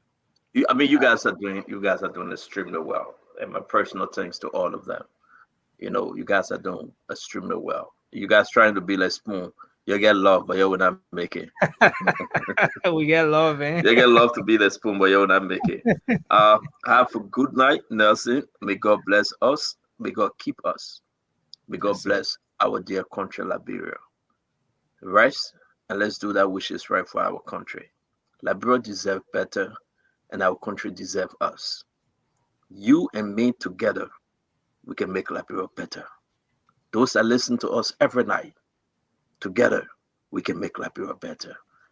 Please, this too shall pass, and we will again turn to our country and say, sweet land of liberty, free at last, free at last. Thank God Almighty, we are free at last. Good night, folks. Yes, sir.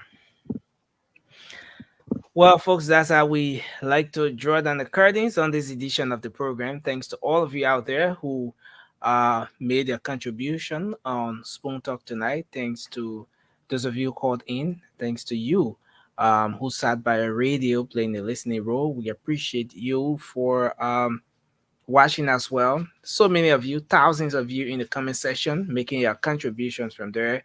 We appreciate you. And thanks to our partner radio stations for relaying this program. We've been relayed on several radio stations across the country.